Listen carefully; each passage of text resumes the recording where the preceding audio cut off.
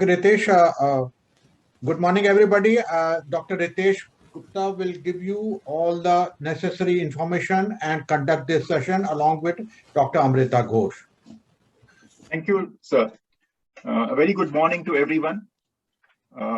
This is the day 2 of Ahuja Bajaj Symposium, the 8th edition. And we had a very tremendous symposium yesterday. We had very good response, about 1,200 logins. And we had excellent orations and the keynote lectures, and it was very well received. And today also we have an exciting lineup of various talks related to nutrition, various aspects of diabetes and metabolic disorders, and we hope we'll be having a very good scientific piece today. But before that, we have to felicitate some people whom we have been selected for awards for outstanding clinicians and researchers. Ritesh, just a couple of announcements from Amrita, then you start with the awards. Right, sir. Amrita, you can first announce. Yeah, thank you. So I would like to get your attention. I would want that all of you please visit the exhibition area, the stalls. The representatives are present there, so you can interact with them. So if you, and the second announcement is, if you are interested in getting a free copy of Diabetes with Delight written by Dr. Anoop Misra, please email to us at koeldattac@gmail.com, which is spelled as KOELDUTTAC@gmail.com. All the lectures will be timed at around 15 minutes. We have asked all the speakers to stick to the time. So the lecture will be for 13 minutes and there will be 2 minutes for question answer. And I hope you all have a very good time today. Over to you, Dr. Ritesh. Just one more announcement that at 10:30, we have inaugural address by Honorable Justice N.V. Ramana, the Chief Justice of India. So please, even if you finish your presentations, please log in at that time to listen to his wisdom. Ritesh. Thank you, sir. So first we have awards for the best papers published in diabetes and metabolic syndrome clinical research and reviews in last 1 year. And our first awardee is Dr. Prasanna Sanathanam, who is in Division of Endocrinology, Diabetes and Metabolism, Department of Medicine at Johns Hopkins School of Medicine, Baltimore. And he is being awarded for artificial intelligence approach to identifying factors that determine systolic blood pressure in type 2 diabetes, a study from Look Ahead cohort. So I invite Dr. Prasanna Sanathanam to make a brief presentation about his paper. Thank you very much for the incredible honor. I hope you are able to listen to me very clearly. Sure. One little thing is it's Santanam. There's no A in between. Okay. So just for a correction, it's Santanam. Thank you so much. I will share my screen now and start with my presentation. Are you able to see the screen now? Sure. So what is my real interest in this field is the use of AI for, doing different outcomes and studies on different outcomes in patients with diabetes. And so I'm an associate professor of medicine and oncology, and I'm a principal investigator of large data sets from National Institute of Health, USA, where I am an investigator in the Look Ahead trial data set as well as the Acute data set. So I took the Look Ahead data set and I did some analysis to try and determine factors that predict systolic blood pressure in type 2 diabetes. So high blood pressure and diabetes are both often coexisting and are risk factors for poor cardiometabolic health, including cardiovascular and renal diseases. The optimal targets for blood pressure control in diabetes has been an object of constant scrutiny in many randomized trials. Abnormal systolic blood pressure response to exercise in diabetes has been shown before to be associated with markers of oxidative stress and indicators of metabolic syndrome. the exact relationship of the impact of exercise and other variables on blood pressure in persons with diabetes is unclear. So this was a retrospective study of the baseline cross-sectional data that was de-identified from the look-ahead original cohort. The look-ahead study was a randomized controlled trial that compared intensive lifestyle intervention that achieved weight loss with dietary modifications and enhanced physical activity to a control group that only received traditional support and education. So I got the IRB approval and we got the data from NIH. We analyzed the baseline cross-sectional data after tabulation of the following variables: waist circumference, systolic blood pressure, diastolic blood pressure, duration of diabetes, age, albumin to creatinine ratio, A1C, serum creatinine, triglycerides, LDL, antihypertensive drug use, and exercise capacity. Systolic blood pressure was the outcome of interest. We tabulated the baseline characteristics of the study population. Correlation plots were done by SPSS. And the machine learning technique which we used in this paper is a technique called random forest. It's an ensemble-based learning method that combines learning from multiple algorithms to make a prediction through artificial intelligence. We determined the factors affecting systolic blood pressure in diabetes using the R programming package. Baseline characteristics of the study population, the mean age of the look-ahead cohort was 58.9 years, minimum 44 and a maximum of 76. You can see that the waist circumference was around 113 centimeters. Duration of diabetes was approximately 7 years. And METs, the maximum exercise capacity, was 7.2. And triglycerides were 180, LDL was 112, and average A1C was around 7.3. You can see the distribution of gender and antihypertensives. Females were at 58.6% of the study cohort. Use of antihypertensives were more than 2/3, and ACE inhibitors were around 43%. And minority had ARB and beta blockade. And you can see that the maximum exercise capacity correlated negatively with systolic blood pressure, though the strength of correlation was kind of weak, but it was correlated negatively. And then albumin to creatinine ratio, which expectedly correlated positively with systolic blood pressure in this analysis. And then finally, when we did the random forest using different feature selection, we saw that diastolic blood pressure, which is completely expected, is the main predictor of systolic blood pressure. But if you discount that, maximum exercise capacity is an even more important predictor with in terms of percentage mean square error, even better than age, albumin to creatinine ratio, serum creatinine, and duration of diabetes, followed by waist circumference, LDL, A1C, and triglycerides. And it could explain 39% of the variation in systolic blood pressure. In conclusion, our study demonstrates that exercise capacity is an important predictor of systolic blood pressure, and it is at least as important as age, if not more. This finding underscores the importance of physical activity as a main therapeutic modality for type 2 diabetes. After these studies, this was a baseline cross-sectional data study. After large-scale prospective trials confirm outcomes, improving exercise capacity might be used as an effective treatment for pre-hypertension in persons with type 2 diabetes. Thank you very much.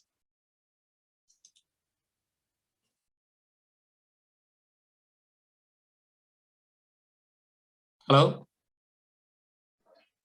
Thank you, Dr. Dr. Prasanna Santanam. Thanks a lot. This was very enlightening, and we are happy to present to you with this award for the best paper in diabetes and metabolic syndrome. Thank you, Dr. Santanam. We will get your spelling corrected also. Yeah. Thank you very much. Thank you. And really, it's an incredible honor coming from India, my hometown. Thanks. Yeah. Thank you. So our next awardee for the best paper is Dr. S. Sarumati. Let me just share the. Yeah. So could you please, Dr. Amrita, could you please go to Dr. Sarumati?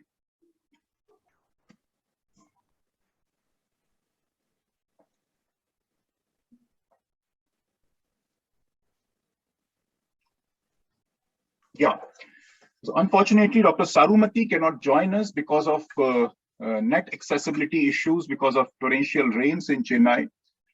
He is a Department of Pharmacy practice in SRM College of Pharmacy in Chenglipat, Tamil Nadu. And he's being awarded for his paper, Pharmacist-led Intervention towards Management of Type 2 Diabetes mellitus and Assessment of Patient Satisfaction of Care. And this was a prospective randomized controlled study. So we confer this award to him in absentia and will communicate to him later. So our next award is for award for young researcher, which is being awarded to Ms. Dimple Rawat, who's an MSc in Food and Nutrition, and she's a research fellow at AIMS. And she has recently published a very good meta-analysis on vitamin C, the role of vitamin C in immunity and particularly in the setting of COVID-19. I would invite Ms. Dimple Rawat to say one line about her study.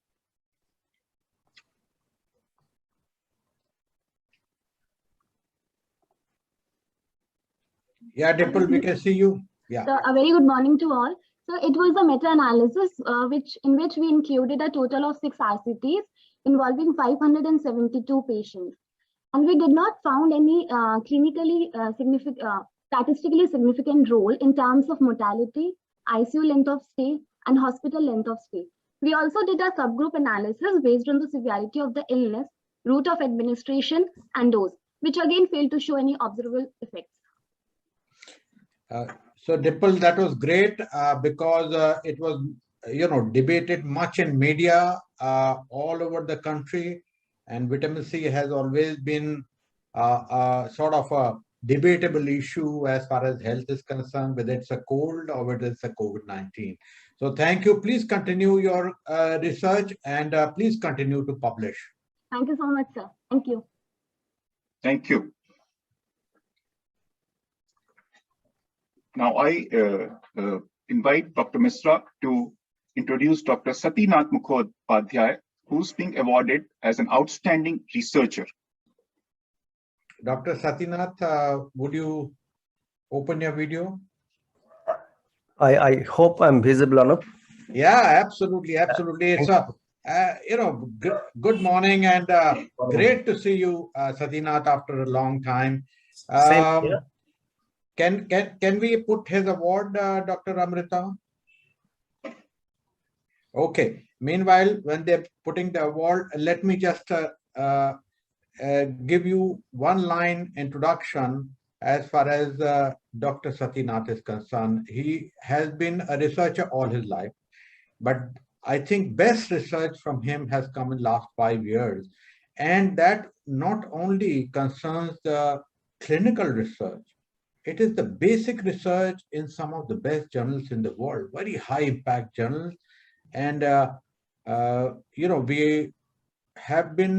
we have been reading his research. He is such a humble fellow that,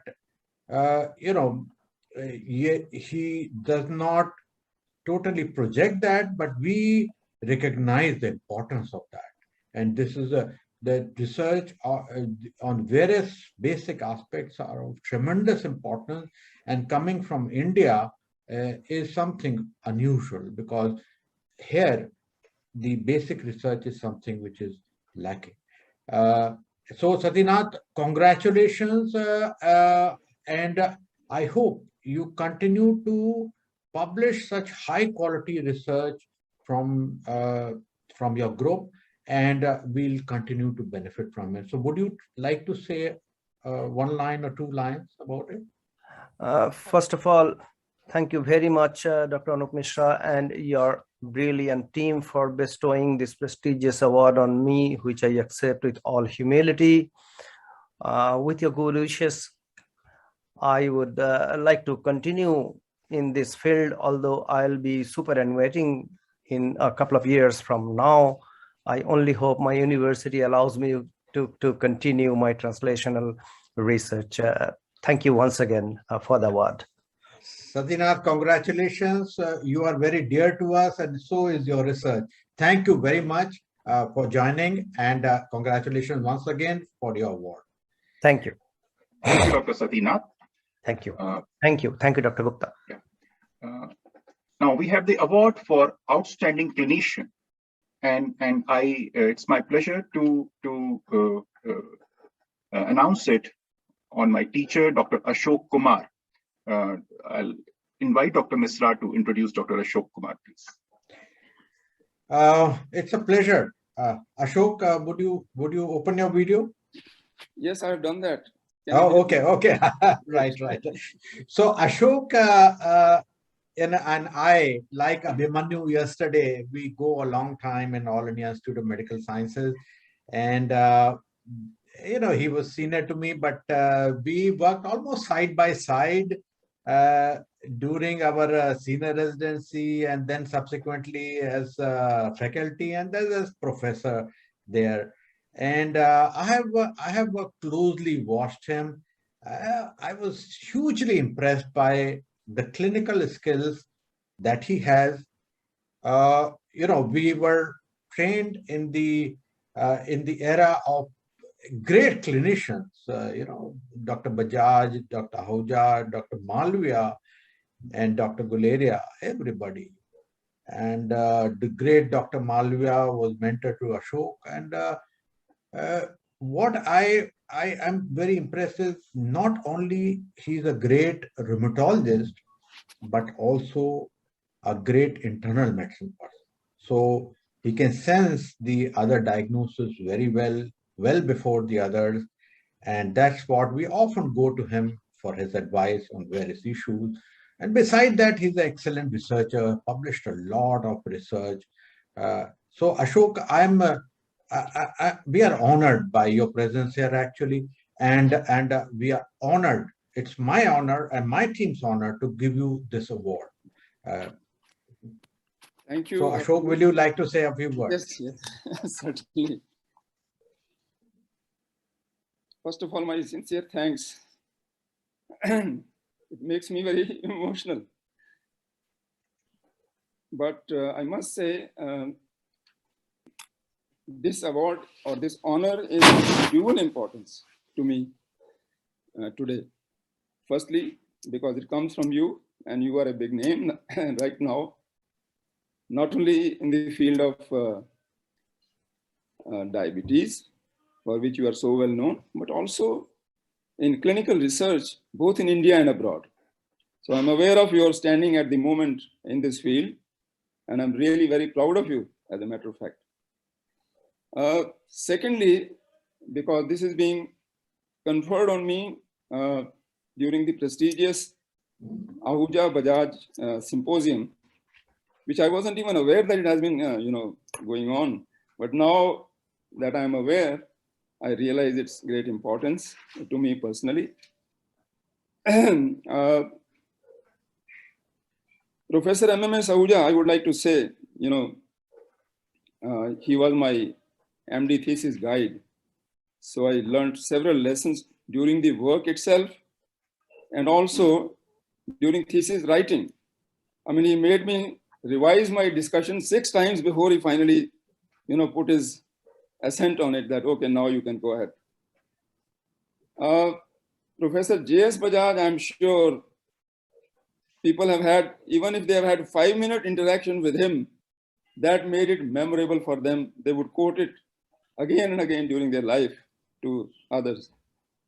And I was fortunate to be the exam-going postgraduate in the medical unit that he was heading at that time. And you can imagine the daily grilling sessions that I must have, encountered. And towards the end, I was made acting senior resident. So that was added responsibility. And then, I came across several VIPs also to look after. But of course, that is the area where Anoop had the maximum lifetime experience.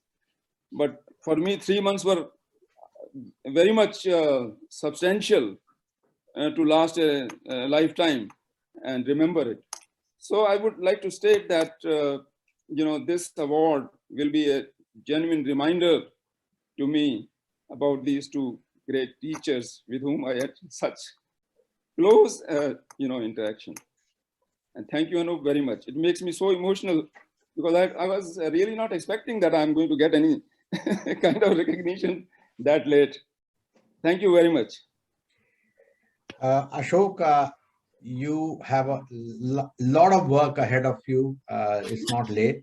And we look forward to you for your advice in all difficult cases.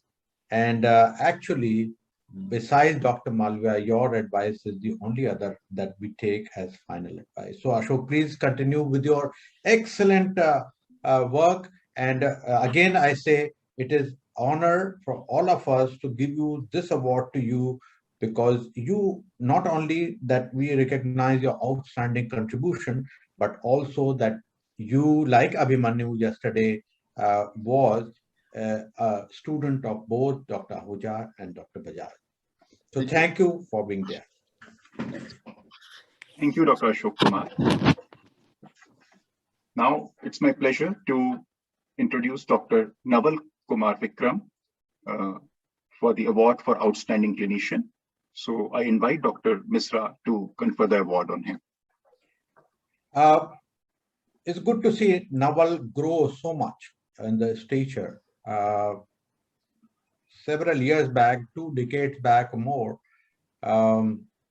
he came to me with as a fellow of CSIR, and I recognized the potential in Naval. He was excellent with numbers. He's an excellent clinician, and he was excellent with the statistics. And subsequently, I didn't have to train him at all. He trained himself. And once he trained, he only grew and grew in stature. And after a while, he could do statistics like a very trained statistician. And only in very difficult situation, we took advice from Dr. Pandey, who was chief of the statistics at All India's too. And then now he's a professor of medicine, an excellent clinician in his own right. And recently we had close touch with him on a certain patient who was quite sick. And the way he managed and his team is managed, I was very proud of him that we have, whatever I did, they had, it only was multiplied 20 times to get him to be there. So Naval, I think you deserve this particular award. I think you have grown up to a clinician where you can train others now and sort of advance the younger generation of people in AIMS to a greater height. So Naval, please come in and say a few words. Naval? Is Naval here? Yes. Yeah, it's here.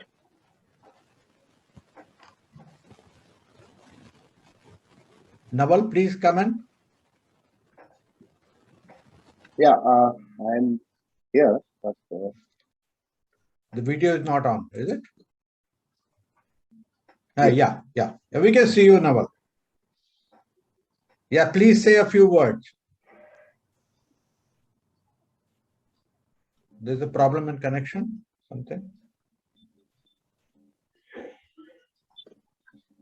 Naval, you can say something without the video also.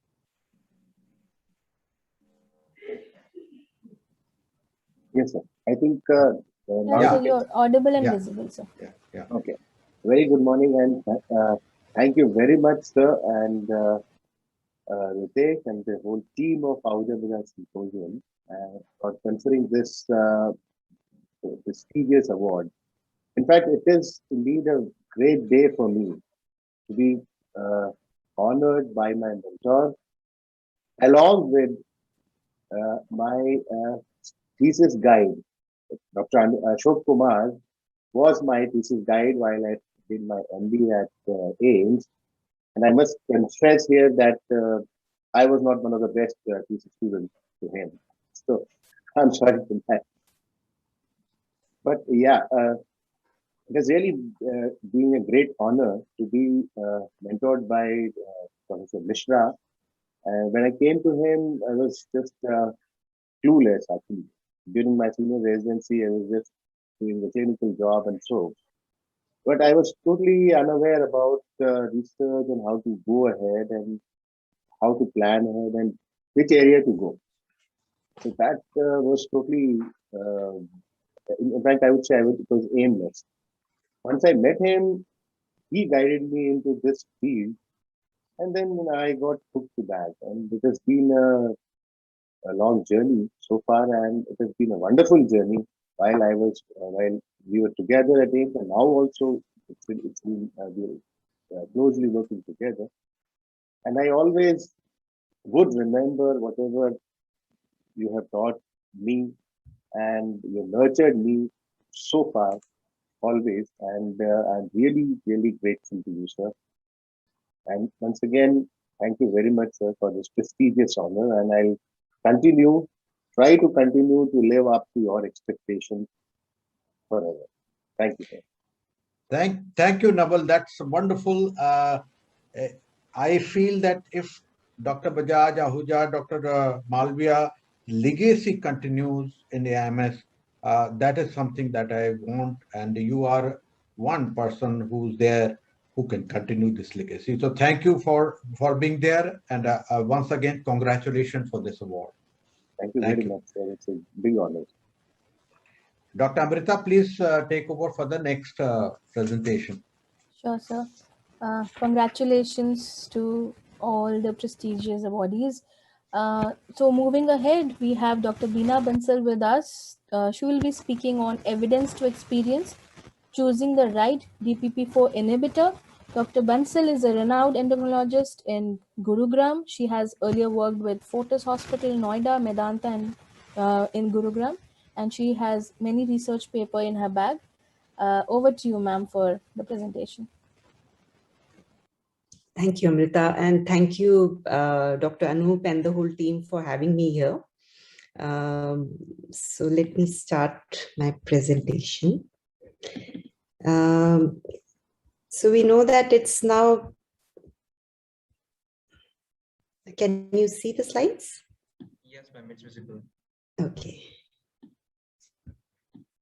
Yeah, so this is almost 25 years since that idea was proposed, that inhibition of DPP4 by increasing GLP level in the blood would help in glucose homeostasis.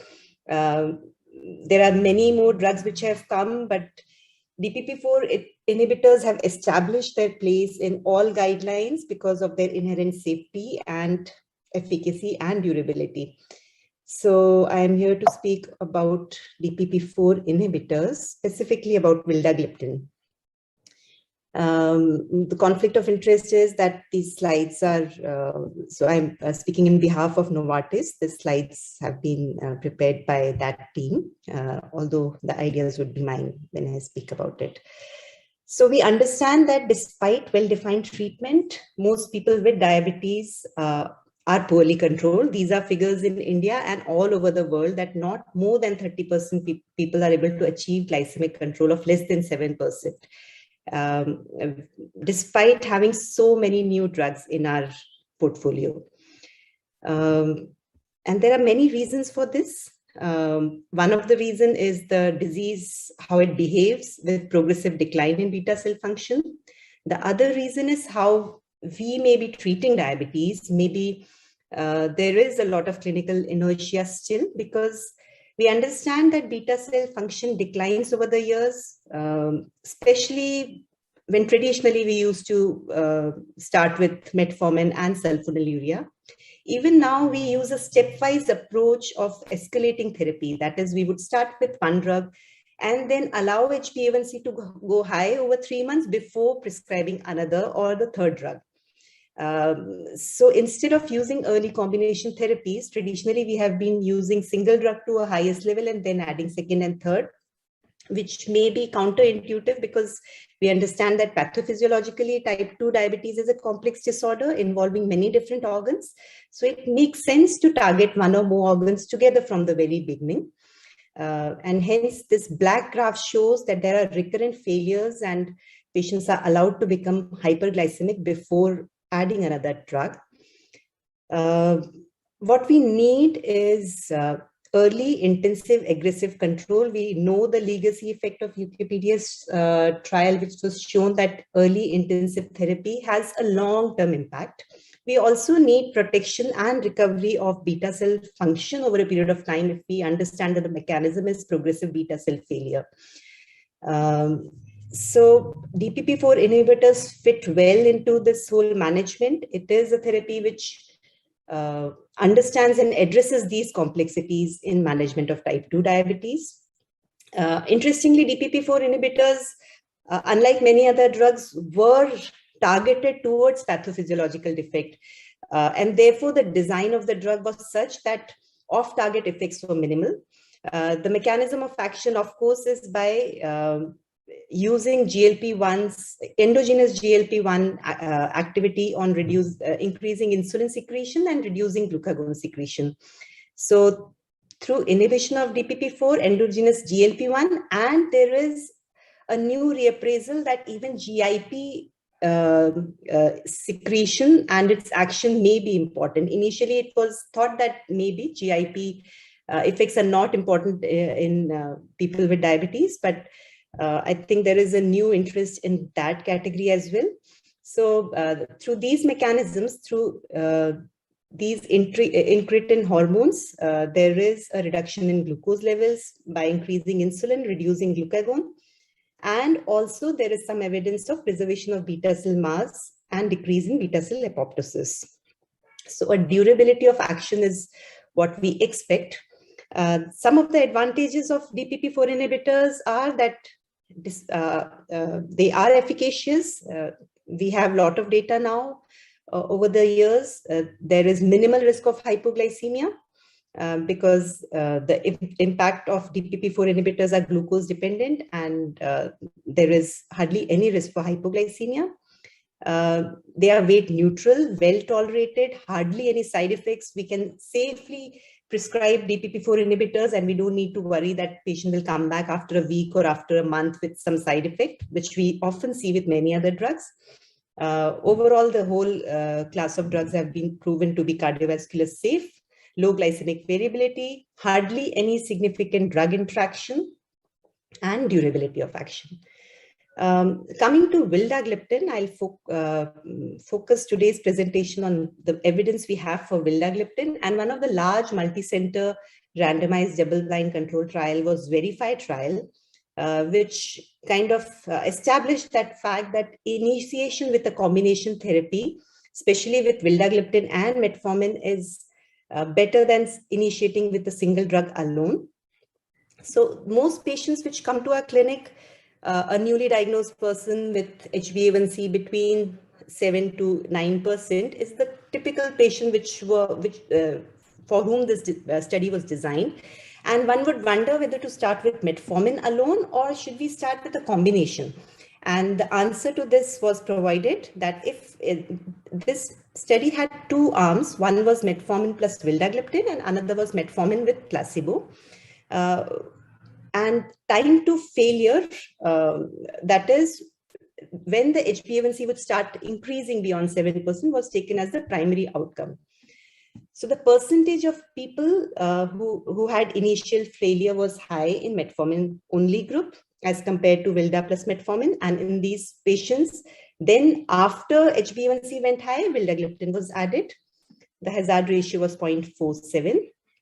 The duration in which initial failure happened was also sooner if a single drug was started vis-a-vis a combination of medicine. So it clearly kind of emphasized that start with a combination, even with HbA1c in the range of 7 to 8%, when we think that only metformin may work, over a period of time, the effect may wane off because the durability of action is not as good as a combination of metformin plus vildagliptin.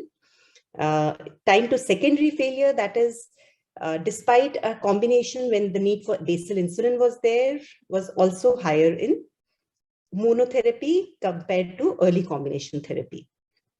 So that is one part of the discussion. I think there is more reasons for, so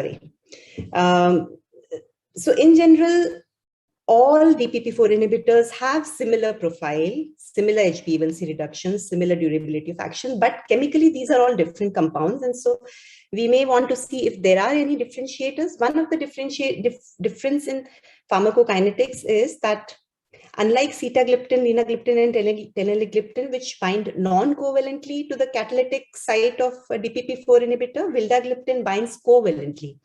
And therefore, despite having a short half-life, the action is quite prolonged. This may also result in the fact that in some studies, glycemic variability has been shown to be less with vildagliptin as compared to other gliptins. Not a huge study.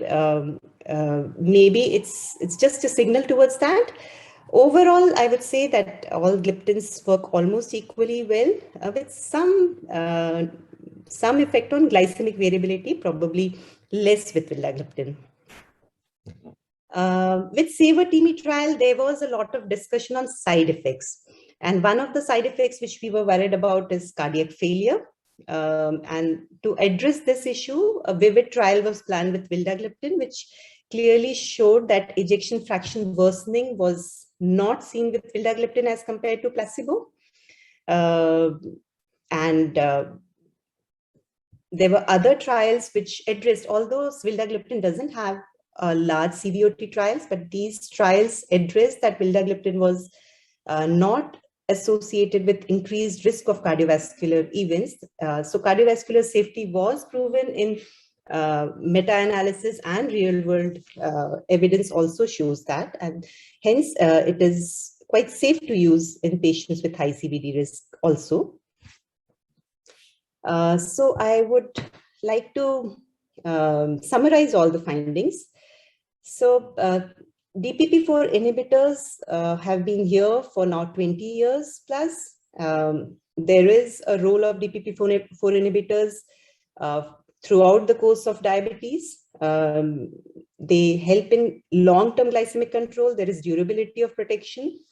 There is some role in recovery of beta cell function, and that is something to watch for. So it ensures glycemic durability and beta cell preservation. DPP4 inhibitors can be used with almost any other drugs because of their unique mechanistic role on gut mechanisms. And vildagliptin, which has almost equal efficacy and safety profile as compared to other gliptins, now also is a very economical approach to start. So I would say that we have a good number of drugs, but DPP4 inhibitors are here to stay for a long time. Thank you.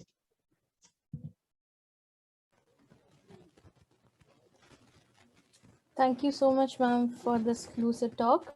Ma'am, because of the paucity of time, we want to be on time, so we will move on to the next lecture. Thank you so much for being with us.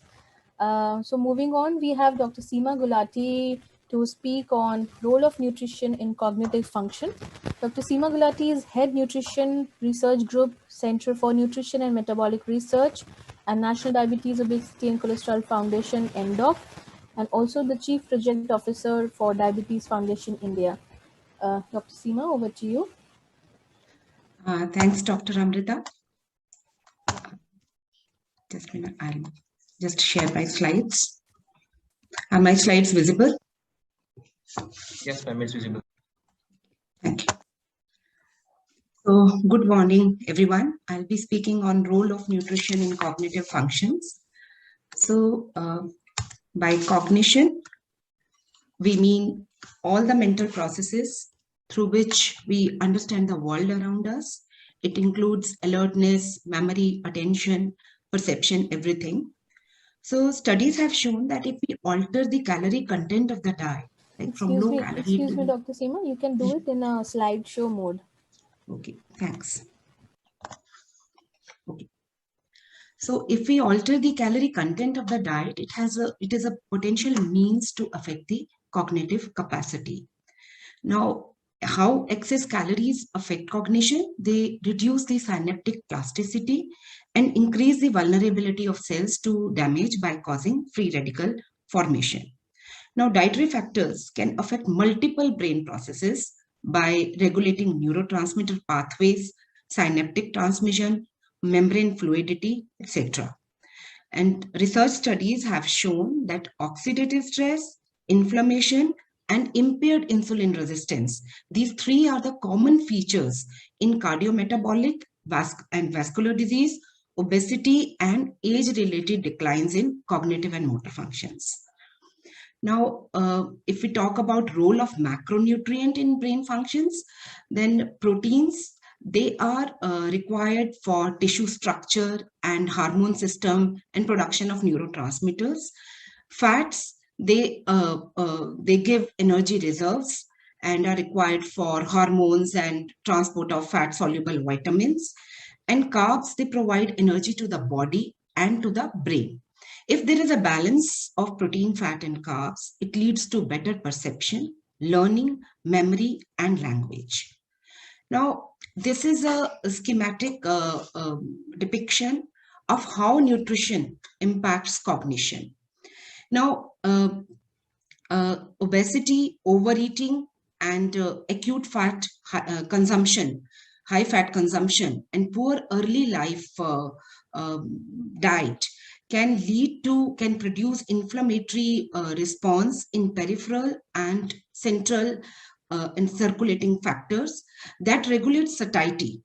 Now, these peripheral pro-inflammatory molecules can signal the immune cells of the brain, which is most likely microglia, and these signals can sensitize or activate microglia, leading to de novo production of inflammatory molecules in the brain, and that can mediate cognition in the hippocampus and emotions in the hypothalamus region. So this amplified inflammation impairs, memory and other cognitive functions.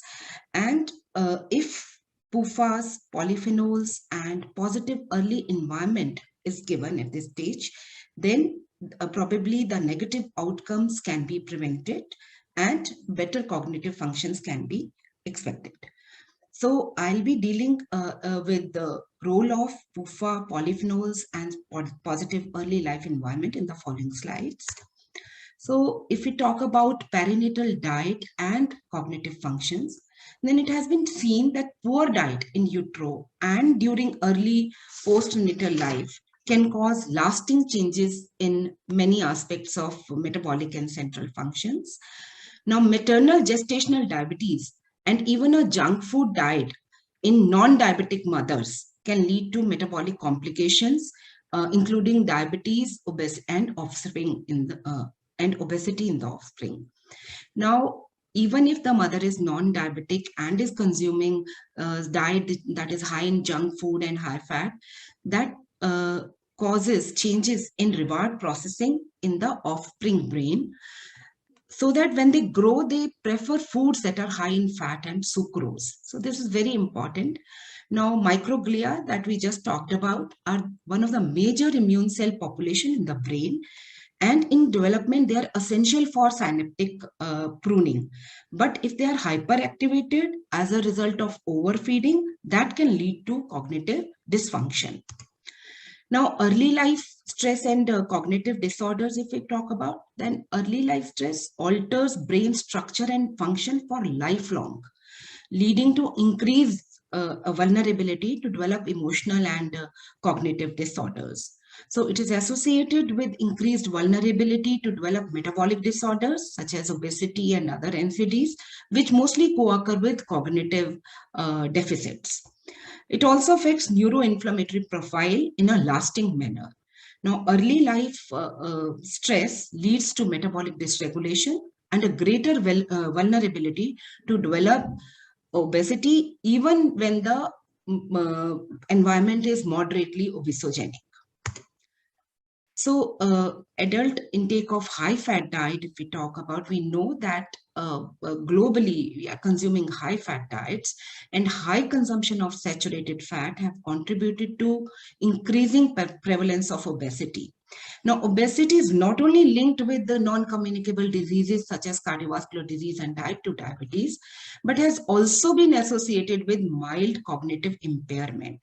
Now, there is growing evidence that neuroinflammation may underlie obesity-induced cognitive deficits. Now, importantly, studies have shown that even short-term consumption, say up to 7 days of unhealthy diet, which contains a high saturated fat and high sugar, it can trigger neuroinflammatory processes, suggesting that obesity per se may not be necessary to cause cognitive disruption.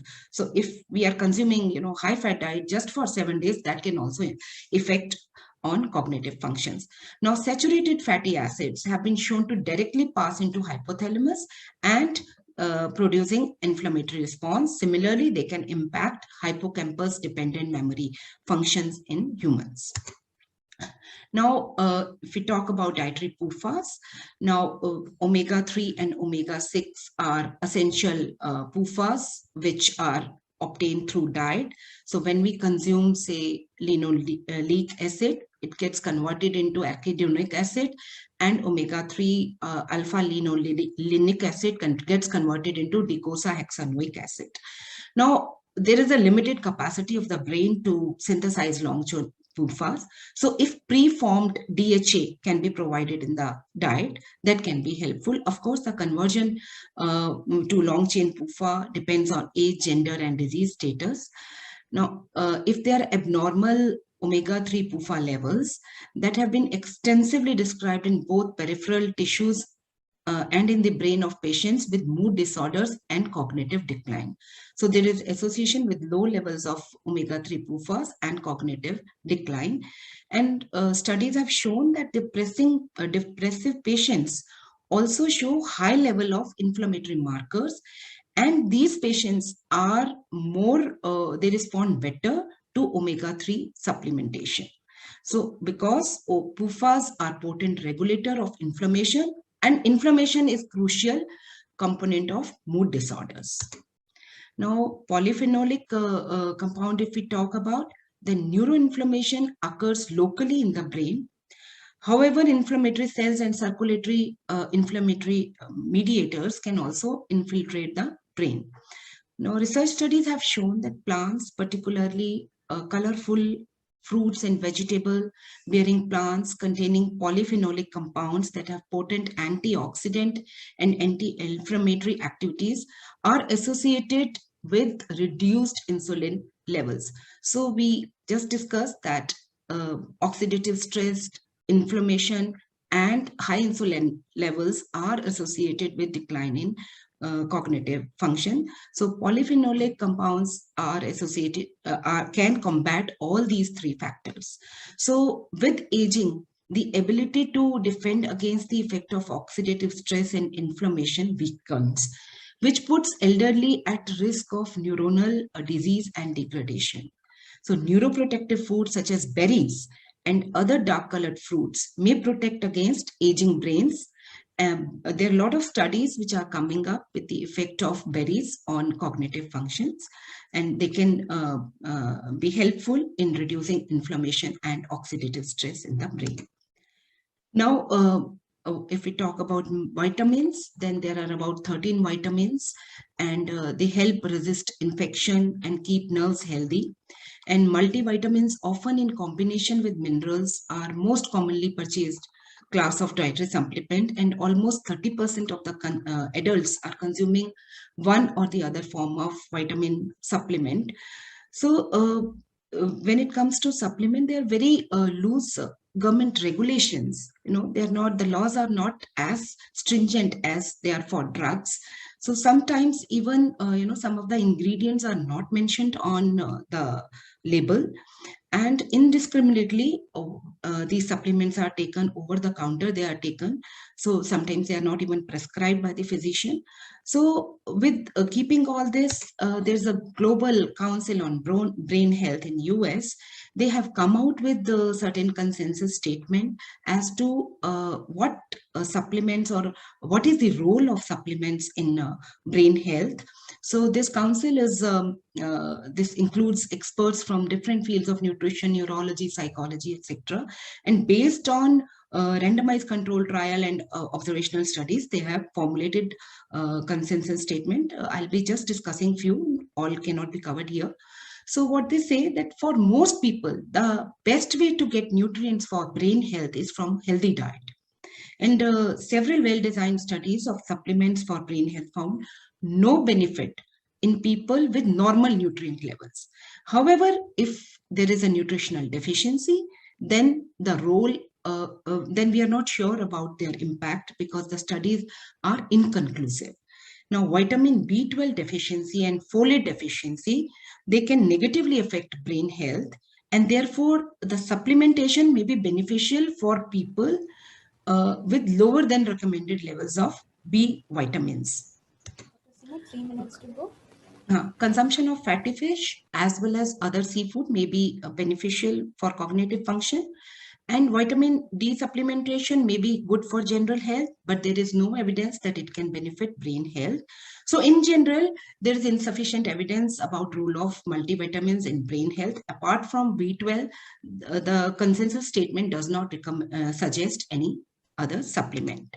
So the good diet, balanced diet, which includes fruits and vegetable, healthy oils, herbs, spices, protein, ample amount of fluids, grains, low-fat dairy is the best way, is the best stepping stone for good health. And there is no special diet for brain as such. A diet which is good for heart is good for brain, is good for general health. So general tips include have a nutritious food, keep a check on portion size, add seasonings, and also pay attention to the cooking methods. Deep frying and even barbecuing should be avoided, and instead poaching and steaming, etc. should be adopted. So studies have shown that Mediterranean diet consisting of olive oil, fresh fruit, fish, legumes, etc. is helpful in decreasing oxidative damage and decreasing neuroinflammation. So to conclude, diet, exercise, and other aspects of our daily interaction with the environment have the potential to alter our brain health and mental function from perinatal state to adulthood. Mediterranean and other plant-based diet have role in enhancing and protecting brain health. Amongst the dietary factors, saturated fat, trans fats are harmful for brain health and PUFAs are beneficial. In dietary supplements, scientific evidence support role of B12 supplementation, and caution is required in taking dietary supplement, as a balanced diet is still the stepping stone for any dietary supplementation. Thank you. Thank you, Dr. Seema. It's always a treat to listen to you. I've got one question. So if we talk about our Indian diet and Indian patients who are largely vegetarian, so how will you ask them to plate their food portion and how to increase their brain cognitive function? So Indian diet, traditional Indian diet is fortunately very well balanced. So as I have shown the plate, half of the plate should be, fruits and vegetables. If we include multicolored fruits, dark colored fruits and vegetables, half of the plate is covered with that. Then 1/4 should be, proteins, which can come from pulses and low fat dairy. And 1/4 should be whole grains, where we can have whole wheat and quinoa and, our other millets also, which can be included, and some good fats, some nuts and seeds can also be included. So if we are taking this wholesome diet, then we can be, sure that, our nutritional intake is balanced. Thank you. Thank you, Dr. Singh. Yeah, I just have one comment. Seema, it's not a question. That haldi, this has been shown to affect the neurofibrinoid tangles, burst them and then maybe repair it. And so that's why some people say that Indians have less of Alzheimer's disease and so on. I think this is something which needs more consideration, certainly, because the studies are very good. The basic studies are very good. And I think next, this Global Brain Health Council, that's what he quoted, should take that in consideration somewhere and discuss more about it. So thank you for a very, very good lecture. Thank you. So we move on to the next presentation, and we have a very renowned endocrinologist, Dr. Krishna Seshadri, and he'll be speaking on a very important topic, and that's about GLP-1 receptor agonist, dulaglutide, because this is something which is a sort of a well ahead of other anti-hyperglycemic drugs, maybe by furlongs or maybe by miles. And so this is extremely important in our armamentarium of against diabetes. And there is nobody better than Dr. Krishna Seshadri to discuss it. Dr. Seshadri. You're mute, Dr. Seshadri. Now? Yeah. We can hear you. Yeah. Good morning. Thank you, Dr. Misra, for this invitation. I'm really grateful and honored every time I interact with you. This has been such a positive influence in our careers. I remember the 12-minute deadline, so I will run fast. I have been contracted for this talk, so please be aware of this. So let's look at what is going on. This is something that I really love. So the first thing is that the new equation in diabetes is this, that you do multiple things, right? But something that we don't talk about is that one, the most important thing is to get the blood pressure and the LDL down. But what we don't think about all the time is every time you bring down the A1C by 0.9%, you also reduce the cardiovascular events by about 4%. And of course, as I keep talking about, that if you do more in the first year, you end up doing a lot more. For example, if you reduce the A1C by 1% in the first year, you bring down the 25-year risk of cardiovascular disease by about 25 to 30%. A very small study, the Steno study, showed something very, very interesting. And you know, remember, the Steno was much before intensive glycemic control, the way we talk about it. And what it showed is if you do these 5 things right, at the end of 21 years, you gain 7 years of life. That's really a good way to look at how doing small things and, you know, keep adding those little things. It's like what I call in terms of investment, compounding. It compounds over a period of time. We get a little frustrated at the beginning of our careers when we start taking care of diabetes, but the more and more we see people responding to the little things that we do, that their investment in their health is compounded. Clearly, we have moved away from the day of glucocentricity to looking at ASCVD, heart failure, and CKD as the first things to look for when we start looking at patients. And clearly what is happening is that in patients with established ASCVD, or even those with risk for ASCVD, one of the things that people are talking about is offering an SGLT2 inhibitor or a GLP-1RA with proven CVD benefit at the beginning of the therapy. So let's look at dulaglutide. I'd rather finish this talk and, you know, be happy to take any questions or discussions. But simply, when compared, let's compare the only other GLP-1RA that is available in India, and that is liraglutide. Once a week dulaglutide versus 1.8 milligrams. Remember, a lot of us use 1.2 in our practice. I use 1.8. A1C 1.5 milligrams is comparable to 1.8. Second, one of the only studies that shows superiority to insulin, that's the 52-week award study that compared it with glargine and showed superior A1C reductions. Lower risk of hypoglycemia. Remember, 1.8 milligrams of liraglutide had a greater weight reduction than dulaglutide, but not that much. So this shows, this is the award 6 versus liraglutide with metformin. This is the award 24 versus glargine. The most important study, of course, is the REWIND study that looked at dulaglutide from a cardiovascular perspective. The important thing to remember, and you can look at the other trial, and I'll just highlight the dulaglutide. One, probably the longest study that we've had. The second part is the most representative of the diabetes population that you and I take care of, if you look at the other studies, including the SGLT2 studies, most of them look like a cardiologist population, a study that we've had. The second looks at patients with diabetes who are of longer duration, which is a good thing. All these studies did.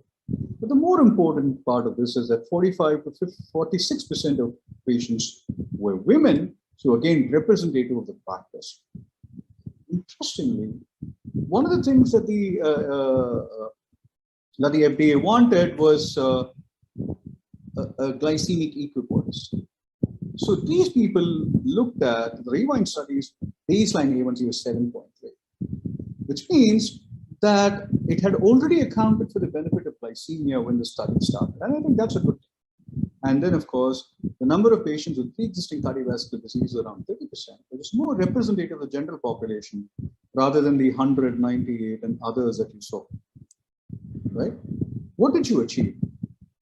This is, remember again, it's very easy to game a study. I'm not saying the word game in a bad way, by enriching it with people with increased cardiovascular risk. But what is beautiful about the dulaglutide study is that only 30% had established cardiovascular disease. So this is really a general population. And at the end of 5, and I don't want to get into the hierarchical that was created. That hierarchy is slightly different than the other hierarchical testing that you see.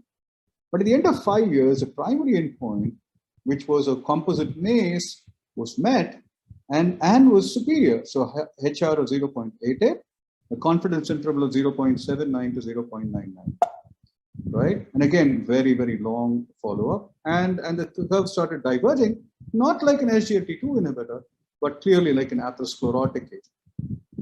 Clearly, and what you will notice here is that irrespective of the history of CVD, there's an overall benefit. And that's really important to remember. So therefore, we have an update to the ADA-EASD consensus report, which pretty much says that you could also suggest using drugs to reduce MACE, and you can use it in patients without established CVD with indicators of high risk. So older patients, coronary or lower extremity artery stenosis, LVH, and eGFR less than 60. So clearly, this is an expanding use of GLP-1 RA. And importantly, what you see with GLP-1 RAs is that especially the glycemic control in the first years are very, very good. And you have patients who have A1Cs of 5.8 and 5.9. Very, very low risk of hyperglycemia. I will run through it. LDL reduction about minus 1.9 milligrams per deciliter, a lower blood pressure and a lower heart rate is all. There is an increase in heart rate that you will see, and that's true of all GLP-1 RA. The microvascular composite, remember, these are all hypothesis testing that the study lost its power at the second level. You will see that there is a reduction in laser anti-VEC therapy.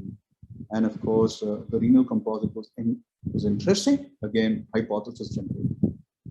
What is most useful is also the device. It's a no-see needle pen, very easy to use.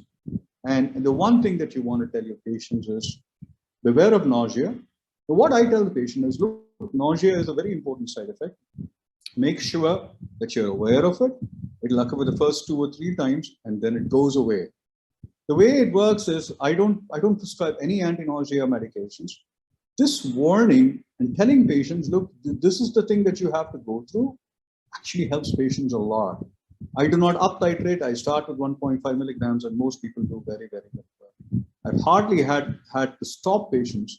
An empowered patient understands that this is something that they have to follow. So sort of let me summarize, and then I will leave the rest of the time to Dr. Misra if he wants to do a discussion. So one, we need to start moving before glycemia. Glycemia is very important. Many of us, in the new era, don't think it's important. It's very important. But having these additional benefits always helps. And the GLP-1 RA is a beautiful way to think about an injectable as a first injectable, as an early drug, reduce cardiovascular outcomes in patients who are at high risk for them. And remember, most diabetics do fall into that particular category. But the most important thing, of course, is to do everything. A little bit of everything, get their glucose down, get their blood pressure down, address the lipids, talk to them about glycemia, teach them how to monitor, teach them how to change their lifestyle, get their discipline and reduce the sarcopenia. All the things, all the little things that we do that makes our patients wonderful.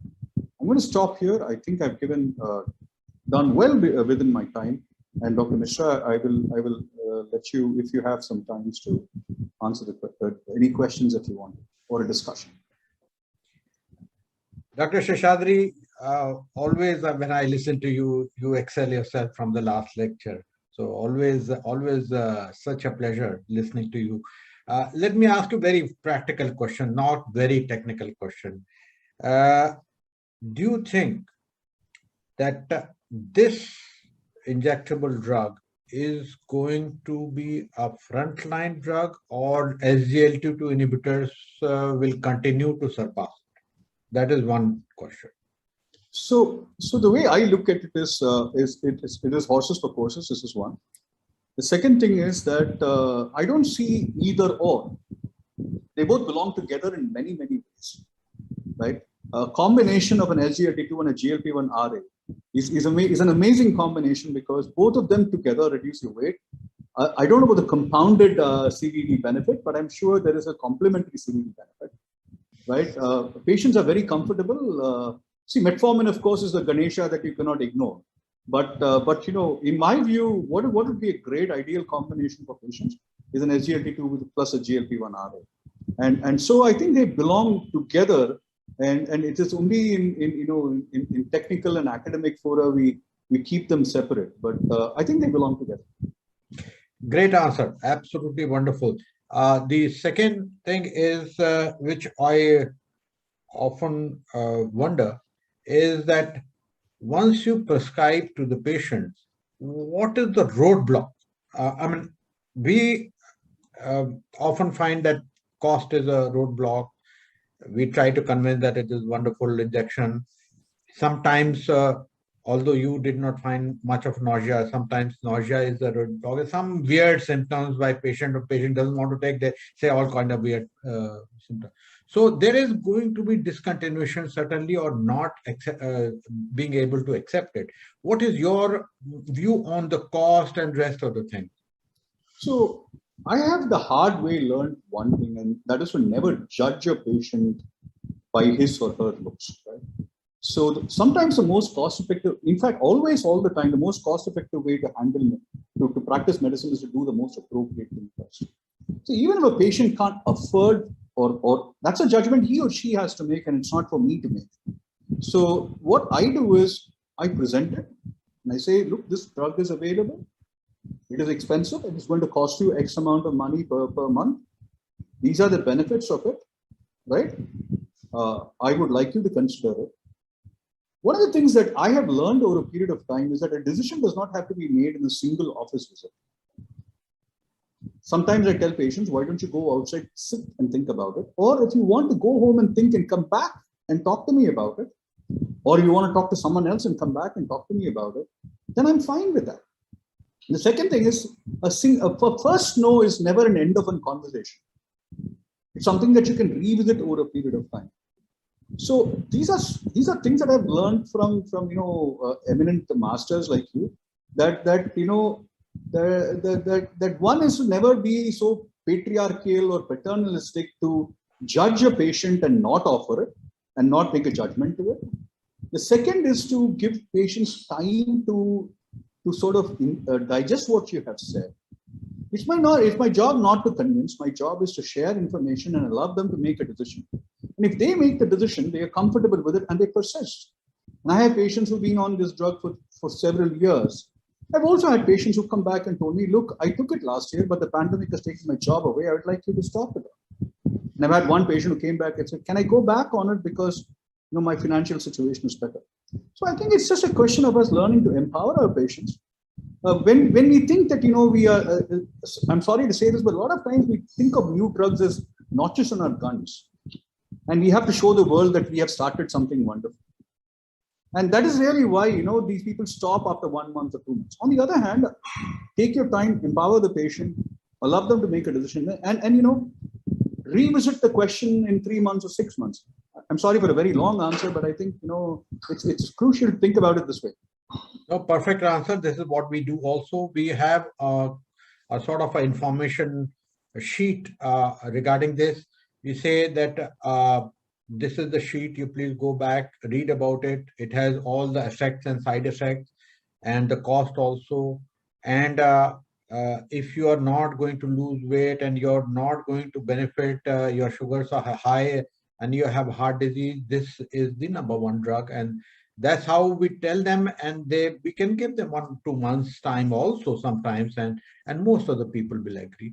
So Dr. Seshadri, that's wonderful interaction with you, and thank you for that excellent lecture that you have just delivered. Thank you for joining us for this symposium. We move on to the next lecture, and please remember that we have an inaugural address by Chief Justice of India, Honorable Shri N.V. Ramana at 10:30. Before that, we have one more lecture, and that's a very important lecture by Dr. Ritesh Gupta, who's my colleague at Fortis CDOC Hospital for Diabetes. Besides diabetes, he's expert on the male hormonal disorders, erectile dysfunction, insulin pump, and also the liver disorders. But here he will be speaking on a very good drug, which we have been using for last 6 years, and that's Cognition, and he'll be talking about redefining management of diabetes. Thank you, sir.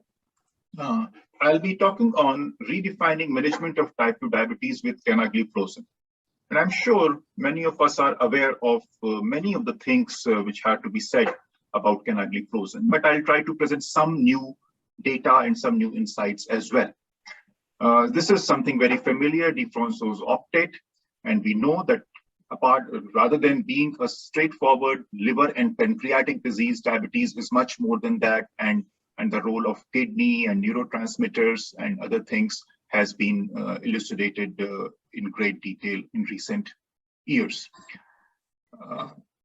And also there has been a paradigm shift, as Dr. Seshadri was also pointing out. Rather than being a glucose-centric approach, there has to be a multi-risk strategy and a focus on cardio-renal protection, which we are coming to in the current times, is we want to manage our patients very well, and that is why there is an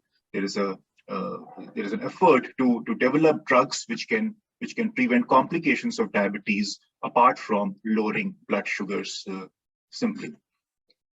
And if we revisit the pharmacotherapy of type 2 diabetes, there are various classes of drugs which are available, and they have their own role.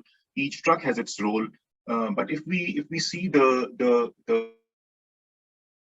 of anti-diabetic drugs, which we find that SGLT2 inhibitors, particularly, they have many benefits. They cause weight loss. They don't cause hypoglycemia. They have CV benefits, renal benefits, and they are oral, of course. GLP-1 receptor agonists also practically do the same, except that they are parenteral, and also they do not have much effect on the heart failure. So that this is where SGLT2 inhibitors score above the GLP-1 RAs. And this is something very familiar, that we know that the normal renal threshold for glucose excretion is 180 milligrams per deciliter, but in type 2 diabetes, there is alteration of this renal threshold. It gets increased, and the glucose doesn't get excreted in urine.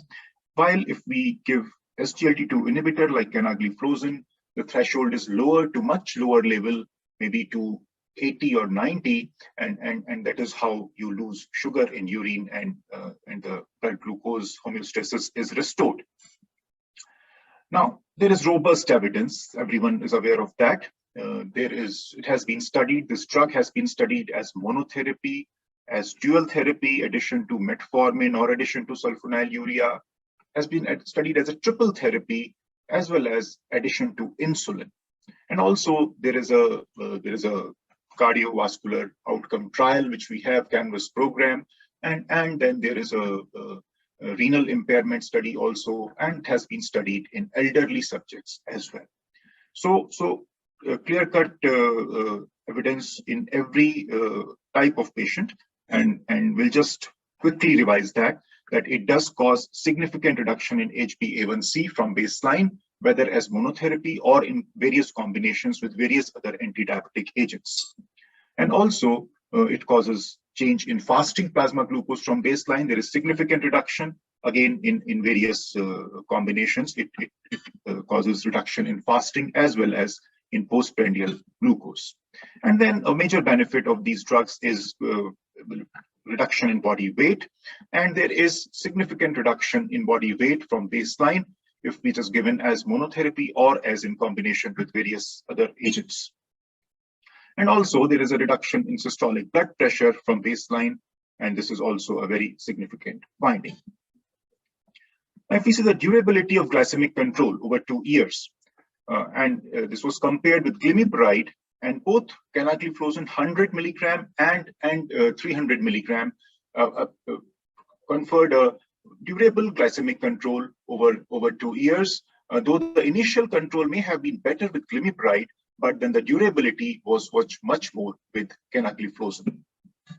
And similarly, that was with HbA1c. This is with fasting plasma glucose. At 1 year, the fasting plasma glucose was much lower, significantly lower with canagliflozin both doses as well as compared to glimepiride.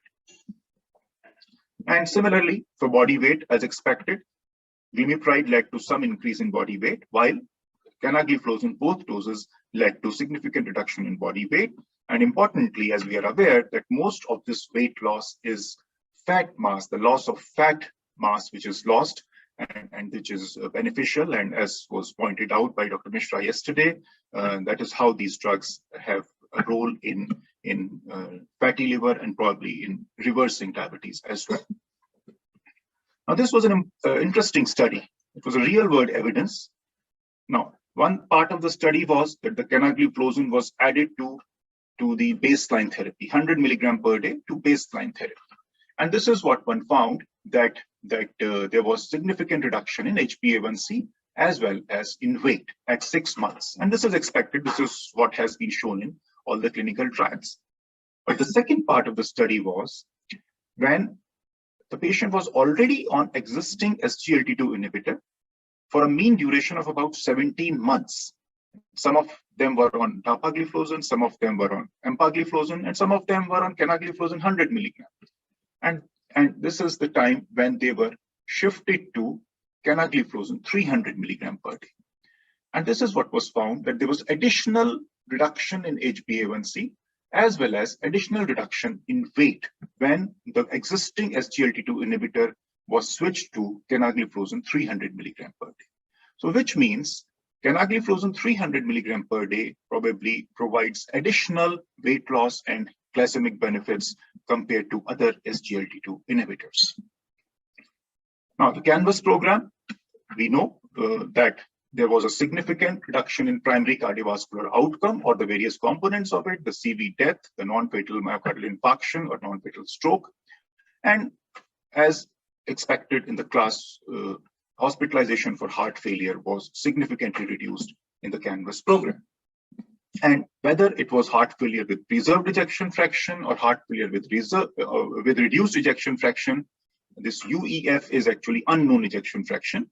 So both cases, preserved as well as reduced ejection fraction, there was significant reduction in hospitalization for heart failure. Now, this was a recent analysis, a very recent analysis from CANVAS, when the patient was stratified based on the baseline HbA1c, the diabetes duration, and the number of glucose-lowering agents. And it was found that canagliflozin continued to provide CV benefits, as well as heart failure benefits, as well as renal benefits, irrespective of HbA1c, irrespective of diabetes duration, or irrespective of the number of glucose-lowering agents. So the p-values for heterogeneity are non-significant, which means that these factors did not influence the benefits conferred by canagliflozin in CANVAS program. So this is further very reassuring. Now, the credence, the impact on renal outcomes, there was significant reduction in the primary composite renal outcome, significant reduction in doubling of serum creatinine and end-stage kidney disease. Also, there was a significant reduction in cardiovascular death. And in the post-hoc analysis, there was a significant reduction in end-stage kidney disease, doubling of serum creatinine, or renal death. So again, renal protection, which was offered by this. Now, if we see the primary and if we stratify the benefits as far as primary and secondary prevention of CV and renal outcome is concerned, we can see both from canvas and credence that there is benefit in terms of major adverse cardiovascular events. Now, there is benefit as far as secondary prevention is concerned in patients with existing cardiovascular disease. Also, there is benefit as far as primary prevention is concerned in patients who do not have existing cardiovascular disease. And similarly, renal outcome also, those who had pre-existing renal disease, there was benefit. And also those who did not have pre-existing renal disease, there also the renal outcome was favorably influenced by canagliflozin. So to summarize, comprehensive management of type 2 diabetes must be targeted at cardiovascular complications, obesity, dyslipidemia, and renal complications. And SGLT2 inhibitors have shown proven benefits in terms of metabolic benefits, CV benefits, and renal benefits.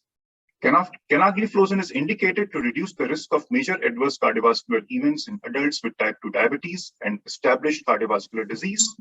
And canagliflozin 300 milligrams may provide greater glycemic benefits and weight loss over other SGLT2 inhibitors. Thank you. Ritesh, as usual, absolutely dot on time. Thank you very much for that. I have one quick question before Honorable Chief Justice of India, delivers his inaugural address. Just hold on. Let me see whether he's delayed or not. Just hold on.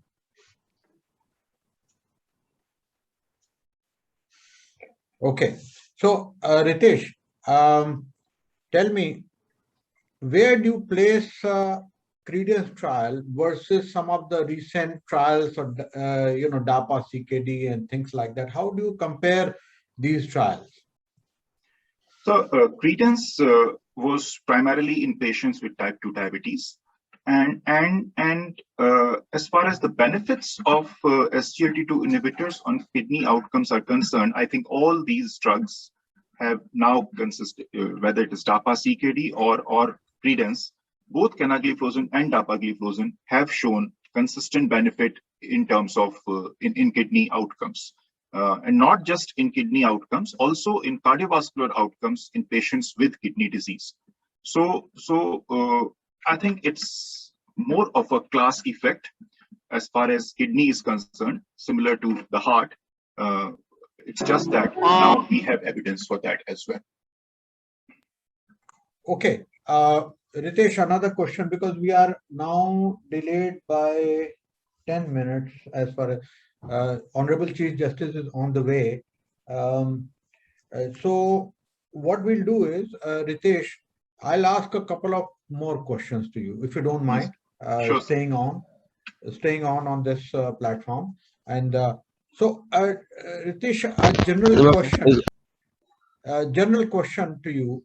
Now that we have so many SGLT2 inhibitors, remagliflozin also. Used to ride his team with some hot bitch, I'm selling out. Remagliflozin also, rest of the SGLT2. So, what is the relative importance of all these SGLT2 inhibitors? And some are new ones are coming, sotagliflozin and things like that. Sotagliflozin. So, what is your view? You take 2 minutes over your answer and give us the answer. Sure. So, as I said, that the evidence is building up. So we have now cardiovascular outcome trials with at least 3 major SGLT2 inhibitors, which have shown unequivocal benefit in various types of patients. Then we have evidence for heart failure benefits in patients with reduced ejection fraction as well as with preserved ejection fraction. And it's really exciting to see drugs showing benefit in patients with heart failure with preserved ejection fraction for whom there was no other drug which had shown benefit earlier in terms of mortality reduction. So that is one that we, as far as cardiac outcomes are concerned, I think it's a matter of time before all drugs become the same. So it's a matter of time when the evidence is generated, but it appears that it's a class effect. As far as kidney is concerned, again, we have evidence now, and we have good evidence for actually all three drugs, SGLT2 inhibitors, in terms of prevention of, or in terms of benefit in the primary renal outcome, as well as cardiovascular benefit in patients with kidney disease. As far as some of the newer or rather understudied drugs are concerned, like remogliflozin. Remogliflozin is an SGLT2 inhibitor, but we do not have any large cardiovascular outcome trial or a renal outcome trial to support the benefits. Active is coming up. There is some evidence, and the trials are being reported.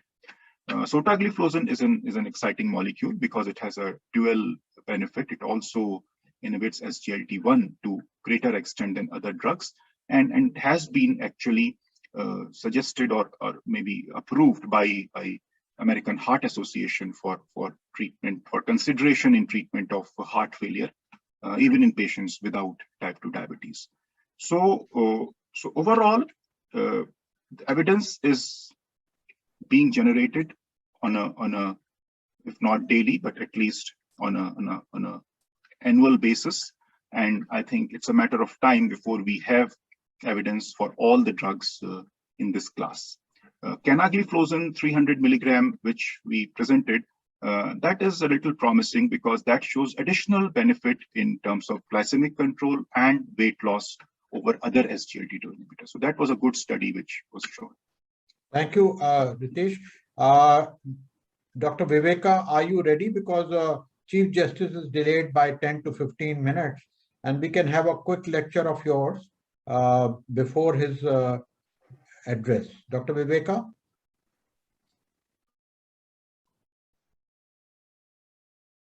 Dr. Viveka? Meanwhile, you see, I see Mr. Vijay Bhaskar, ETV, Calvin, many others have joined in. Please mute your mics. Please mute your mics. Please mute your mics. All should mute their mics till asked to open the mic. Please, Mr. Sinha, please mute your mic.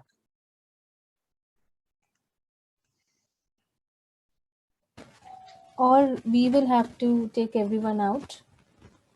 Please, please ask everybody to mute the mic, and let's move on to Dr. Viveka is there?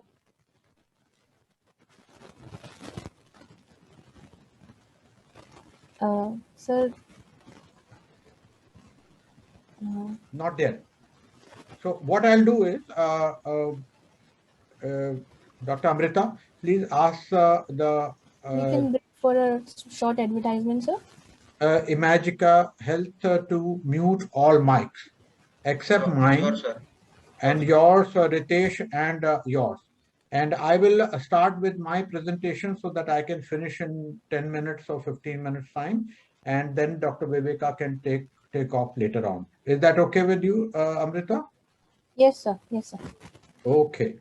Sir, and I'm taking all these persons who are new joinees, I'm taking them out because I think they're not responding. No. Don't take them out, but tell them to mute the mic, or Imagica Health can mute the mic. Okay, okay, sir.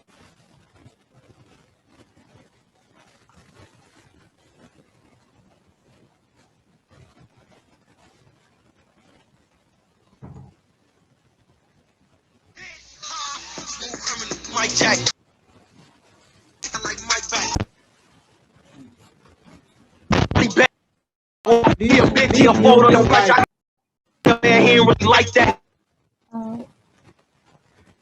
help, please. Himanshu, please take them out, please. If yeah, ma'am, if somebody will No, please take Mr. Kentrell out. If we'll, yeah. okay. Are you able to see my slides? Yes, sir. Yes, sir. We are able to see your slides. Okay.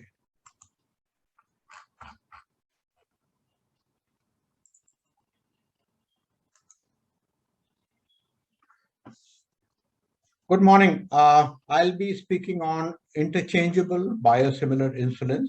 I'll try to finish my lecture in 10 to 15 minutes time so that Honorable Chief Justice can take over and give his inaugural address.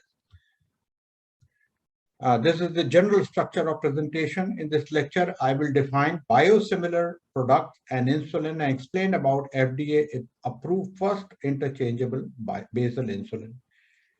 Here is my research team and my disclosure. So part one, we all know that there is availability of costly medicines now and costly insulins also. And if you see this, these are some of our publications. We have shown from 2009 to 2017, there is increasing cost, increasing sales of anti-hyperglycemic drugs and insulin. And these are divided into 4 categories: older insulin, newer insulin, older anti-hyperglycemic drugs, all have been increasing. So now this becomes a problem given that this is something which is unique for India because of the socioeconomic problem. Now, part two, what are the biosimilars, how they are different from generics? This is something which you must know, and most of us are not aware how they are, what is these and what are generics. So question one, what is a biosimilar? A biotherapeutic product that is similar in terms of quality, safety, and efficacy to an already licensed reference biotherapeutic product. I'll define a little bit more subsequently. And are biosimilar insulins generic drugs, or generic drugs are different? Generic drugs are, they contain active ingredients that in most cases are not biological products, are identical to reference to small molecule drugs, which are actually copies of original brand name products with similar bioequivalence and bioavailability. And what is a biosimilar insulin? Biosimilar insulin is a biological product that is similar to existing insulin, but cannot be considered as an exact copy of the original branded insulin because of different manufacturing process, different cell lines, protein sources, extraction, purification, and since they are produced from living cells or organisms using biotechnology, they show more heterogeneity, which makes them very difficult to standardize. So there are many biosimilars, but the exact standardization is what is needed.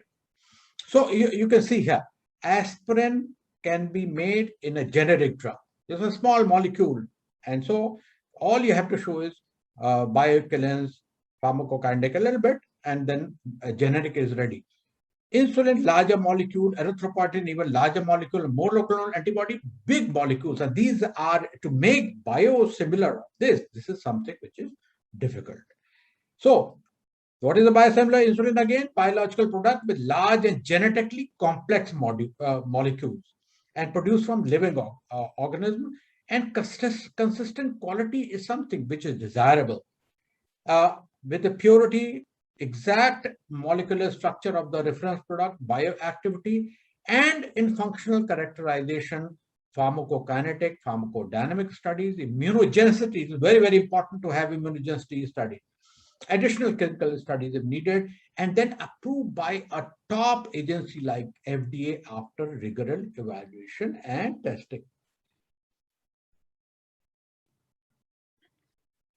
Now, biosimilars versus generics are just a summary. So large molecules are biosimilar, complex, unstable, genetically modified cell lines, complex fermentation, purification process, difficult to make identical copies, and number of studies starting from bioassay, toxic studies, etc. needed, while generics actually are small, simple to make generics, and usually bioequivalence and bioavailability studies are what are required. And now, what is biosimilarity and what is interchangeability? Confirmation of biosimilarity does not imply interchangeability, especially substitution. So you're taking one insulin, you cannot just say this is a biosimilar insulin and you substitute with that. Thus, for any biosimilar insulin product, long-term studies with conclusive results are needed, addressing the following: batch-to-batch variability, efficacy, use of delivery devices, and only after rigorous studies, interchangeability in clinical practice is proved. This is important because we show that the new biosimilar FDA-approved insulin is now interchangeable. So what should a physician know? They should, besides indication, they should know that this biosimilar has proof of safety, evidence of bioequivalence with innovator molecule, proof of efficacy, immunogenicity, and pharmacoeconomic impact. After all, why are we going to use biosimilar? If they are cheaper, we will use it. If they are similar to the original insulin in terms of everything and cheaper, we will use it. So let's look at biosimilar of glargine insulin. Some preclinical data. And before that, what is this insulin? This is the first time FDA approved insulin made by a Biocon. It goes by various names because it has been tested in various countries, so different names were given. Semigli is one name, and has been developed to be a biosimilar product to Lantus and has same amino acid sequence. In contrast to Lantus, which is produced by E. coli, it is produced by the Pischia pastoris or yeast. So this is difference as far as this biosimilar is concerned. Now look at the physical, chemical and functional characterization of MYL 1501, which is another name of Semgli. So look at this data on the left side, which is structural characterization, data on the right side, which is the insulin receptor binding response graph. On the left side, structural characterization data has compared three insulins: US insulin glargine standard, EU insulin glargine, and this biosimilar insulin. And you can see the peptide mass fingerprinting is exactly the same. And so is the insulin receptor binding response graph. You can see very well all three graphs are same. So this is the basic studies are showing that at least structural characterization and insulin receptor binding response graph are the same. And if you look at the mean insulin over 24 hours, and again, three comparisons: US insulin glargine versus EU insulin glargine versus this biosimilar. Look at the superimposed graph on all three. So these were the initial studies done and published in good journals. And then came the clinical data. So this is how we convince ourselves that this biosimilar is doing well, is similar to the original insulin as far as the basic data is concerned, and doing well as far as the clinical data is concerned. So these are the biosimilar Biocon's insulin glargine global trials, phase 3 trials in several countries in type 1 diabetes, global phase 3 in type 1 diabetes, global phase 3 in type 2 diabetes, global PK and PD study in Germany, Indian phase 3 study, PK, PD study in Japan, and phase 3 trial in Japan. So you can see the wealth of data that has been accumulated over a period of time to convince us, and convince actually more than us, FDA, that it is something which needs approval. So I'll present to you three studies, three clinical studies, and you will, being all clinicians, and you will understand this very well. Non-inferiority study to compare the efficacy and safety of Biocon's insulin glargine with reference to insulin glargine in type 1 patients. Now, this is a multi-center, open label, randomized parallel group comparative phase 3 studies in 558 type 1 patients. They were already on the standard insulin glargine plus multiple doses of short-acting insulin. And then they were randomized to Biocon's biosimilar insulin, and the other arm was continued with insulin glargine, which they were taking earlier. And the primary endpoint was A1C at baseline to week 24. And there were several secondary endpoints. Let's have a look at the data. So 55 weeks here, and look at the hemoglobin A1C consistently same as far as both insulins are concerned, giving us a reassurance that it is working well over 52 weeks. And the mean glargine dose over a period of time, again superimposed, both up to 52 weeks. There was no superiority or inferiority as far as biosimilar insulin is concerned. And if you look at the hypoglycemia, anytime hypoglycemia or nocturnal hypoglycemia, again, remarkably identical graphs over that period of time. So the conclusion as far as type 1 diabetic patient is that this biosimilar was non-inferior. Change in hemoglobin A1C and fasting plasma glucose from baseline to week 52 was similar. And the insulin dose does not differ and hypoglycemia did not differ. So that's as far as type 1 is concerned. And let's go to the type 2 diabetes patients. Non-inferiority study to compare efficacy and safety of biosimilar insulin glargine with reference glargine patient with type 2 diabetes. Now, these patients, 560 patients, were on various doses of oral hypoglycemic drug, but stable dose for 3 months before screening.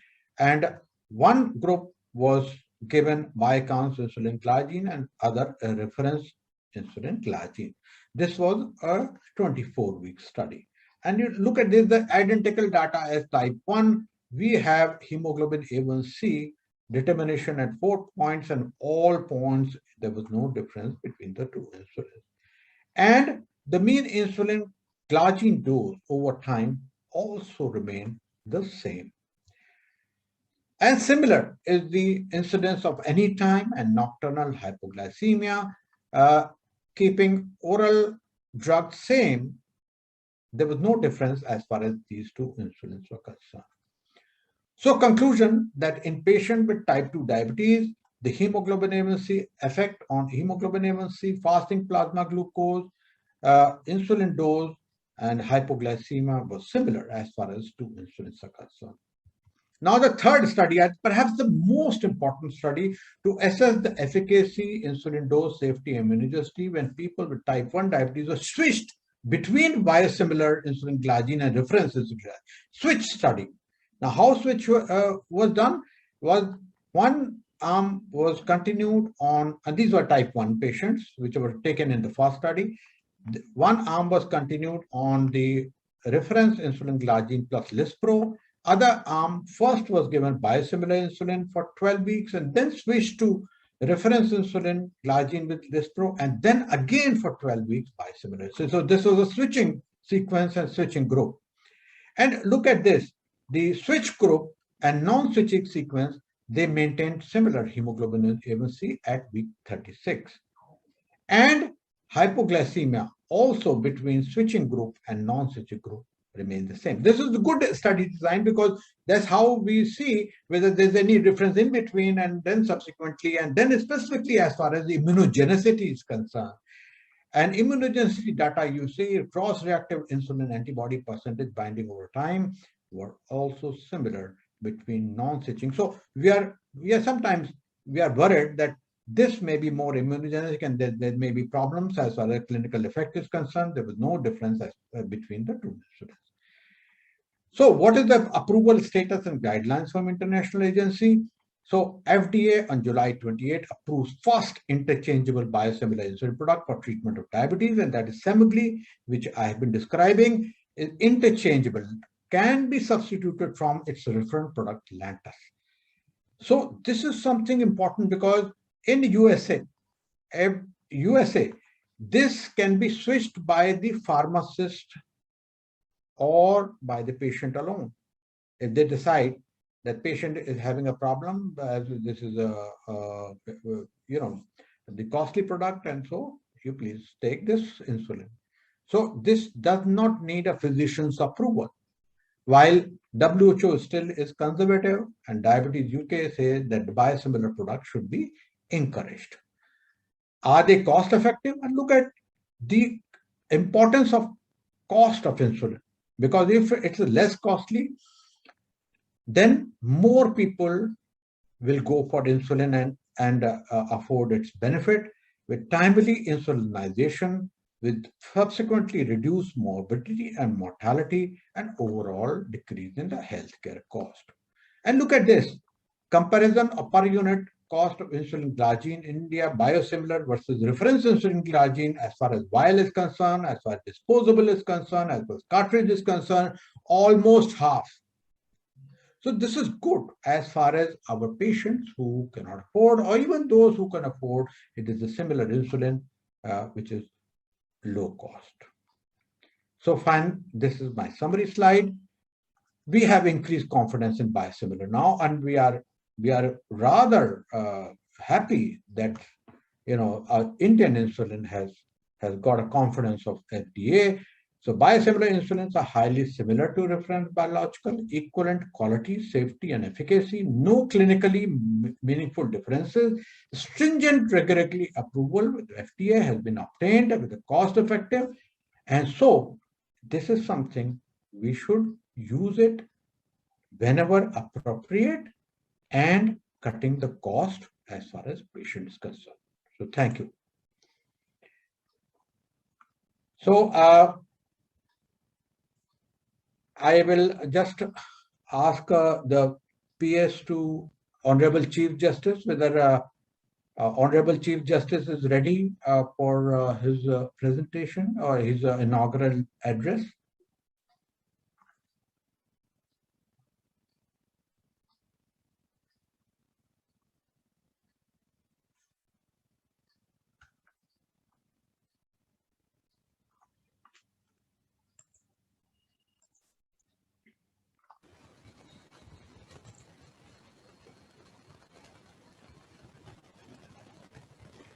So we are just waiting, if you can just hold on.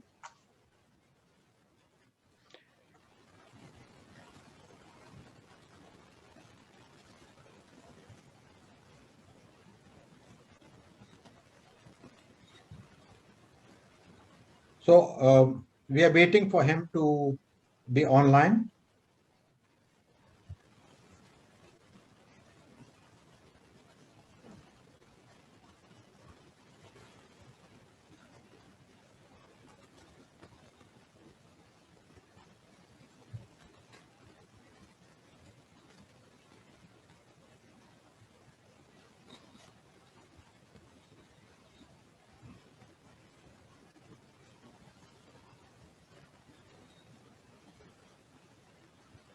So we can break in for the ad if you wish to. We are waiting for Honorable Chief Justice to become online.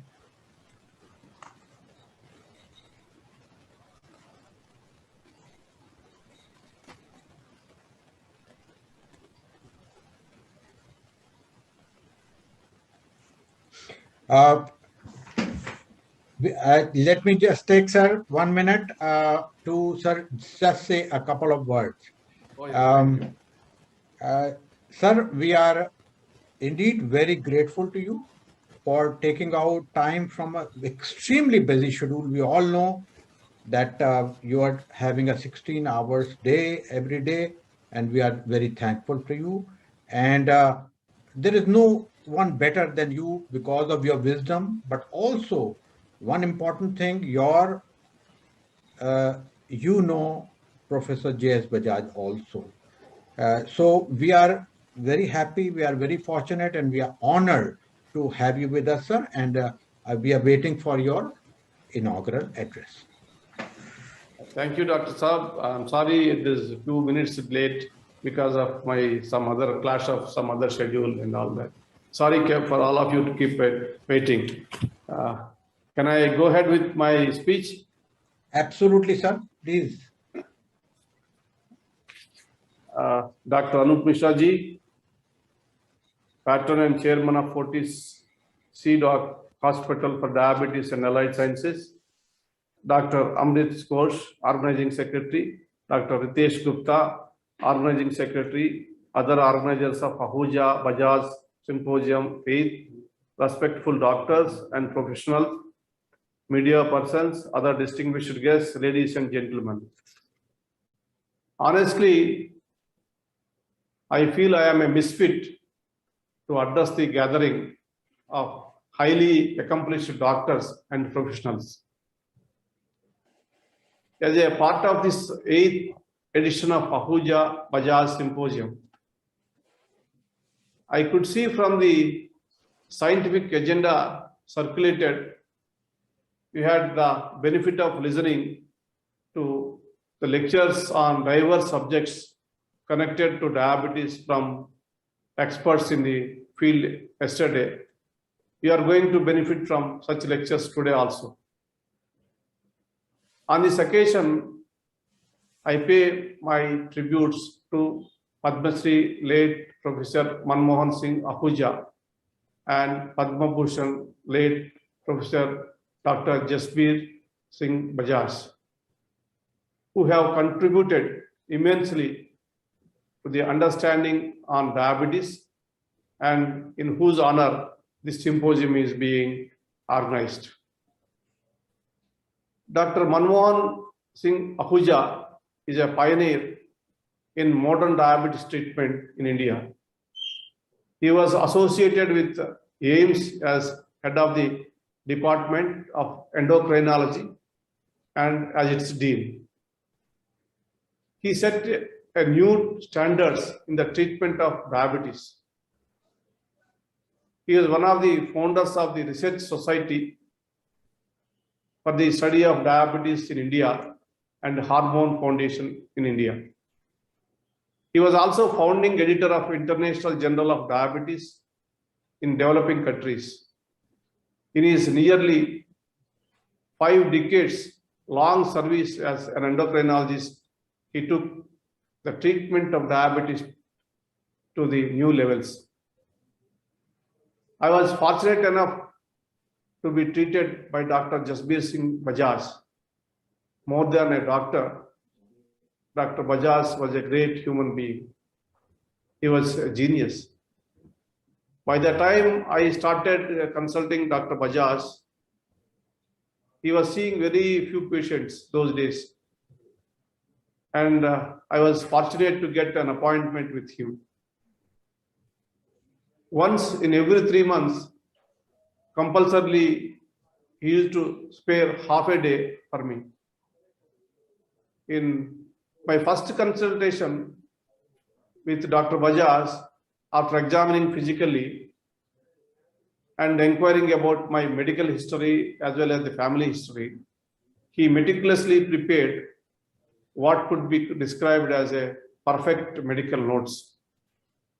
Whenever I used to visit the other doctors on other issues with the same notes, if I showed it to the other doctor subsequently, the doctors would immediately summon his co-doctors or junior doctors to show how medical notes should be prepared. Really, it is a masterpiece. Dr. Bajaj was a versatile personality. He used to discuss whenever I meet, not only medicine, politics, history, astrology, whatnot. He was known for his diagnosing the problem by just looking at their face. He was a pious man, highly religious and great human being. Now, currently, I am under the able care of Dr. Anoop Misra, who is the most loved Shishya of Dr. Bajaj. Today, I am very glad to be a part of discussion on the recent concepts in diabetes, obesity, and metabolic diseases. According to studies reported by the World Health Organization, of the total expenditure incurred in connection with diabetes, it is estimated that nearly 65% is spent on treatment and medicines, whereas the remaining 35% is the social cost. These are all global estimates. Doctors and researchers have aptly described diabetes as an opportunistic killer, as it is a product of modern and sedentary lifestyle. Diabetes is a lifelong disease which has no cure. It can be said that it is as old as human civilization. It has actually been a silent epidemic since ages. It took the COVID pandemic to show the deadly impact of diabetes, as it was one of the main comorbidities which claimed millions of lives across the globe. Diabetes is very depressing disease. The patient lives every minute, every day of his life worrying how to control blood sugar levels. His social life is curtailed. His whole world revolves around controlling blood sugars. Added to this, there are the long term of negative effects of drugs and insulin, and it reduces the immunity and affects the liver, pancreas, and affects the producing of the enzymes and losing memory. So many negative effects. The primary myth attached to this disease is that it is a rich man's disease, which is not correct. If you take into consideration of the last 2 decades, the shift is that you have seen is that the number of affected persons from urban and rural areas, due to lack of access to affordable health care and awareness, most of the cases go undetected for the longest amount of time. But the reality is that this disease affects people across all classes and age groups. One aspect which needs to be highlighted is that apart from much published reasons for obesity and lack of physical activity, stress is one of the major triggering points. Maybe if I had chosen some other profession other than this stressful legal profession, I would have saved Dr. Anoop Misra's the trouble of treating me. We must look at the impact of diabetes over the Indian healthcare system. COVID-19 has already exposed the fragility of our overburdened healthcare system. The major issues associated with the disease is that it attacks every organ of the body. These issues call for gathering of data, publishing studies, and formulating public healthcare policies with focus on prevention and management of diabetes in India. This is where campaignings and symposia such as today's assume a great importance. I remember Dr. Kumar, who is another endocrinologist in Hyderabad, who is running a clinic by name DAY, Diabetes and You, educating the particularly juvenile diabetics and treating them. I appreciate him also doing such service. Though abundant literature is available on this issue, unfortunately, most of it is based on Western studies. Therefore, it is imperative to conduct India-specific studies targeting the Indian population, which shall help in development of the appropriate treatment protocols. We must also discuss about related diseases which can be prevented and managed by simply adopting a healthy lifestyle. I believe that the most important tool to defeat the disease is stress management and discipline in our diet and fitness regime. Awareness about the risk factors, regular checkups, and screening are very important to deal with this disease. But unfortunately, we are still unable to standardize permissible blood sugar levels. There is a lot of confusion due to different standards applied in different countries during different times. We must also at least try to standardize the parameters within our country. Every time, whenever I meet my doctors, I used to question why there are different standards and different parameters and different places. And I hope some uniform standard will be settled in India by these your expert groups, doctors. More than this disease is an enemy to the poor, and it is an expensive disease, which is a recurring financial burden for the lifetime of the patient. Insulin, other medicines, and associated healthcare products are highly unaffordable for the vast majority of the population.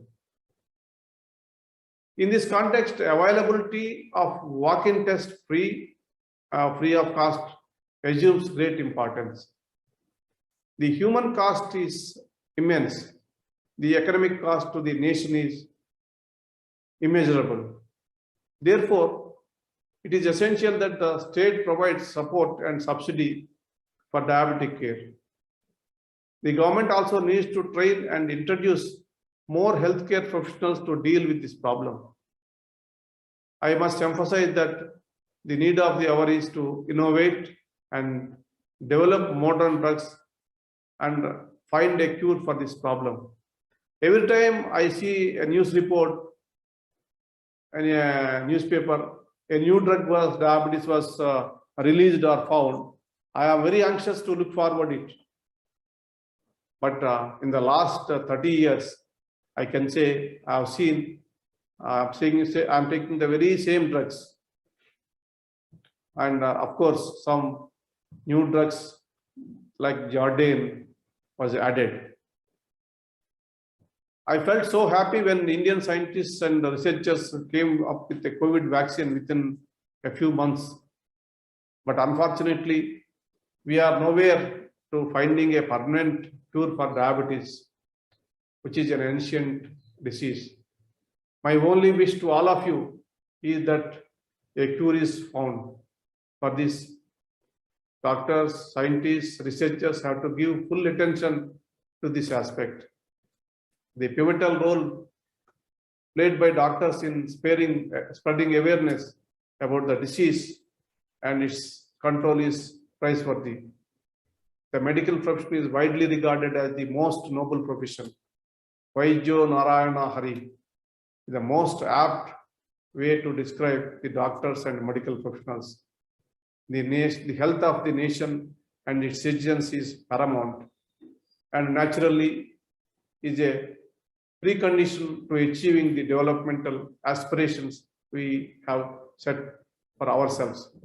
Before I end, I would like to quote great inventor Thomas Edison. I quote, "The doctors of the future will give no medicine, but will interest his patients in the care of the human frame, diet, and in the cause and prevention of disease." Unquote. I thank Dr. Anoop Misra ji and organizers for giving this opportunity to interact with all of you. Thank you very much. Once again, I am saying thanks. Sir, many thanks, and we are very grateful to you again for your words of wisdom. I'm sure we'll all work harder as far as research is concerned, as you just said, and we will try to do best possible for diabetic patients and especially those who are underprivileged. Thank you once more, sir. Thank you for your time. Thank you, sir. Thank you. Thank you. Thank you. Thank you, Honorable Chief Justice of India. So we move on with our next lecture. I invite Dr. Viveka Kumar to be present for his talk on Impact of European Society of Cardiology 2021 Guidelines on Management of Heart Failure and with Reduced Ejection Fraction, the burning topic of today. Dr. Kumar is the Principal Director and Chief of Cardiac Cath Lab at Max Heart and Vascular Institute, New Delhi. Over to you, sir.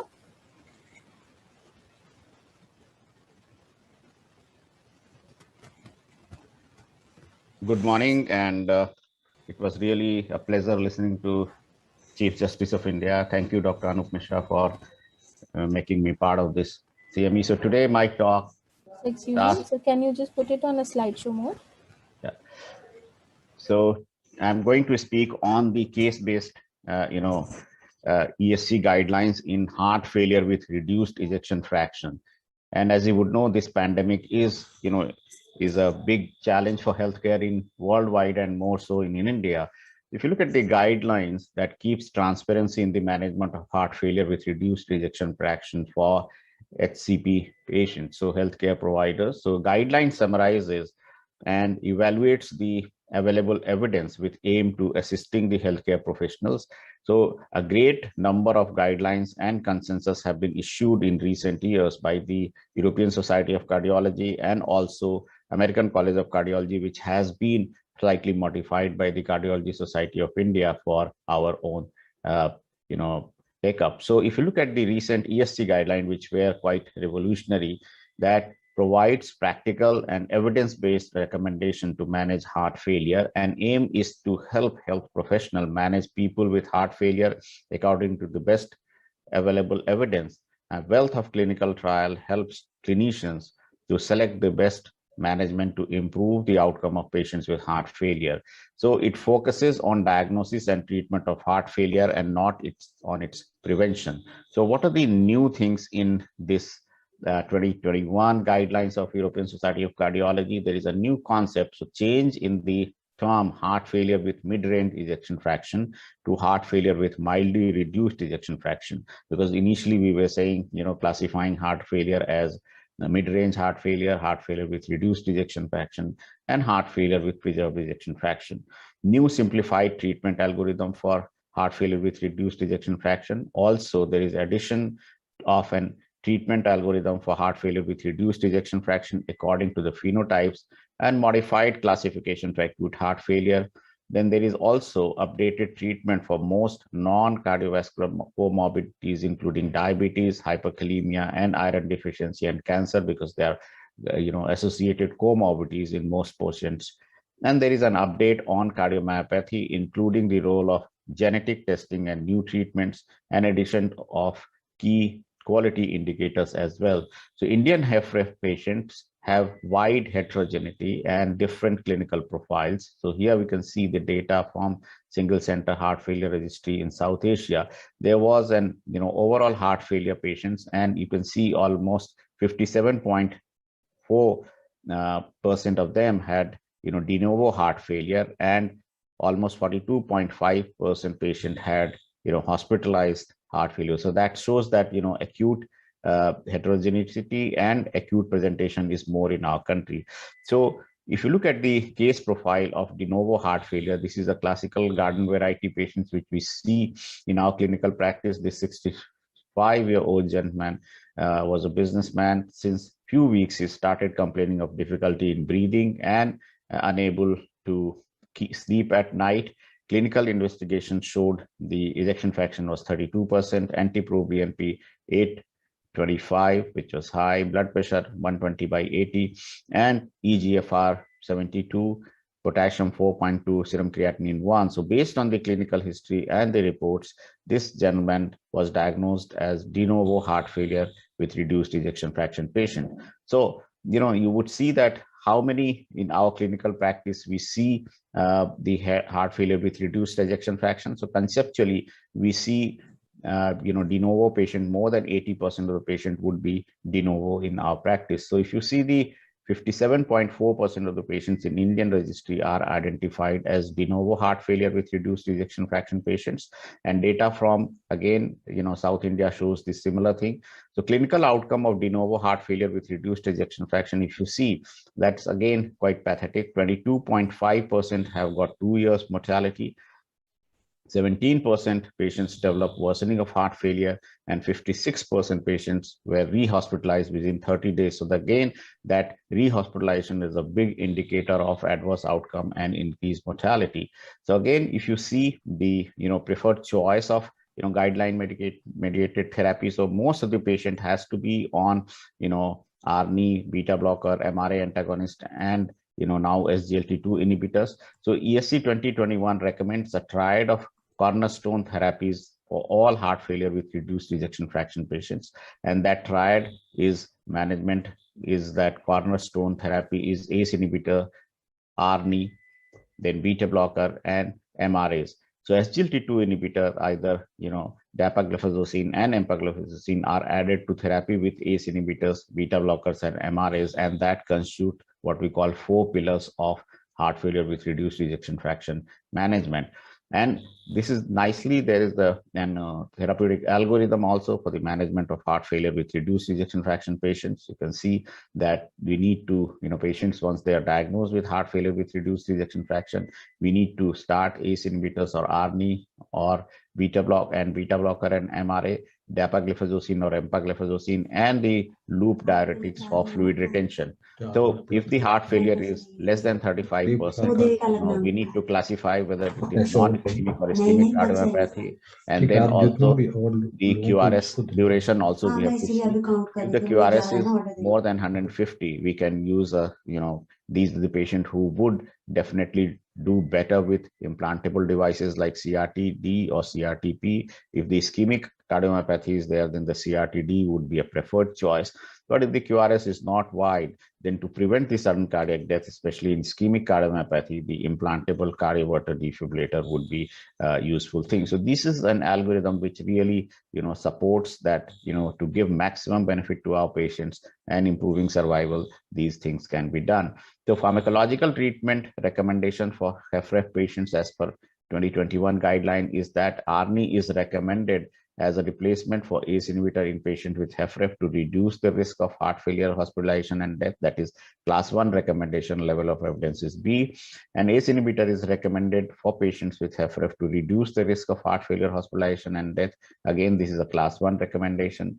Then beta blocker is again class 1 recommendation. MRA is also class 1 recommendation, level of evidence A. And then SGLT2 inhibitor, there's a lot of data with dapagliflozin and empagliflozin, and that are recommended. And the recommendation in HFrEF patients is class 1 and level of evidence is A. So if we see the recent guidelines and relevant to our patient, that ARNI may be considered as a first-line therapy instead of an ACE inhibitor or HFrEF patient. So that's again, newer recommendations. Initially, ACE inhibitor and the ARBs were considered as first-line treatment. So initiation of ARNI, that is sacubitril valsartan, in ACE inhibitor naive patient with HFrEF may be considered like in this patient also.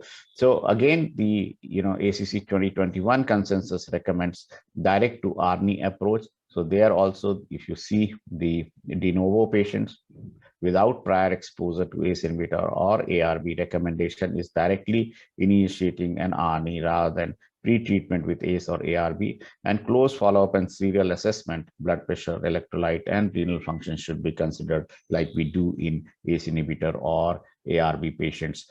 So to summarize, de novo heart failure with reduced ejection fraction, like this patient, time is essential to initiate the right choice of guideline-directed medical therapy with confidence.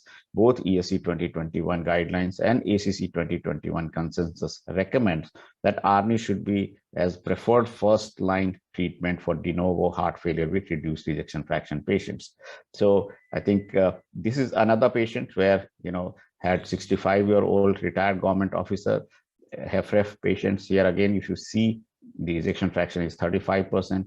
NT-proBNP was very high. BMI is again on the higher side, and creatinine was fine. Serum potassium and blood pressure is okay. So after hemodynamic stabilization, it is now time to initiate the right heart failure with reduced ejection fraction therapy. So the same data would, include in this also. We see that 42.5% of the heart failure patients in an Indian registry were identified as having acute decompensation. So acute decompensated heart failure or repeated decompensation is again a problem. So if you see that readmission at 1 year, how does that change the outcome? And this is an Indian heart failure challenge because repeated hospitalization is an issue. And if you see 30.2% of the heart failure patients are readmitted at 1 year, 24.4% of heart failure readmitted more than once during the 1 year follow-up period. And the hospital readmission rates were similar for both men and women. So 1 out of every 3 patients readmitted at least once over 1 year. So readmission is again a bad predictor. So it increases the 3 times greater risk of death. So that's a strong predictor of death. 1 year mortality rate was significantly higher in patients who had more than one hospital readmissions. So the guideline-directed medical therapy in hospitalized patients with heart failure with reduced ejection fraction, what it does is that, it is very important to decrease the rehospitalization, and high starting doses and overly aggressive titration can result in hypotension, worsening renal function, and setbacks. So we should gradually titrate upwards with a regular follow-up on routine follow-ups on and monitoring of these patients. So again, the recommendations from the European Society of Cardiology is that diagnostic workup and appropriate pharmacological and non-pharmacological treatment must be started promptly and in parallel in these group of patients. And once hemodynamic stabilization is achieved with intravenous therapy, treatment should be optimized before the discharge. And in patient admitted with acute decompensated heart failure, oral optimal medical therapy should be continued. So recommendation of ACC 2021 is also same, that an ideal time to consider therapy optimization is during the hospitalization for heart failure with reduced ejection fraction, because that's the time when you can give maximum attention to the patients. So I think I'll end my talk at this point, and thank you very much for your kind attention. Over to the chairpersons.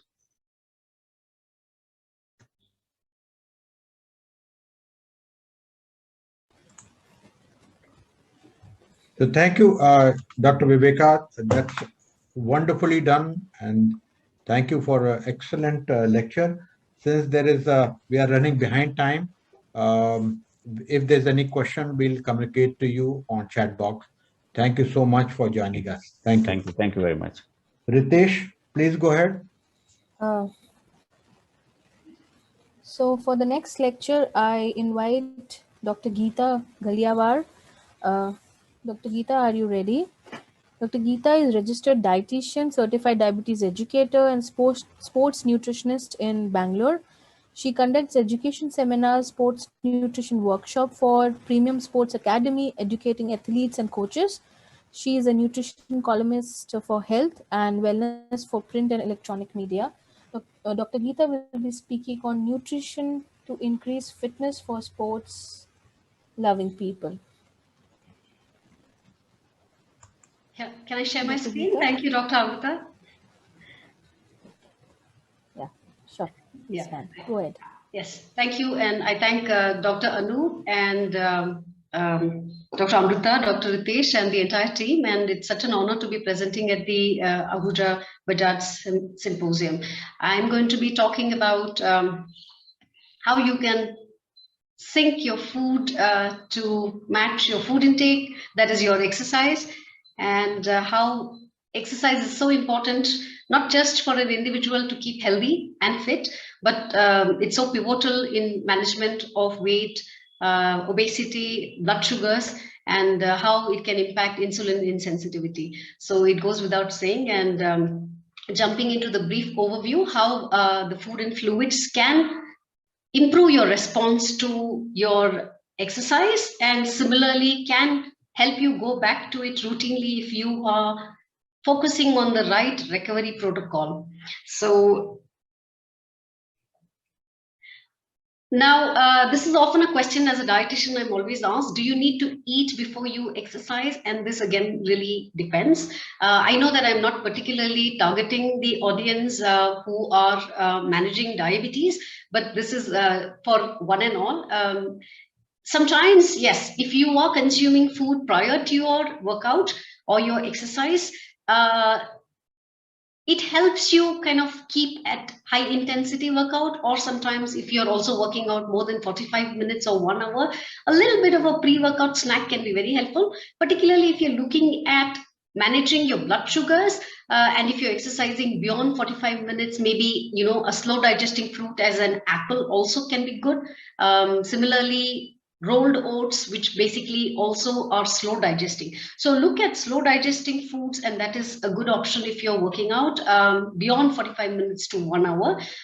Similarly, if you are also looking at fasted workouts, probably that is an option too. But it really depends on each one's objective or the goal as to what is your body composition transformation goal. Are you looking at cutting weight or losing weight? Are you looking at fasted state workouts for the reason that you are looking to reduce fat mass?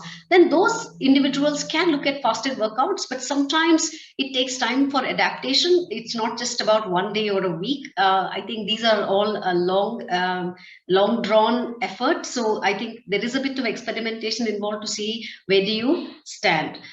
So as I said, a pre-workout snack is preferably the one that can be slower digesting. So if you're looking at, say, bread, maybe a sweet potato can be an alternative option. So a main meal can be had, and I think Indian mixed meals are quite balanced, and they do offer a combination of food groups, which is an advantage. So if you typically do consume cooked food and you're looking at homemade meals, which involves dal, roti, sabzi, and chawal or dahi, then I think in a combination as these, this automatically can become very slow digesting, unlike if you eat just a bowl of rice, and that is not what you want to do. So mixed meal, which is a main meal, can be had at a regular time, but if then there's a gap beyond 2 or 3 hours after your food, then you may want to look at a snack. So and also if you're looking at very important events, or if you're looking at a very critical workout, then you may want to, like I know that sometimes athletes do consume, say, a sandwich, and many times they make a mistake wearing a lot of raw vegetables inside. No, fiber can kind of slow down digestion. If of course this is in the athletic community, but it may not be so critical for somebody who's just looking at exercise. But typically we look at a slightly easier digesting food before your workout. Curd is again a good option, also because curd is pre-fermented, so some individuals may not handle milk or dairy very easily before your workout. So slow digesting carbohydrate. Mainly look at also hydration. About 5 ml per kg body weight is the guideline. So approximately, let's not complicate matters, as long as you're able to consume 1 glass of water. So many times, I think in Bangalore, it's been raining crazy in the last few weeks. So it's very nippy. And I think many times we forget to hydrate through the day. So it's not just immediately too close to your workout, during your workout, or after your workout, but I think hydration is something that should be ongoing, and spread your water intake through the day as much as you're comfortable. One good ballpark point is you look at your urine color, what we call as the P check. So if your urine is darker in color and slightly yellow tinged, that means you could be on the side, range towards dehydration. So it's good to keep a tab on your urine color. Try and remain as close possible to being pale yellow or transparent. So water intake is again very important for exercise. Not to forget the importance of salt. Again, if you have other comorbidities or complications, if you are suffering from, say, hypertension or other heart-related issues, it's good to go easy with the salt. But however, if you're exercising for 45 minutes to 1 hour, particularly in a warmer climatic condition or a hot or a humid day, a little bit of nimbu pani, 1 glass water with just a dash of lime, a pinch of salt, I think, or even sometimes what we call the isotonic fluid, which means that in a 1 glass of water, you could use about, close to a tablespoon of sugar, meaning that in 100 ml, it's 6 grams of water, based on how much you sweat. If you're a salty sweater, maybe you need a little more salt, because that also can lead to some muscle cramps and discomfort. So electrolytes are important. So also, after you finish your workout, not to mention that you also need to focus on rehydration. So do consume sometimes, if you are an athlete, then you definitely need the electrolyte drink. You don't need any fancy, store-bought commercial energy drink. A simple homemade electrolyte drink will suffice only if you're exercising beyond 1 hour. Otherwise, even plain water will do. After you exercise, also continue to drink water, in a way that you are replacing the amount of body weight lost in sweat, typically. But that again is a IOC consensus guideline for athletic community. Somebody who exercises about half hour may not meet these stringent guidelines, but also remember to consume a balanced meal, typically a combination of protein and carbohydrates, again, which we will talk about in a bit, and recovery protocol too, we will approach on. So A good ballpark point here when you are looking at recovery immediately after your workout is when you have kind of used up your blood sugars. So, and there is 80 grams of glycogen. If it's a higher intensity workout or slightly longer workout, the blood sugars are going to be, lowered. So also when you are looking at managing blood sugars, so sometimes strenuous exercise or a longer duration of exercise. So it's best to kind of, work with a dietitian or the doctor's guidelines and look at, the intensity of workout. I think based on your health conditions, you could look at moderate exercise too. So recover protocol, always consume carbohydrate immediately after your workout, and as simple as a whole fruit itself is good enough. Many times even milk-based or dairy-based products are also good source of lactose, which is again nothing but carbohydrate. Also, if you're looking at managing blood sugars, self-monitor your blood sugars, and if at all you are having a tendency of hypoglycemia, to carry something very quick digesting. It could be sugar candies to as simple as a banana or dates too, if at all you have a tendency to have lowered blood sugars. And of course, you need to monitor that.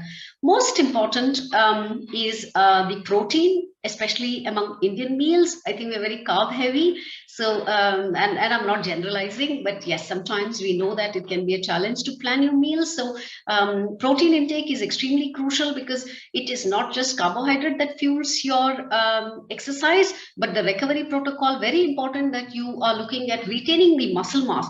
And now when you also exercise, it's so important to have a mix and match of weight bearing exercise, because eventually it is the weight bearing exercise as simple as from body weight exercise, calisthenics, skipping, yoga, Surya Namaskar. These are all exercises that can increase your muscle mass, because as you age and every decade, particularly in sarcopenia or the loss of muscle mass with aging, if you are not taking care to do the weight bearing exercise and you are not matching that with high or adequate protein intake, as simple as typically we look at least 1 gram per kg body weight with a reference man of 70 kgs, you ought to look at least 70 grams of protein. So, and how do you get your protein? So the non-vegetarian or dairy-based foods have higher quality protein. Particularly the dairy is very, very important in offering one particular amino acid called leucine. And leucine, today we know that the leucine threshold, that is what is going to trigger your muscle protein synthesis, and muscle maintenance is extremely crucial, particularly also when you're looking at tackling weight and diabetes or blood sugars, because it is the muscle mass that governs your metabolism, and that has a direct impact on your metabolic rate and has profound impact on your overall well-being. So protein is extremely vital. Need to distribute protein through the day among all meals. You can't say I've eaten 2 eggs, and of course yolks are good. They have all the nourishment from the omega-3 to calcium, iron, B12, biotin, the B vitamins. Yolk is good. If based on your health parameters, you could look at low-fat dairy or skimmed. You could also look at lean meats. Protein supplement can be beneficial for people, particularly if you're looking at muscle building or you have less dietary intake of protein and you have a challenge. So based on the need, I think even a whey protein supplement can be a value addition, need-based again, and when strategically planned in the right amount. So you need to be looking at about at least 15-20 grams, sometimes even 25, based on your age and your exercise regime. Particularly, we know that pre-sleep protein, particularly casein, because we have different types of protein supplements too, from whey to that is what the milk part, when you curdle the milk, you have the watery part that's powdered. That's fast digesting protein, the whey isolate, which is quite beneficial. Particularly in diabetes, you don't want concentrate which has lactose. So lactose-free supplements like isolates are better, or even slow digesting pre-sleep proteins like casein are particularly very, very beneficial. Dr. Geeta, you have 3 minutes left. Okay. I think I'm almost there. Most important all, thank you for reminding. So Also, alongside exercise, sometimes there's exercise-induced inflammation of free radicals, and already there is plenty going on if you're managing other health parameters. So look at anti-inflammatory foods, which is omega-3, plenty of fruit vegetables, slow-digesting vegetables, or less starchy vegetables are a value addition. Potato, corn, peas, these are all starchy vegetables, carrot, beetroot. So fruits, again, you could look at those fruits which are slightly lower in sugar content. As you eat them, you know that automatically they're lesser sweet. It could be from, watermelon to apple, pear, figs, oranges. I think these are also good if you're particularly looking at managing blood sugars. And green tea, high amount of catechins, also has theanine, so it keeps you calm, very high antioxidants, EGCG. So one important aspect when you exercise, do take care of your vitamin D, because that has a direct impact on your weight, your blood sugar management, and definitely your recovery protocol increases muscle mass. Also, if you're anemic or have a tendency, if you're particularly vegetarian, do focus on your iron and B12, because that has a direct impact on your oxygen carrying capacity and your tiredness or fatigue or recovery. So do monitor that. Some foods are very beneficial in preventing the body pains, or what we call as delayed onset muscle soreness. So from pineapple, tart cherries sometimes are seasonal, pomegranate very powerful, and of course beetroot juice.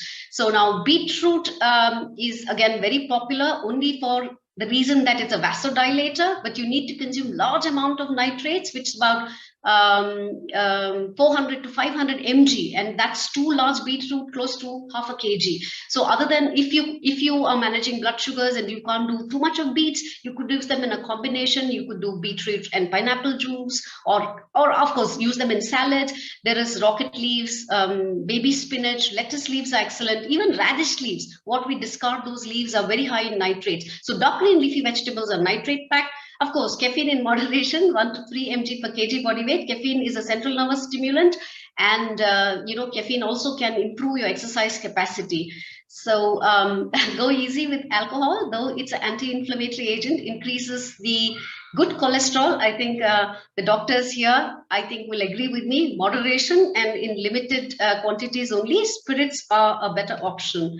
And of course, you need to individualize. These were very general guidelines that I was walking you through, and you need to definitely kind of work in detail with the individual to see are they recreational individuals who are just keeping fit, and it may require further inputs. And to end the presentation, most important, you may have the great protocol or strategy of your food and fluids, but if you're not sleeping enough, from the ghrelin, leptin, so many hormones, stress management, like Chief Justice just talked about, if you are not taking care for rejuvenation enough, all of these parameters are going to impact your well-being, particularly sun exposure, circadian rhythm. I think they have profound effect on the brain, serotonin again. So the feel-good factors are triggered by also your lifestyle. So thank you so much for hearing this, and I hope I was able to give some takeaways. Thank you. Thank you. Yeah, Geeta, that was wonderful, very fascinating. And are you a sports person? Yes, sir. Sir, I don't play. Sorry, I'm just trying to come back to the presentation. Yeah. Sir, practicing sports dietitian and work with a lot of elite international players, some Olympic level athletes. Oh, okay. So no, that was very good. And that's what we wanted also. And Dr. Amrita, do you have time for any one question or anything? So we can squeeze in one. If okay. What about leucine-based drinks or leucine? Because that's something which repairs or builds up muscles very fast. So yes, sir. What about leucine? So leucine is mainly found in dairy, and that is the reason if you look at even vegetarians or vegans and soy-based protein or pea protein has picked up a lot of popularity in the recent times, particularly with the documentary Game Changers. I think there was a lot of uproar. And what happens, sir, is when you do soya-based product, there's a lot of plant estrogen. Now the male sexual hormone is testosterone, and testosterone has a direct impact on the muscle mass. So you need high testosterone boosting food. So you really don't need plant estrogen like flax, seeds, or soya. So go easy with that. and especially in young adolescents or young adults who are males, you want to go easy with soy-based. And if you're doing pea protein, it lacks one important amino acid called methionine. So look at mixed proteins like quinoa or a pea protein blend where there is an improvement of the protein quality. So leucine, sir, that's why dairy is very effective in improving the leucine intake, because a scoop of protein supplement, which is approx 25 grams of protein, can have 2.5 grams of leucine, sir. So that is what triggers the muscle protein synthesis. Interestingly, the corn, which I just said, that is a starchy vegetables, and you may want to go easy, particularly if you're looking at managing of diabetes. Of course, in a mixed meal, it is still allowed. So corn is one vegetable that has slightly more leucine content. Great. Thank you. Thank you so much for joining us and for that wonderful lecture. Dr. Amrita, please go ahead. Thank you, sir. Yeah. So now we go ahead with the quiz, Manshu, and I have couple of instruction for quiz. All of you can on the left hand side there's an icon of a bulb. Please go there and register your name and your phone number, and then we will start the quiz. You will see some questions appearing on your screen, and within few seconds you have to answer one of the option, and we'll get the answer at the end. Amrita, please repeat the first part again, because that's not well understood. First part where they have to register. Please speak very slowly so that everybody can understand. Sure, sir. On the left hand side corner of your screen, there is a bulb icon. So please press that bulb icon and register yourself by entering your name and your mobile number. So we will see how many people have registered. We'll wait for some time and then we will start the quiz. And the fastest person to answer correctly will get the prize. We have 3 questions lined for today's scientific quiz, and we have cash prizes for that. Dr. Geeta, you will have to log in from the attendees. This is a presenter link.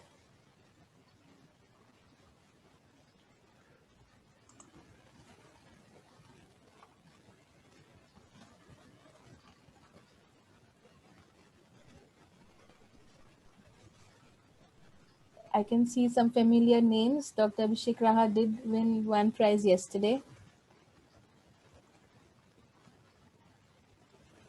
I think let Geeta also register from the attendees side.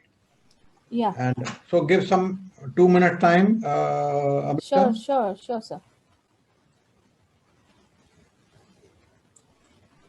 Himanshu, can you just post the attendees link on the chat box here? Okay.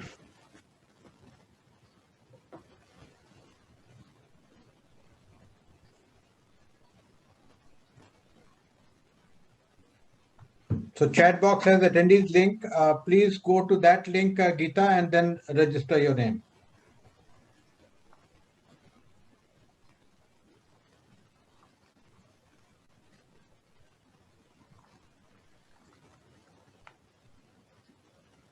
Dr. Amrita, how many questions do you have?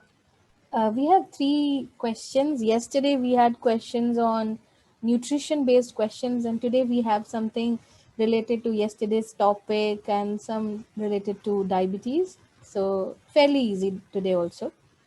So give it 60 more seconds and then. Sure.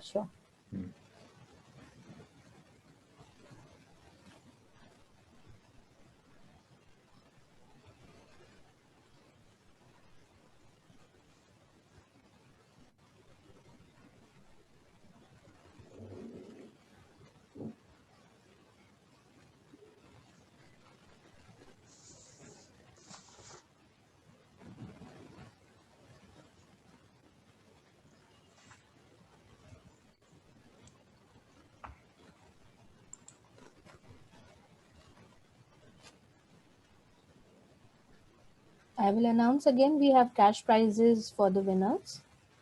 And I will request everyone to log in for the quiz. At the same time, please announce about the book also. Yes.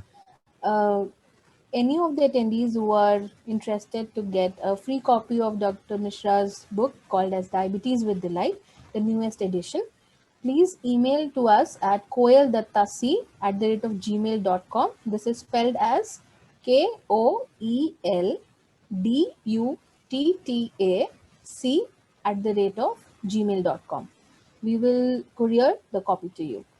Also, visit to the exhibition area, please. Dr. Amrita, please announce that.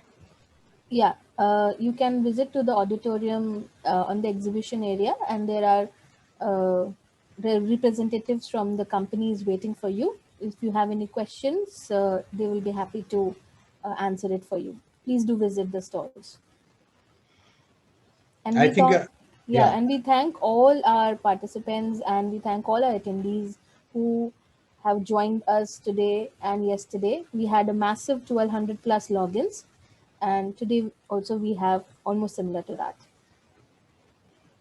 Please go ahead with the questions, Dr. Amrita. Yeah, Himanshu, please show the first question.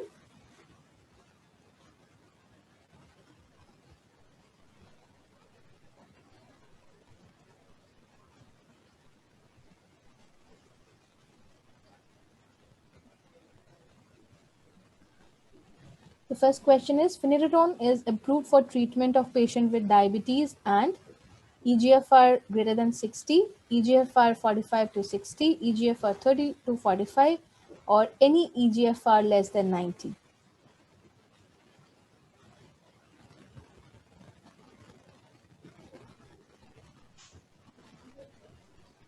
The correct answer is it's any EGFR. This talk was taken by Dr. Gulati yesterday. This was specified there. So we have 2 persons who have answered. We'll be telling their names at the end of the session. Next question, please.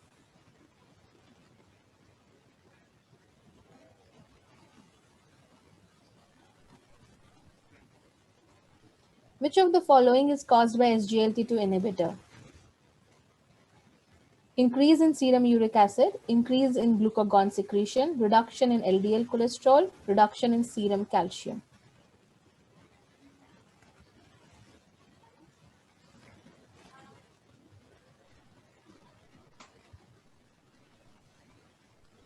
The correct answer is increase in glucagon secretion. We have 2 persons who have answered correctly.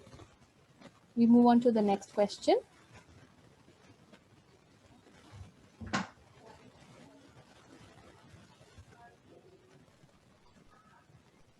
Which of the following of antidiabetic drugs have shown mortality benefits in CV outcome trials? Sitagliptin, oral semaglutide, pioglitazone, or gliclazide?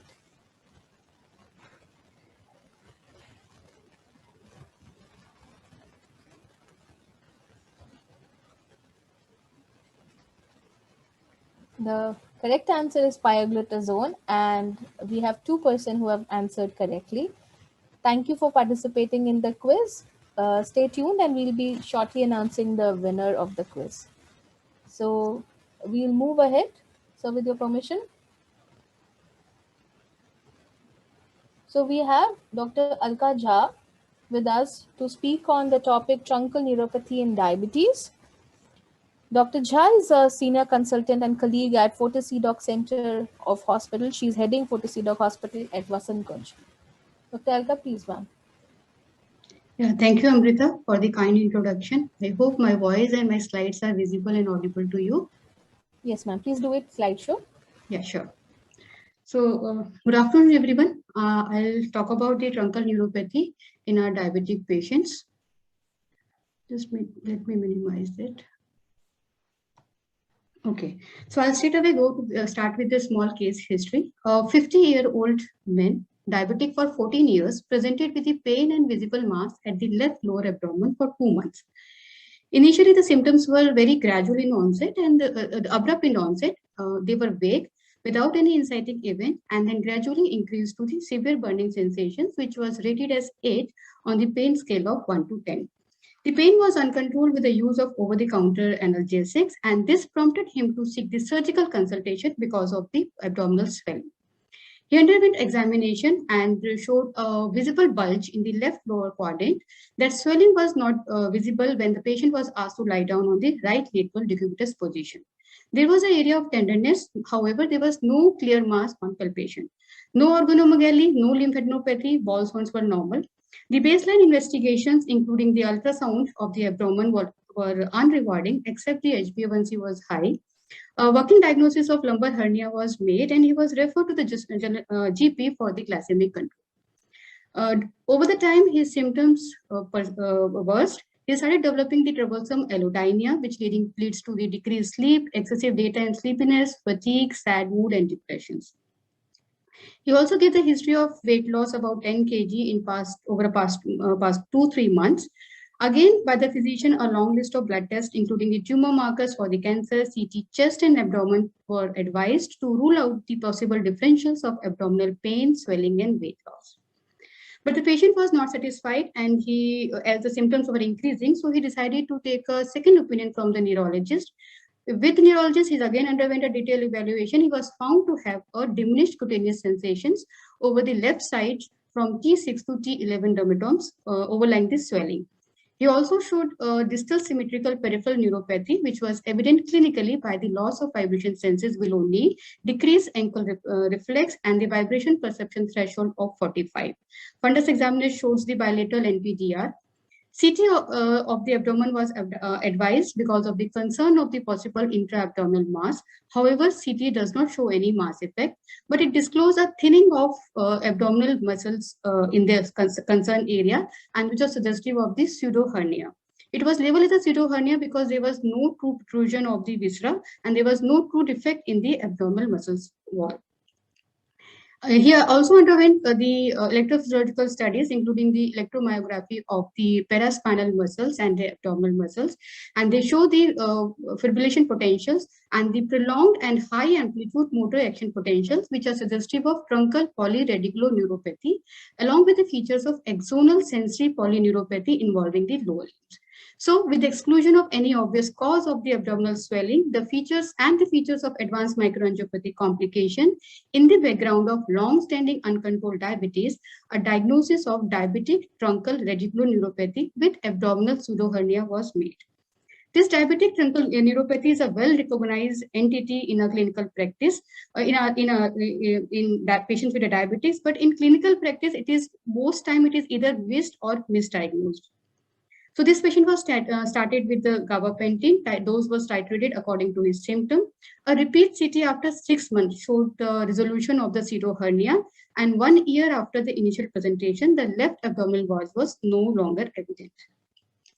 So I'm going to discuss this diabetic truncal neuropathy. There is no new update or recent advancement in this entity, but still it is important to know about this because this entity carries a high potential for wrong diagnosis, and unnecessary patient underwent the unnecessary investigations, and that caused a delay in the diagnosis and the treatment for a disease which we can actually diagnose bedside with ease by using a very simple examination techniques that we learned during our MBBS time. It's not that all truncal neuropathies are very simple to diagnose. The difficult cases do occur, but if we keep this in mind, at least we can narrow down the list of investigations and we can facilitate the early diagnosis and treatment for our diabetic patients. So the truncal neuropathy, it actually comes among the spectrum of peripheral neuropathies associated with the diabetes. It manifests as a chest or the abdominal pain, which may be confused with the referred pain from the intrathoracic or intra-abdominal organs. This term was first used in 1966, and it has been referred by divergent names like diabetic thoracoabdominal radiculopathy, acute thoracic sensory radiculopathy, diabetic intercostal neuralgias, diabetic pseudovisceral syndrome. The reason being there is a lack of definite information about the anatomical localization of the disorders. So whether it is involvement of the peripheral nerve, spinal root, dorsal root ganglia, or they are involved in combination, it is not clear. And secondly, regarding the pathogenesis, again, there is a lack of clarity from that aspect also. Based on the involvement, the site involved, these truncal pain can be classified, can be seen at the chest or the abdomen. The chest symptoms are more common, and there is a slight prediction for involvement of T8 to T12. Based on the neural structure involved, it can be classified as a radiculopathy or the neuropathy. For example, if there is a dermatomal distribution of the symptoms, that would suggest the lesion is somewhere in the dorsal root ganglia or the spinal nerve. And if there is a more restricted pattern, that can suggest the involvement of the more peripheral structures like dorsal rami of the thoracic nerve, or their branches like median and lateral branches. Moving on to the pathogenesis, still by and large it is not very clear. Some studies have shown that it could be because of some vascular reason, which may cause, because of the chronic inflammation, there is ischemia, which causes the nerve injury. Moving on to the clinical images, this diabetic truncal neuropathy is more common in male as compared to females. However, there are some reviews which says there is no such prediction exists. Patients older than 50 years are most common affected, but there are again reported cases in younger age group also. Regarding the duration of diabetes, it can develop at any stage of illness, as early as patients with 3 months of diabetes or 6 months of diabetes have reported this kind of neuropathy. If we talk about the symptom, the most common symptom is pain or the dysesthesia.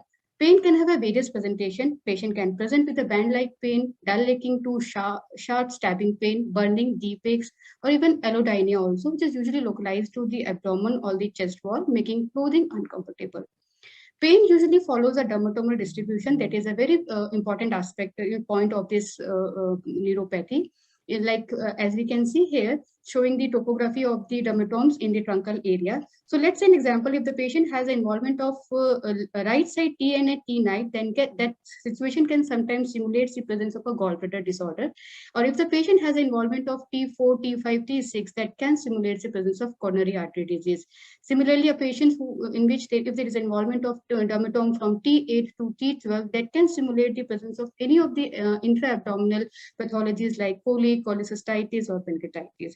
Therefore, the clear history and examination is very important to diagnose this truncal diabetic neuropathy in our clinical patients. It usually present as an abrupt onset. However, the patient it may present with the gradual progressive symptoms also. Most of the cases that have been reported are unilateral, asymmetrical. Worsening of symptoms at night is also seen in this kind of neuropathy. It is often associated with a significant weight loss. Motor involvement is minimal. As per the case reports, there have been some cases reporting the weakness in the abdominal muscles or the paraspinal muscles. This entity may exist alone with no features of other diabetic neuropathy, or it may coexist with diabetic distal symmetrical neuropathy in our diabetic patients. Now, coming on to the examination, in standing right position, a patient can show an abdominal bulge, as we can see in this picture, and the disappearance of that bulge when the patient is asked to lie down on the opposite lateral decubitus position. A positive Carnot sign can help us in differentiating whether the swelling belongs to the abdominal wall or the viscera. If the patient is able to perceiving the pain or the pain increase when the patient is asked to reflex the abdominal muscles, that shows up swelling is coming up from the abdominal wall. So this is one of the most important aspects, but most neglected, in our clinical practice, the examination. If we examine, the patient may show a loss of sensory touch and pinpricking, usually in a dermatomal distributions. The patient may show absent abdominal reflex if there is involvement of T8 to T12 dermatomes. These are the long list of differential diagnosis, but a careful history, a careful examination can give us a meaningful clue for the diagnosis of truncal neuropathy. But one should keep these differentials always in mind to avoid unnecessary problem for the patients. Diagnosis for this disease is essentially a clinical, but in difficult cases where there is a high clinical suspicious for some other pathological cause related to abdomen or chest, physician can go for the CT or the CT of the chest or the abdomen or the MRI. EMG of the involved muscle can also be advised to document the cases, and difficult cases we can go for the skin biopsy, which usually show a decrease intraepidermal and dermal nerve fiber densities. Moving on to the management, the therapy is primarily directed for the tight glycemic control and the neurological pain management, which can be treated with the use of serotonin norepinephrine reuptake inhibitors like duloxetine and venlafaxine, tricyclic antidepressant like amitriptyline, nortriptyline, and desipramine. Use of anticonvulsant like pregabalin and gabapentin. Some studies have shown a benefit with the alpha-lipoic acid also. Topical agents can be used in difficult cases, and in more difficult cases, there is an option of epidural block also. Though there are a lot of literature regarding the truncal neuropathy in diabetic patient, I'm quoting one review. I'm quoting one review in which, if you see the most age, mostly they are present as more than 50 years of age, but can be seen as 30 years of age also. There was a male predisposition for this entity. Duration of diabetes, it can be seen as early as 6 months or as late as 25 or 26 years of diabetes. Most of the patients, they respond well to the oral treatment. Some required the topical management and nerve block also. Regarding prognosis, the disease is self-limiting, and most of the cases they resolve spontaneously over time. The truncal neuropathy pain generally improves completely over a period of 2 to 12 months following the treatment. So the key takeaway message from this lecture is that this diabetic truncal neuropathy is rarely recognized in a clinical practice and often misdiagnosed condition because of the extension differential diagnosis. But a good medical history, a simple neurological examination can provide us a meaningful clue. Thank you. I'll stop my talk here and invite any question if there is. Thank you, Dr. Alka. It was very insightful, actually. Ma'am, we will move ahead because we are running a little late. Yeah, sure. I'll just stop sharing my slides. Thank you, Amrita. Thank you. So now I invite Dr. Atul Luthra for his talk on dapagliflozin in heart failure with preserved ejection fraction. Dr. Luthra is additional director for Fortis CDOC Center at FMRI Gurgaon, and he is an excellent teacher, and he has written various books, and he is an author. He's author for various books and many scientific literature also. Sir, please go ahead with your talk.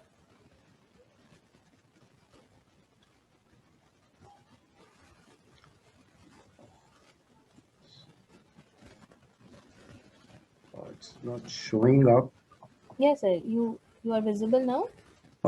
Yeah, but so it's not showing the share screen. It's not yet shown. You need to click on the share screen button.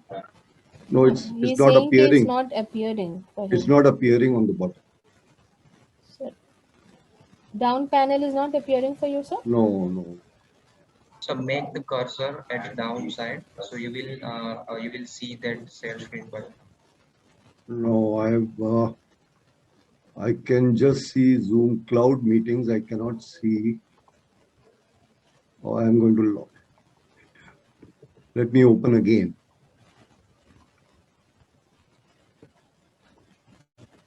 No, I can't still see it. Come on the Zoom platform, and I think you can email us. We will run it in 10-15 minute time. Meanwhile, we can have Dr. Vivek Chaturvedi's lecture. Dr. Amrita? Right. Is that okay with you? Right, sir. Please, Yeah, Dr. Atul is emailing the presentation to you. You can run it. Right, sir. Yeah, so Dr. Vivek is there? Dr. Vivek has not joined. So Dr. Vivek join? No, Dr. Vivek Chaturvedi is not. I cannot see him. Dr. Sweetie Agarwal is here. Dr. Sweetie, if she is ready, then she can. He's going to join. So Dr. Vivek is going to join in 2 minutes. I can start if required. Yeah, I think Dr. Sweetie can be on. Okay. We'll go ahead with Dr. Sweetie then, and in the meanwhile, I'll get Dr. Luthra's presentation. Yeah. So I invite Dr. Sweetie Agarwal to deliver her talk. She'll be speaking on recent trends in treatment of osteoporosis, including denosumab.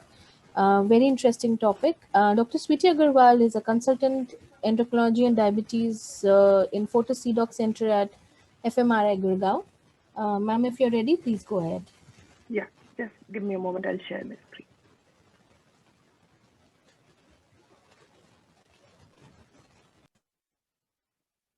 Am I visible, Dr. Amrita? Yes, ma'am, you're visible and audible. And audible. Thank you. Yeah, Thanks a lot. Good afternoon, everyone. First of all, I would like to thank Dr. Misra, Dr. Amrita, Dr. Ritesh, and the entire team for allowing me to participate in this prestigious Ahuja Bajaj Symposium, my first. And I'm sorry, I just need to go back a little bit. So today I know we are running on a strict timeline. I'll try to restrict myself to the allotted time. I've been given the task of talking about recent trends in the treatment of osteoporosis with some emphasis on denosumab.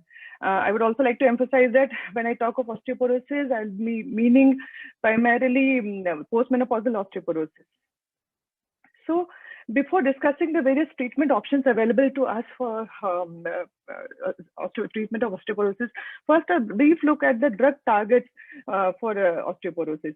So anti-osteoporotic drugs are targeted against two major bone cells, the osteoclasts, which are involved in bone resorption. So we have anti-resorptive drugs which act on osteoblasts and inhibit their function, thereby improving bone mineral density. Now here is a picture of a typical osteoclast.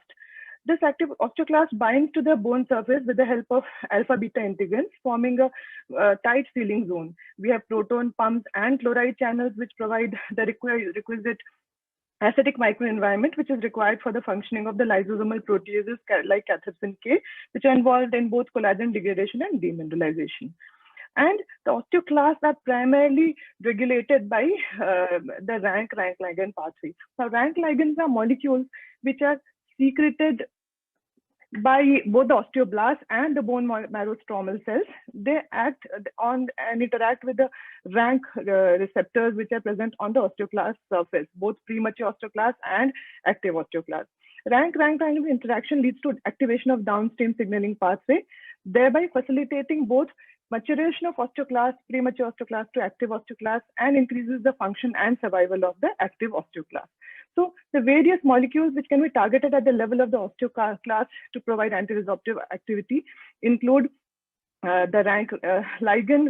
Denosumab is already in use. This is an antibody against rank ligand, preventing its binding to rank. Then we have odanocatab, which is a cathepsin K inhibitor and has been targeted as an anti-osteoporotic molecule. Saracatinib is an inhibitor of SRC kinase, which is again important in osteoclast function. We are also now targeting the alpha-beta integrin to act as an anti-resorptive. The drugs are still not in trials. Now, this is the second kind of cell which I was talking of, the osteoblast or the bone-forming cells. They're primarily regulated through two pathways. One is via the parathyroid hormone, which acts through the PTH1 receptor and stimulates osteoblastic activity. But the master switch for osteoblastic differentiation involves the activation of the WNT beta-catenin pathway, whereby WNT acts on its receptor LRP56 and stabilizes beta-catenin, which then translocates to the nucleus and is responsible for transcription of key osteoblastic proteins. Now, there are naturally occurring inhibitors of this WNT, which are sclerostin and Decompensated, which prevent binding of WNT to its receptor and prevents activation of the osteoblast. Now, these molecules have been explored as anti-osteoporotic targets, one of which is anti-sclerostin antibody romosozumab, which has already been approved by the FDA. The other ones which are being targeted are anti-Decompensated and antagonists to the calcium sensing receptor on the parathyroid cell, which could lead to bursts of PTH secretion and thereby promotion of osteoblastic activity. So currently the drugs which are available for us in our armamentarium for the treatment of osteoporosis are being enlisted through this timeline. Now, we all know that the SERMs have been limited in terms of both efficacy and adverse effect profile. But the bisphosphonates still remain the gold standard drugs. They've been here forever, and we have the longest data in terms of both fracture efficacy and safety profile. Even teriparatide, the PTH analog, was approved way back in 2002. So I'll be restricting my discussion basically to the new agents which have been approved in the last decade or so, which include the sclerostin antibody romosozumab, approved in 2019, the PTH-RP analog abaloparatide, and denosumab. Now, denosumab, even though had achieved approval in 2010, but what is interesting now is that we have long-term 10-year data regarding its efficacy and safety. So once we diagnose a patient with osteoporosis, the choice of therapy obviously depends on a lot of features, including primarily patient characteristics and obviously cost and availability of the drugs. So all patients with osteoporosis who are at high risk meaning with a T-score of less than minus 2.5, or patients with osteopenia and a high FRAX-based risk of getting a fracture should be treated with one of the two first-line agents, which include bisphosphonates, both oral, that is alendronate, risdonate, and or IV, that is zoledronate. And denosumab can now be also considered as an alternative first-line agent for treatment of such patients.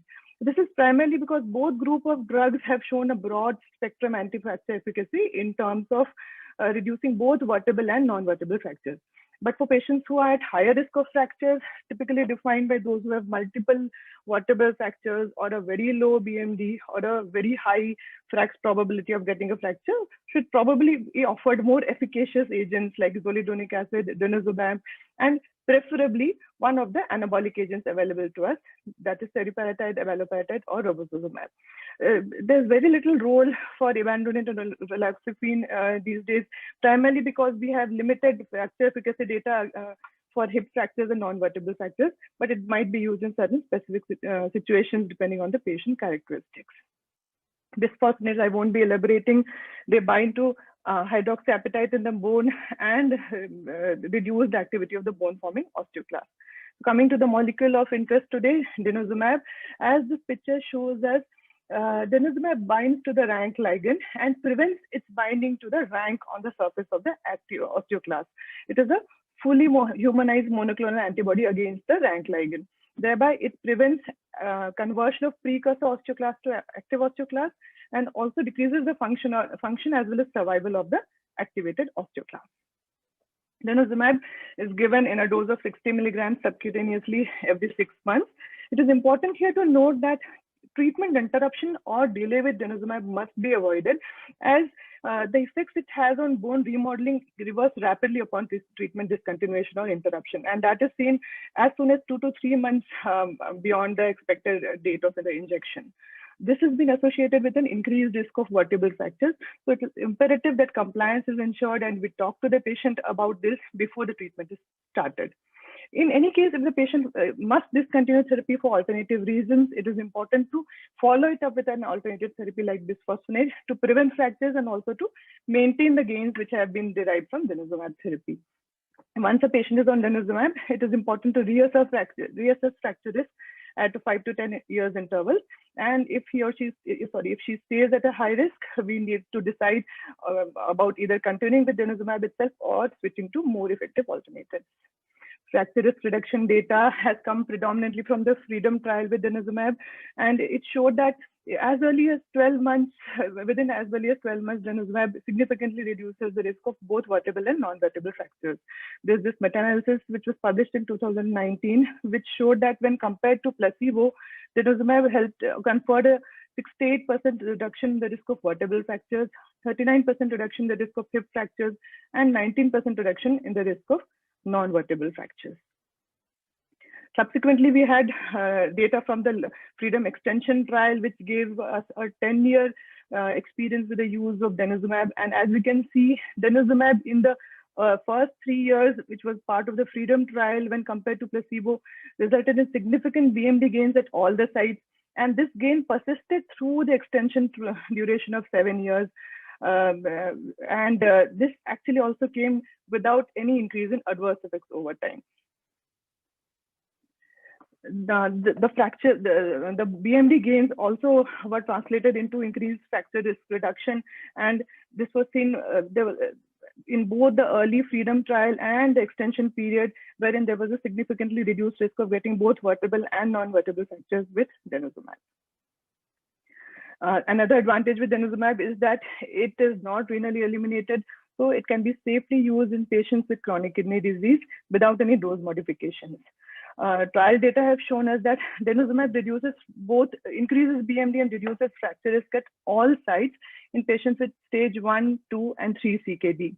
But in patients with stage 4 CKD, even though it has shown to increase BMD at the hip, but there's been no difference in the fracture rates. And this is primarily owing to the very few number of CKD patients which were enrolled in the trial and very few events in both the arms. And in fact, there were no patients with stage 5 CKD in the FREEDOM trial. So this means that we still do not have adequate data with respect to both fracture prevention as well as safety in stage 4 and 5 CKD with denosumab. Also, a lot of patients with advanced CKD would have bone fragility attributable to alternate causes like a CKD-associated mineral bone disease. So it's prudent to exercise caution while treating these group of patients with denosumab. Moreover, the risk of hypocalcemia with denosumab is greater in patients with CKD. So it's important to check calcium levels both before and around 10 days after the injection with denosumab. Of course, we must ensure adequate calcium and vitamin D intake in all the patients. Coming to adverse effects, meta-analysis have shown that denosumab has been associated with an increased risk of adverse effects related to infections, primarily cellulitis requiring admission and skin reactions like eczema. And as discussed earlier, abrupt stopping or delaying of denosumab has been associated with an increased risk of multiple and severe bone fractures attributable to a rapid rebound increase in the bone turnover.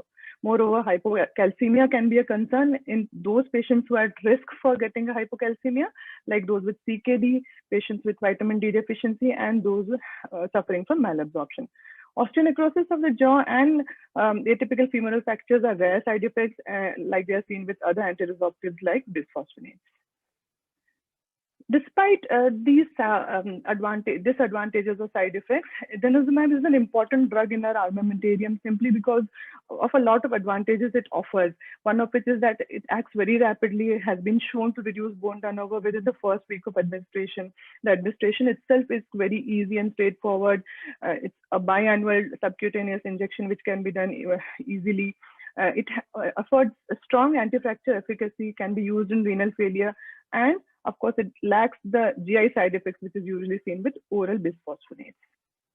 Before I finish off with denosumab, I would like to also emphasize that there are a lot of other indications for which denosumab is also approved, which include osteoporosis in men who are at high risk of fracture and are not able to take bisphosphonates for some reason, osteoporosis in women with breast cancer who are on aromatase therapy, men with prostate cancer who are on androgen deprivation therapy, hypercalcemia of malignancy, which is refractory to bisphosphonates, glucocorticoid-induced osteoporosis, patients with bony metastasis and multiple myeloma, and giant cell tumors which are not amenable to surgery. Moving on quickly to another group of agents, the anabolics, the primary ones being teriparatide and abaloparatide. Now, teriparatide is recombinant human PTH, and abaloparatide is a modified human PTH-related peptide, 1-34. Both of them have similarity in terms of duration of action. Both are approved. Both of them act through the PTH receptor and thereby stimulate osteoblastic activity. They are approved for a maximum duration of 2 years alone based on the increased risk of osteosarcoma, which was observed primarily in rats. They're given at a dose of 20 micrograms daily for teriparatide and 80 micrograms daily for abaloparatide. And they have shown significant efficacy in reduction of both vertebral and non-vertebral fractures.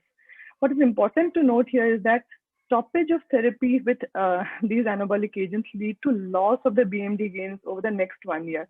So they should always be followed by antiresorptive agents like bisphosphonate or denosumab. Another important point to note here is that in clinical trials, it has been seen that the BMD gains as well as fracture risk reduction has been greater with abaloparatide when compared to teriparatide, and that has also come with a lesser risk of hypercalcemia. One such trial was the active trial where abaloparatide was being compared to placebo, and there was also a teriparatide arm. And as we can see that at all the sites, the BMD gains was maximum with abaloparatide.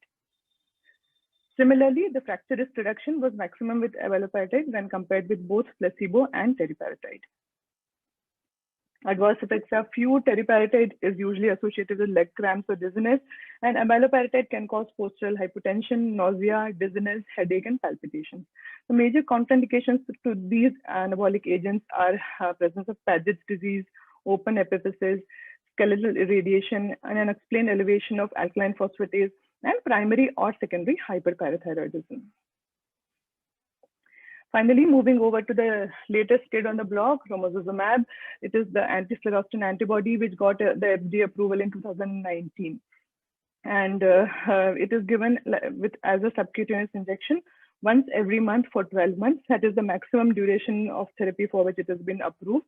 And like with the other anabolic agents, it should be followed by antiresorptives to maintain the BMD gains which have been accrued.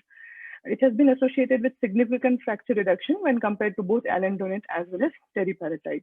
So the primary role for romosozumab today is basically as a rescue drug for those people who are at very high 2 risk minutes, of fracture. please. Sweetie, Sure, sir. 2 minutes. So, I'm finishing it, sir. And it can be given in patients who have already received the anabolic. The main contraindications to romosozumab is the any CV risk or any recent MI. And finally, the other novel drugs which are still under trial, or some of them are not even under trial, but they are being targeted as I've showed in the previous 2 slides. And finally, a final word on combination therapy. Even though there is some evidence that BMD increases with the combination of teriparatide and denosumab or teriparatide and zoledronate, we do not have any fracture risk reduction data, so it is not recommended at the moment. Sequential therapy is the rule for all anabolic agents in order to preserve the BMD gains which have been provided by anabolic therapy. So they should all be followed by an antiresorptive agent. And finally, this is one slide which shows various combinations. And as we see, romosozumab followed by denosumab provides the maximum benefit. Thank you. Thanks a lot for your patient hearing, and I hope I have not exceeded the time. Yeah, no, thank you, sweetie. That was a wonderful lecture. You've done a great job. So tell me, a usual general practitioner who is treating patients with bisphosphonate and is very, sort of comfortable with the use, when he should use this drug? Just give me 1 or 2 situations for take-home messages.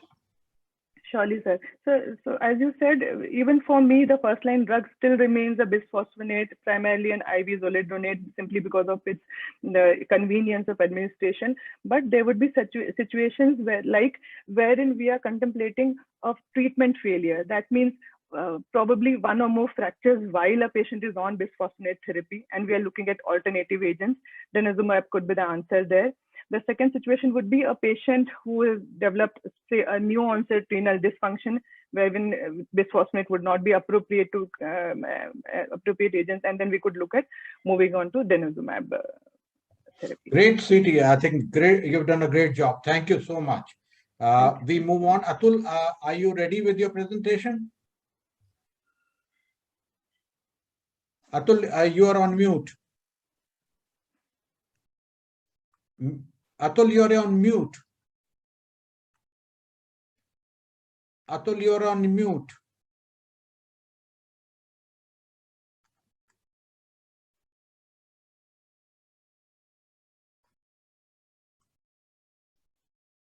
Atul, you are still on mute. Himanshu, please unmute Dr. Atul. Ma'am, he can only Yeah, mute himself. now he is unmuted.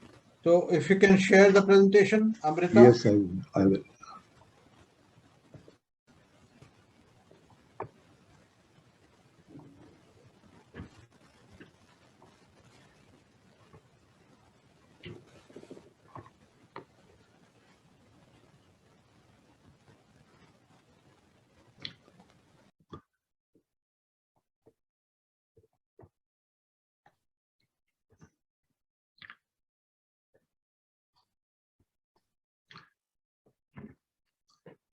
So Atul, yes, just a minute, sir. Just half a minute. Okay, sure. Am I audible and visible now? Absolutely audible, visible. Just waiting for your presentation. Right, sir. Thank you for assigning this extremely challenging and relatively new topic.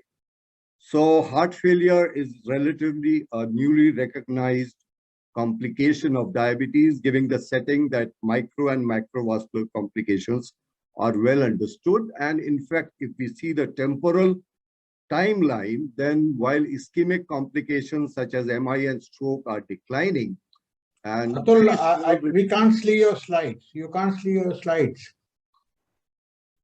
Can't see, but I am seeing it on my screen. You have to share your presentation. Okay, I'll do that because I can see it on my screen. Okay, I'll share the presentation after the next lecture.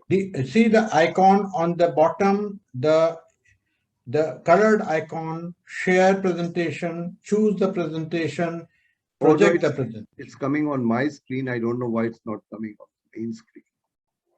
You need to come on a Zoom platform and there is one share screen button. No, I've done that. That is exactly what I've done.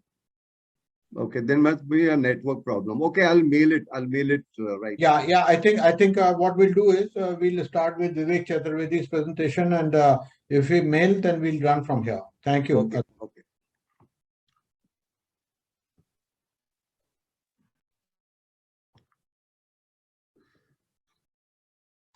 Ritesh, please take over for Vivek Chaturvedi's presentation.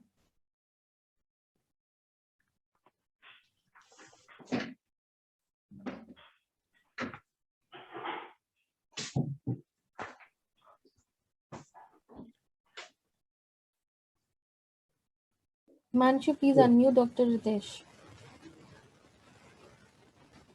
Yeah, am I audible now?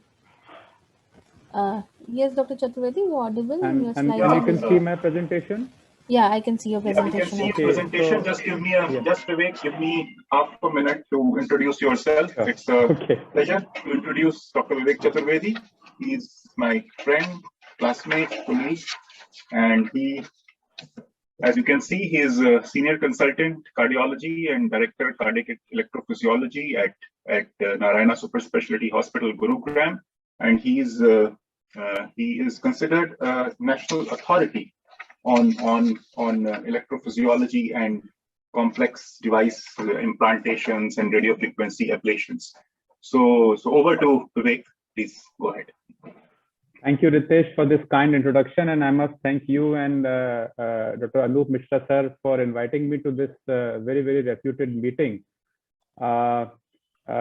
Importantly also because I had spoken on the same topic in 2019 in this symposium, and it was time to revisit this in view of the recent changes which have happened in. So as usual, whenever things happen in the US, they make world headlines, and so the US Preventive Services Task Force came out with this interim recommendation, which has changed from their 2016 recommendation. And that was that in patients who are between age 40 to 60 years with a higher cardiovascular risk, the decision to start aspirin as primary prevention is to be discussed between the patient and the physician. While adults aged 60 years or older, the US PSTF recommended against use of low-dose aspirin as a primary prevention tool in adults. And just to give you the background for this, the recent standards of care published by the ADA mention aspirin therapy as a primary prevention strategy in those with diabetes at increased cardiovascular risk. And they are intended for people above the age of 50 years and not recommended for people at low risk of ASCVD and people less than 50 years of age. If we come to the recent ESC guidelines on prevention, then again, patients at very high cardiovascular risk receive a recommendation of class 2B, which is kind of, the lowest possible recommendation for an affirmative thing. And in patients who have low to moderate cardiovascular risk or increased risk of disabling, it is strictly contraindicated. And something on the similar lines are there by the AHA-ACC primary prevention guidelines in 2019. Where again a careful selection has been argued for, while it is not to be given in people who are at higher risk and who are at high risk of bleeding but who do not have very high risk of ASCVD. This question is important to answer because aspirin use is very high for primary prevention in several countries. This may not include India, but predominantly does targets most of the Western countries' population. For Indians also, this particular question is pertinent because diabetes burden is very high in India in a younger population with very limited healthcare resources, which means that the best way to prevent heart disease or vascular disease in Indian diabetics is to have it not occur at all. The implications for Indians are in the sense that because the younger population, we all are already aware, is at a lower risk for bleeding. So whether that aspirin should be used in the Indian context, or also we need to think about what are the implications for avoidable ischemic events. So what are we trying to really avoid by use of aspirin in these people? Also pertinent to this question are the fact that aspirin is a cheap drug, widely available. The other drug which has been used for primary prevention in this very scenario has been statins, which are more expensive but safer. How common is aspirin used in the Western countries? Well, this is a data from US published this year only, and irrespective of age and irrespective of vascular disease, almost 60% of patients above the age of 60 years in US were on aspirin. This is quite a sobering thought. I did this analysis in 2019 Ahuja Bajaj Symposium, and by that analysis, by extrapolating data available on the different literature from India and using the data for aspirin benefit and harms from the ASCEND trial, I could come to this figure that we could save about 3.5 lakh heart attacks, strokes, and cardiovascular deaths at the expense of about 2.5 lakh major bleed, mostly gastrointestinal, in the Indian scenario in a year. And this, to me, at that point, sounded like a good bet, in the sense that a lot of significant heart attacks were being saved, strokes were being saved, which are, in the Indian context, are also, sometimes the breadwinner of the family is getting affected. So this was worthwhile as far as I was concerned in 2019. This is the most updated meta-analysis published in 2020 for the aspirin role in primary prevention for cardiovascular outcomes in diabetes. And this is involving about 33,000 diabetic individuals. And these are the relative odds ratio for reduction or for harm. And you can clearly see that the confidence intervals for the harm are above unity and 1.3, which is what has been seen previously as well. While for a variety of different ischemic outcomes, the reductions are not so impressive, ranging from 13% to just 5%, and they are actually not significant in the statistical sense at all. So this raises a question whether there is more harm than benefit. This slide is a very revealing slide from the ASCEND trial, the latest and the largest trial ever done for primary prevention of vascular outcomes with aspirin in patients with diabetes. Over 15,000 individuals, more than 7 years of follow-up, 75 mg, so not a very high dose of aspirin. Let's look at the vascular ischemic outcomes. And this is the Fortis plot. And one thing which stands out here is that any serious vascular event excluding TIA was not significant, with just 8% reduction. The moment TIAs were included, this came to 12% and it became significant, and that was the reported outcome of the primary outcome of the trial. Noteworthy here is that TIAs were included later as an outcome in the study to increase the statistical power for coming at getting the required number of events to accumulate. So this is significant in my view. Now let's look at the bleeding. So overall, again, what we saw in the meta-analysis, 1.29 or roughly 30% increased risk of bleeding. Most of it is because of the gastrointestinal bleeding, while intracranial hemorrhage and other bleedings were probably not so significant, and fetal bleedings were obviously not significant. Now, another aspect of aspirin giving is that it has to be continued for years altogether. So how safe and how efficacious is this? So this is another very good analysis from the same ASCEND trial, which shows that as time goes by, the efficacy actually reduces. So when you start giving aspirin, till 3 years, it is highly significant reductions, but as time goes by, with more than 5 years, there was hardly any reduction. So as time goes by, for some reasons, we can discuss that later, the efficacy goes down. But what about bleeding? Well, the bleeding is irrespective of the duration. So that means the risk of bleeding is high, starting as well as at late time, it does not reduce. So as time goes by, the net benefit decreases. And then let's look at how it behaves. So this is the, stratified again from the ASCENT trial, stratified as per the, let me just get the better pointer here. Yeah. So as stratified by the baseline vascular risk. And this is more true data because ASCENT trial had about 30% discontinuation of diabetes of aspirin and placebo. So this is extrapolated to the entire population by a per protocol analysis. And what we see here is that obviously it is seen that the ischemic events increase as the baseline risk increases to more than 10%. And so the numbers needed to treat also actually decreases. It comes, but what is seen is that with increasing ischemic risk, the bleeding risk also increases. And that stands to reason because we know it, people who are dealing with vascular disease, that the risk factors for bleeding and ischemia are actually quite similar.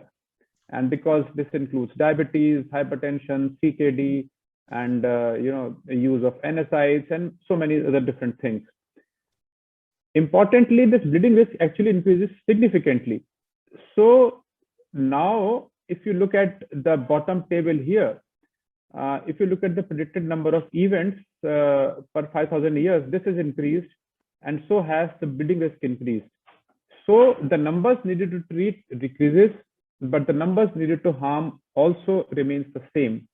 And there lies the paradox and the problems in prescribing aspirin. And that is why I feel it has to be an individual decision. It cannot be generalized based on guidelines. It has to be done by careful assessment of the patient and, and discussing the pros and cons. Another way to look at the problem is, because ultimately how is it going to cause vascular disease? It's by causing plaques. So let's look at association between aspirin therapy and clinical outcomes in patients with non-obstructive coronary artery disease, which is asymptomatic, detected by coronary CT angiogram. And when these people were followed up for an average of 2 to 3 years, aspirin use had significant reduction in mortality, but not for coronary revascularization. But importantly, this benefit was restricted to people who were at higher risk, which means age more than 65 years, diabetes, hypertension, CKD, the same set of people in whom the bleeding risk is also high. Another coronary CT-based registry reported that statins were better and safer than aspirin for asymptomatic coronary plaques. Now coming to the harm side again, there was another large primary prevention study reported in 2018, which was the ASPRI study. And in this study, surprisingly, the all-cause mortality was found to be increased with aspirin as compared to placebo. And again, surprise, surprise, they found that it was because of higher cancer incidence. Now, we all know that aspirin is supposed to be protective for colonic cancer. But for whatever reasons, this study again carefully looked at cancer and it found that overall the incidence was actually increasing. So whether it's increasing or not, probably the all-cause mortality signal was quite, without any controversy.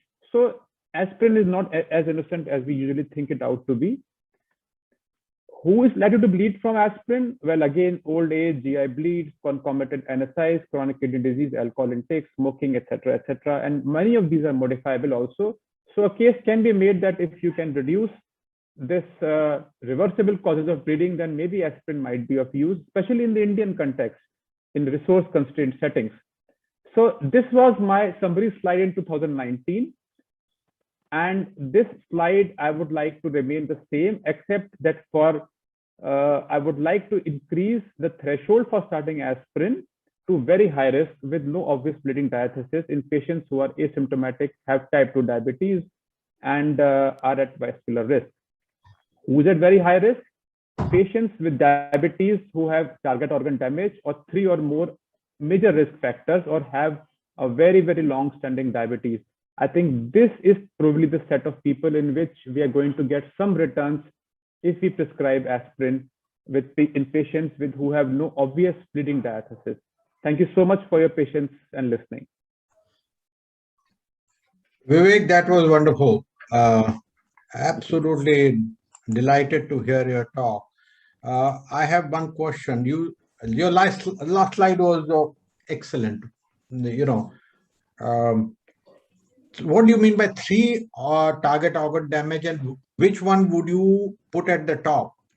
3 and top. Yes. So no, it meant 3 risk factors or target organ damage. So for diabetes, I think chronic kidney disease probably is the one which has the most complex interplay with vascular disease, and that's what I would like people to remember.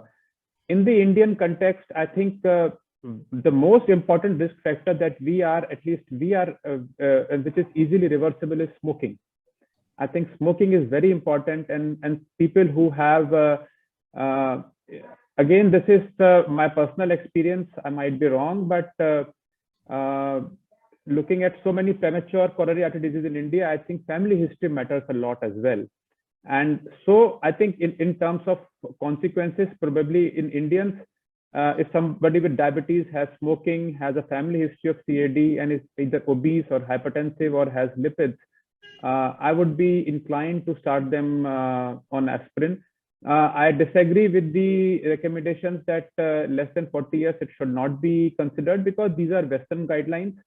I would in fact be more keen to start them at the age of 40 in Indian context, because so many of them develop MI by the age of 40, 45. Great. Ritesh, you want to ask anything, any more questions?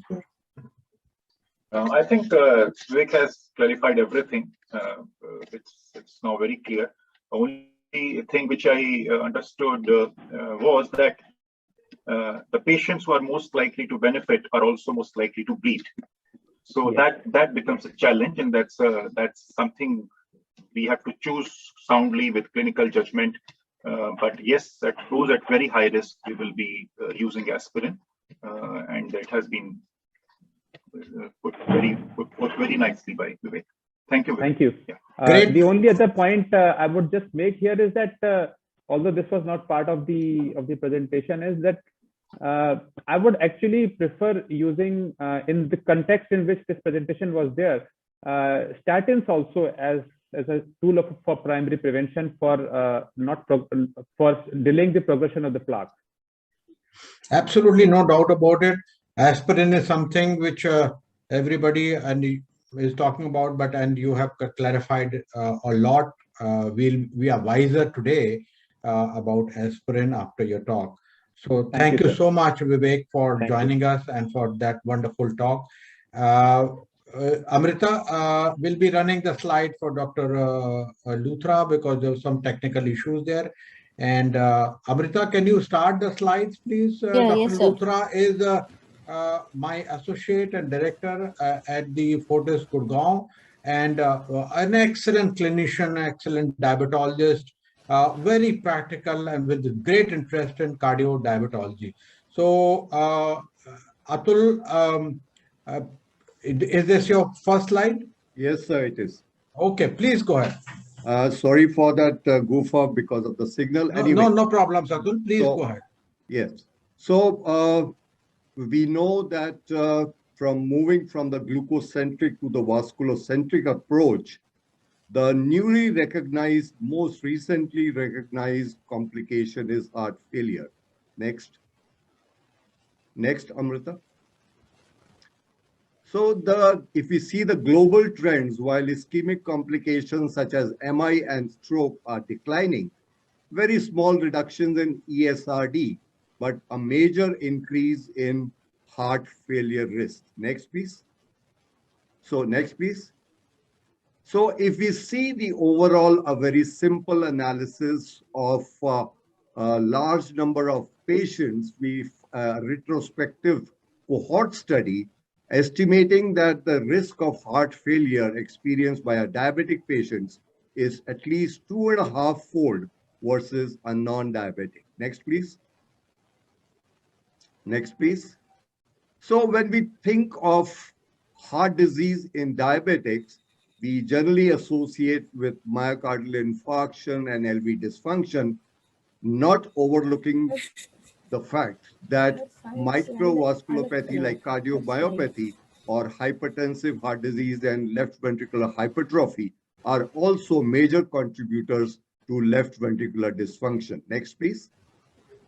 So this is autopsy study. So we see two different types of heart, absolutely. The left one is very much like an old MI with a dysfunctional, dismodeled left ventricle. The right is what is more likely to be a left ventricular hypertrophy due to hypertensive heart disease. Next, please.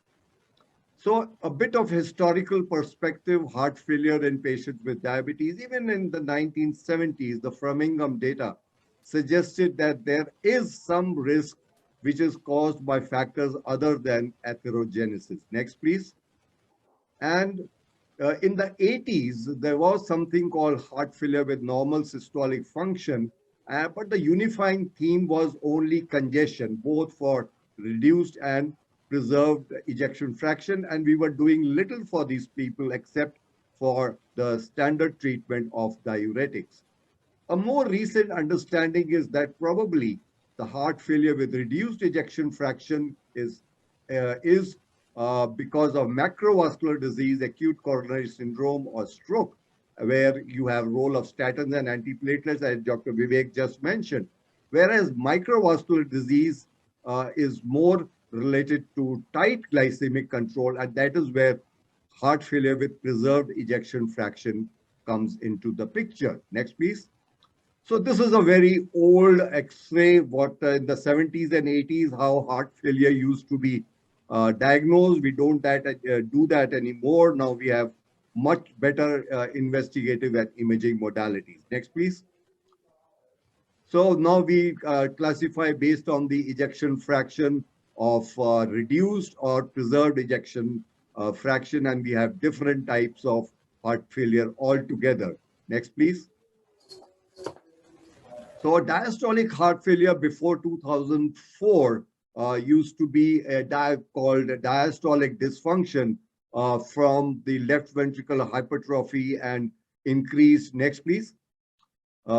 These were the patients who had a very high left ventricular and diastolic pressure, which actually reduced after giving a diuretic. So these are the patients who had normal coronaries, but a good ejection fraction, but still had shortness of breath. Next, please.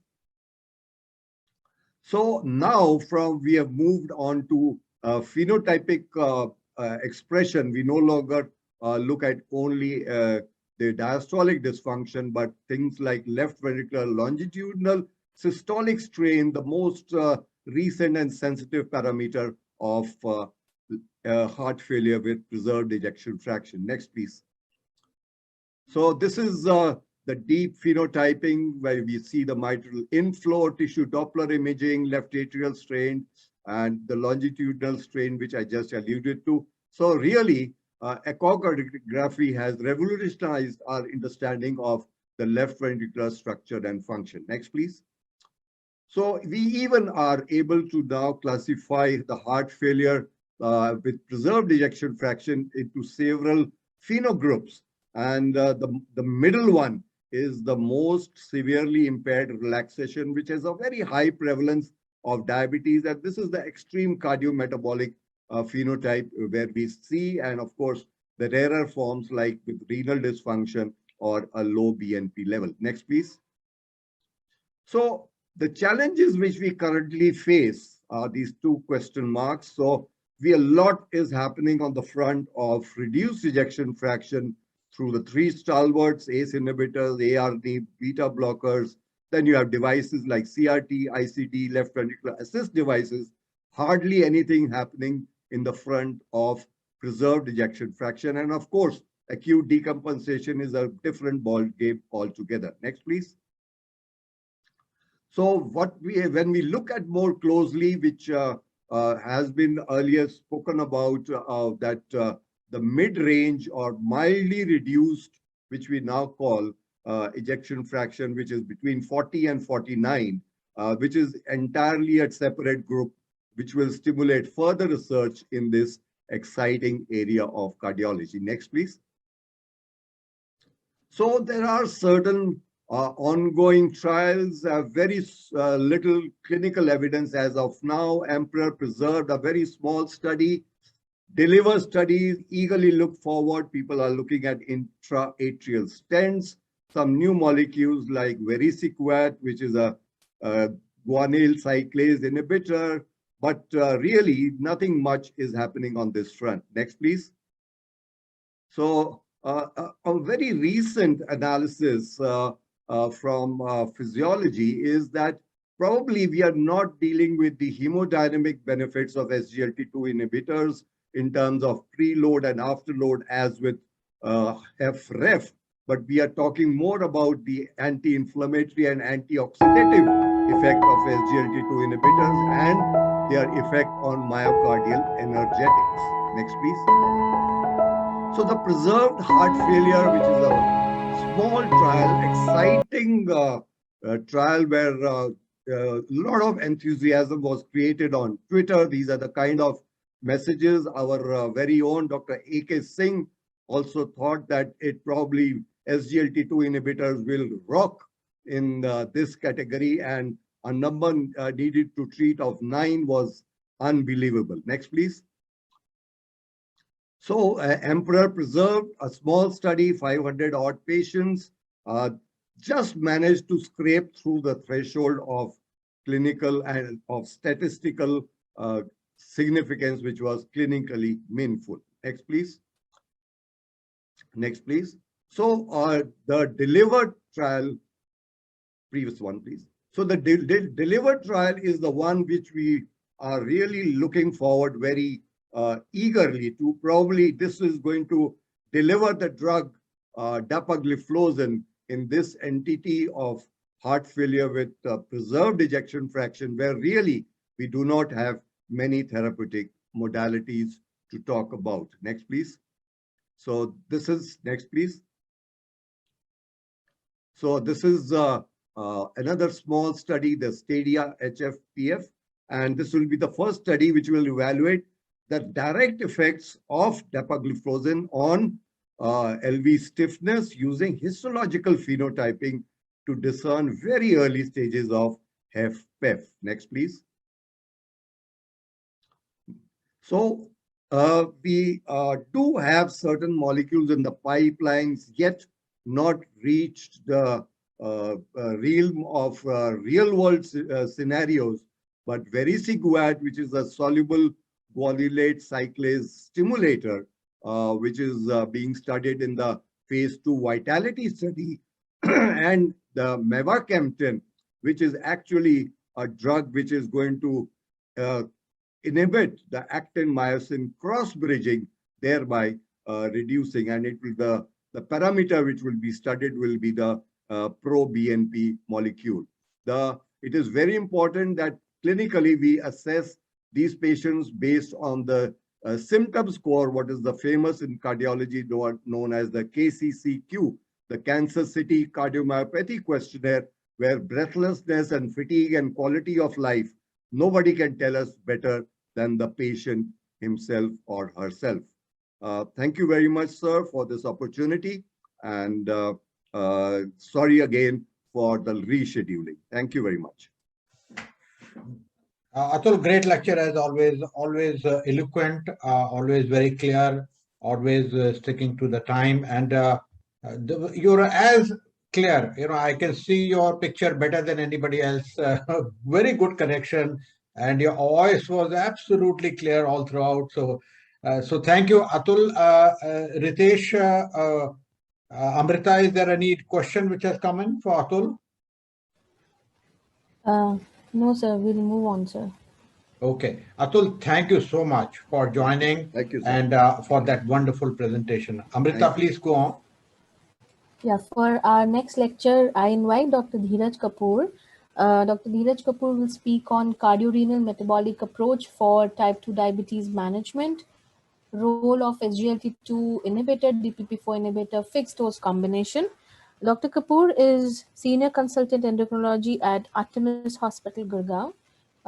Sir, over to you, please.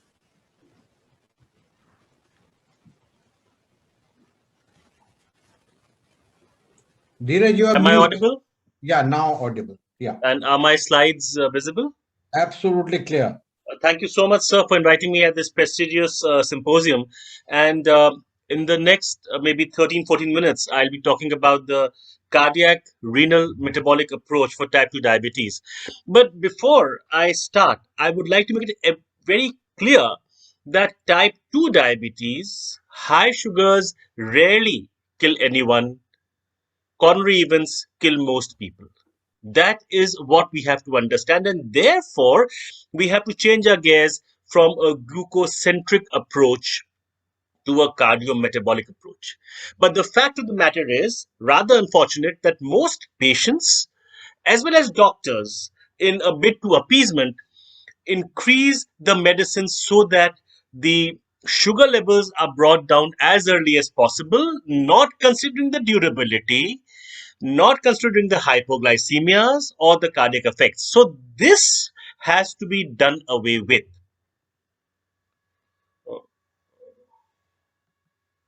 Fine. So uncontrolled diabetes, I agree, is a major concern. And of course, Southeast Asians and amongst them Indians are the most at risk.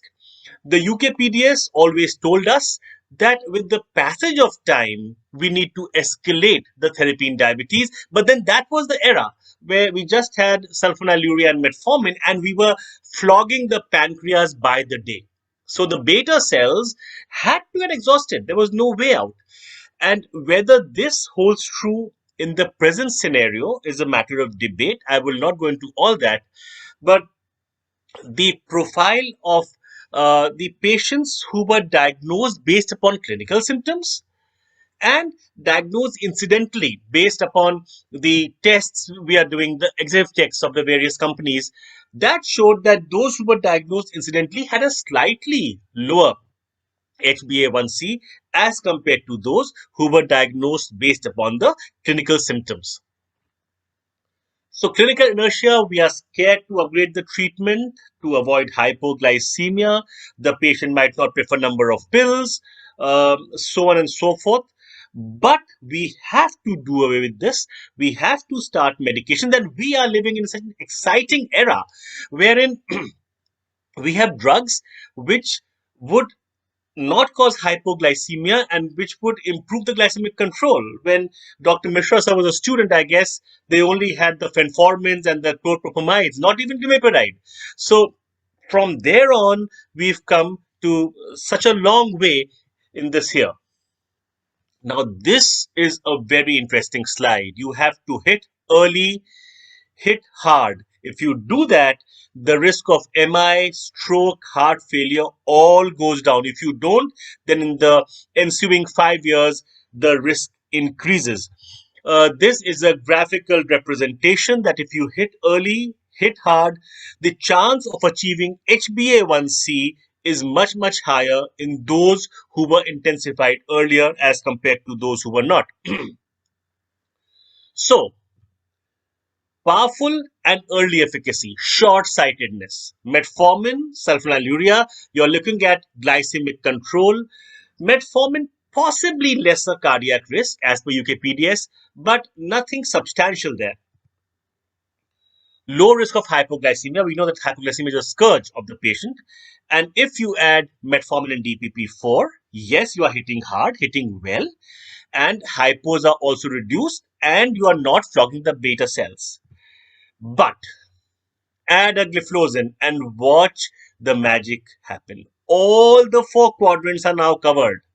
Powerful, early efficacy, low risk of hypo, cardiac benefit, renal benefit, and weight reduction. In the process of controlling sugars, if you put on 3 kilogram weight, this 3 kilogram weight nullifies the benefit of 1% fall in HbA1c. So this is what we can achieve. And this ominous octet, Defronzo's octet, if you combine the two, you cover all the 8 pathologies. And this gliflozin actually converts the victim of diabetes, the kidney, into a friend in management. How good does that sound? So the complementary efficacy, we Indians have a high DPP4 level. We all know that. At the lower HbA1c, the gliptins act very well. At a higher HbA1c, gliflozins act very well. So if you combine the two, then you are covering basically the entire spectra of HbA1c. Slightly a detour here. As per Monier's graph, you know that higher the fasting, the HbA1c, more is the fasting contribution. But unfortunately, in Southeast Asians like us, where 64% of calories come from carbohydrates, Monier's graph does not hold true. And at all HbA1c levels, there is a good contribution of postprandial hyperglycemia.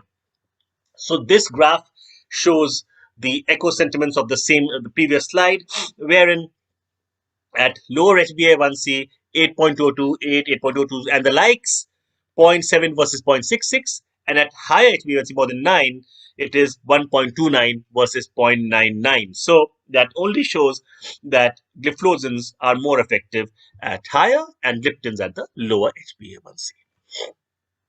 Body weight reduction, you lose the visceral fat predominantly, which actually means you lose the fat that is making interleukins, the TNFs, the vaspins, the resistance, and the resistance to insulin goes down. You reduce BP mainly by diuresis, by natriuresis, by increasing the vascular compliance, so there's decreased vessel resistance, and this also is cardioprotective. Serum uric acid goes down. This has two notations. Number one, that there's a study that if uric acid is high, there is high cardiac mortality. And the second is uric acid is also a surrogate marker of insulin resistance. So by reducing that, it means that number one, you reduce the IR, and number two, you reduce the cardiac mortality. A slight detour, most patients have high uric acid, and more often than not, we do not need to treat that. You reduce the weight, reduce resistance, and the uric acid comes down. So beyond HbA1c also matters. Treat the patient, not the report. So first of all, CV protection, the major killer. Second, kidney protection, reduce macroalbuminuria, increase NO, reduce endothelial dysfunction. The cardio-renal metabolic systems are interlinked. Heart is most demanding metabolically, and free fatty acids are a very good fuel for the failing heart. And this is what gliflozins do. They increase the free fatty acid levels. Regulation of by liver, pancreas, and fat is essential. And kidneys also play a role in volume homeostasis as well as BP regulation. So the kidney and the heart are interrelated, and either of them, if having a dysfunction, can actually initiate dysfunction in the other, and therefore type 2 diabetes is a risk factor for both. So metabolism, number one, hyperglycemia, dyslipidemia, adipokines, all of that have a role to play. Kidney albuminuria signifies generalized dysfunction of endothelium. And microalbuminuria is the stage which is first to be taken clinically, and the second is that with micral, hypertension sets in. So micral has so many complications as far as we are concerned. So 55% of patients have NAFLD. When we were students, there was just one paragraph in Sheila Sherlock about liver and diabetes. And now we've come a long way about NAFLD. Type 2 diabetes reduces life in patients, and above all, it's reduced further if there are coexistent cardiac renal abnormalities. 1 in 3 patients with diabetes have CV disease, about 40% risk of heart failure, and CV disease obviously is the leading killer. Empagliflozin, now CV death or heart failure visible as early as 3 weeks. 18 days we are talking about, and look at the curves as they separate. Now, this shows that except for the time to cardiac death, all of that, heart failure, time to heart failure, recurrent heart failure, all of them are well significant both in those with reduced and those with preserved ejection fraction. Possibly the time to death is same as compared to placebo. Now, saxagliptin, sabertimi, set cat amongst the pigeons, 27% increased risk of heart failure, and therefore all of those gliptins had to undergo stringent test. TCOS and Camelina stood the test of time, and there was no risk of increasing 3-point MACE or heart failure. Now, this I would like the audience to listen to very carefully.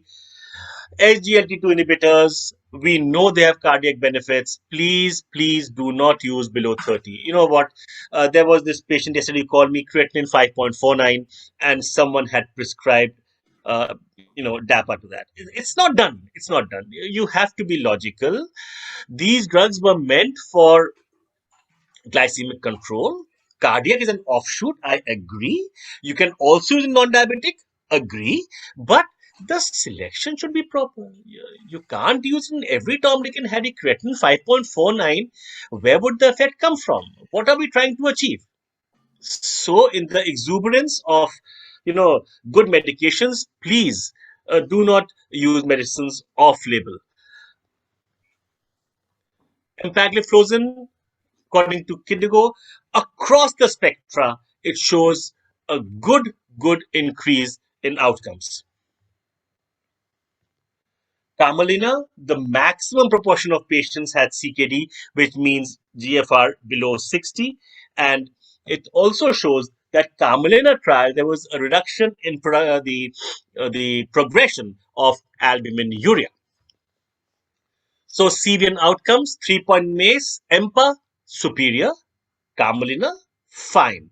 So non-inferior. CV death, EMPA superior, Camelina non-inferior. Heart failure, EMPA superior, Camelina non-inferior. And same with kidney outcomes. So we have two drugs which address all the 8 components of the ominous octet. At the same time, one is cardioprotective, renoprotective, and the other is cardiac friendly and renal friendly. So it is a win-win situation. One must also understand that there's glycosuria and there's risk of fungal genitalomycosis. DPP4 inhibitor inhibits the DPP4 in the fungi as well, and therefore the risk of genital mycosis, which is a very common cause of gliflozins being discontinued, is not there. So DPP4 inhibitor also reduces the so-called side effect of gliflozin. So empagliflozin demonstrates benefits across the CV metabolic axis, right from the 3-point MACE, death by any cause, CV death, nephropathy, and the renal composite of mitral, doubling of creatinine, and of course, renal death. Camelina, as I alluded to earlier, there is reduction in albumin progression, and there is 14%, but it is clinically and statistically significant. Interestingly, these patients were ACE and ARBs. Just taking a detour, the gliflozins, they constrict the afferent arterioles, constrict. And the ACE and the ARBs, they dilate the efferent arterioles. So the pressure in glomerulus is reduced. So combine the benefits of the two. Small pill, easily doable. Now, another detour. There are some of us who, in the process of saving patients' economy, we are prescribing this drug half tablet a day. I honestly would never do that. I would then rather give whatever, half a dose or whatever, but I would never do that. So this is my penultimate slide. Empagliflozin 0.8, Lina 0.7, combined 1.2 to 1.8. CV evidence, empagliflozin class 1, Lina class 2, recommended in type 2 at risk for heart failure. Proven benefit by empagliflozin in mortality. The renal evidence, empiric outcome, 40% reduction in worsening of nephropathy. Carmelina, 14% reduction in albuminuria. Hepatic evidence. So you have to prevent cirrhosis as well. Uh, First of all, dose need not be modified as both these agents are easily metabolized. And empagliflozin reduces liver fat. And there is also a trial with gliptin which reduces hepatic fat. So clinical evidence, empagliflozin. Dheeraj, 1 minute, please. Dheeraj, Yes, 1 sir. minute. Sure, sir. Empagliflozin, either green everywhere, Lina neutral. However, with Saxa, there's heart failure, Vilda. So cost-wise, very effective, but we don't have large data for this drug to prove its mettle. So thank you so much for giving me time and attention. Thank you, Dheeraj. As usual, very forceful, very clear messages have been transmitted. Now, Dheeraj, there are 1 or 2 questions here.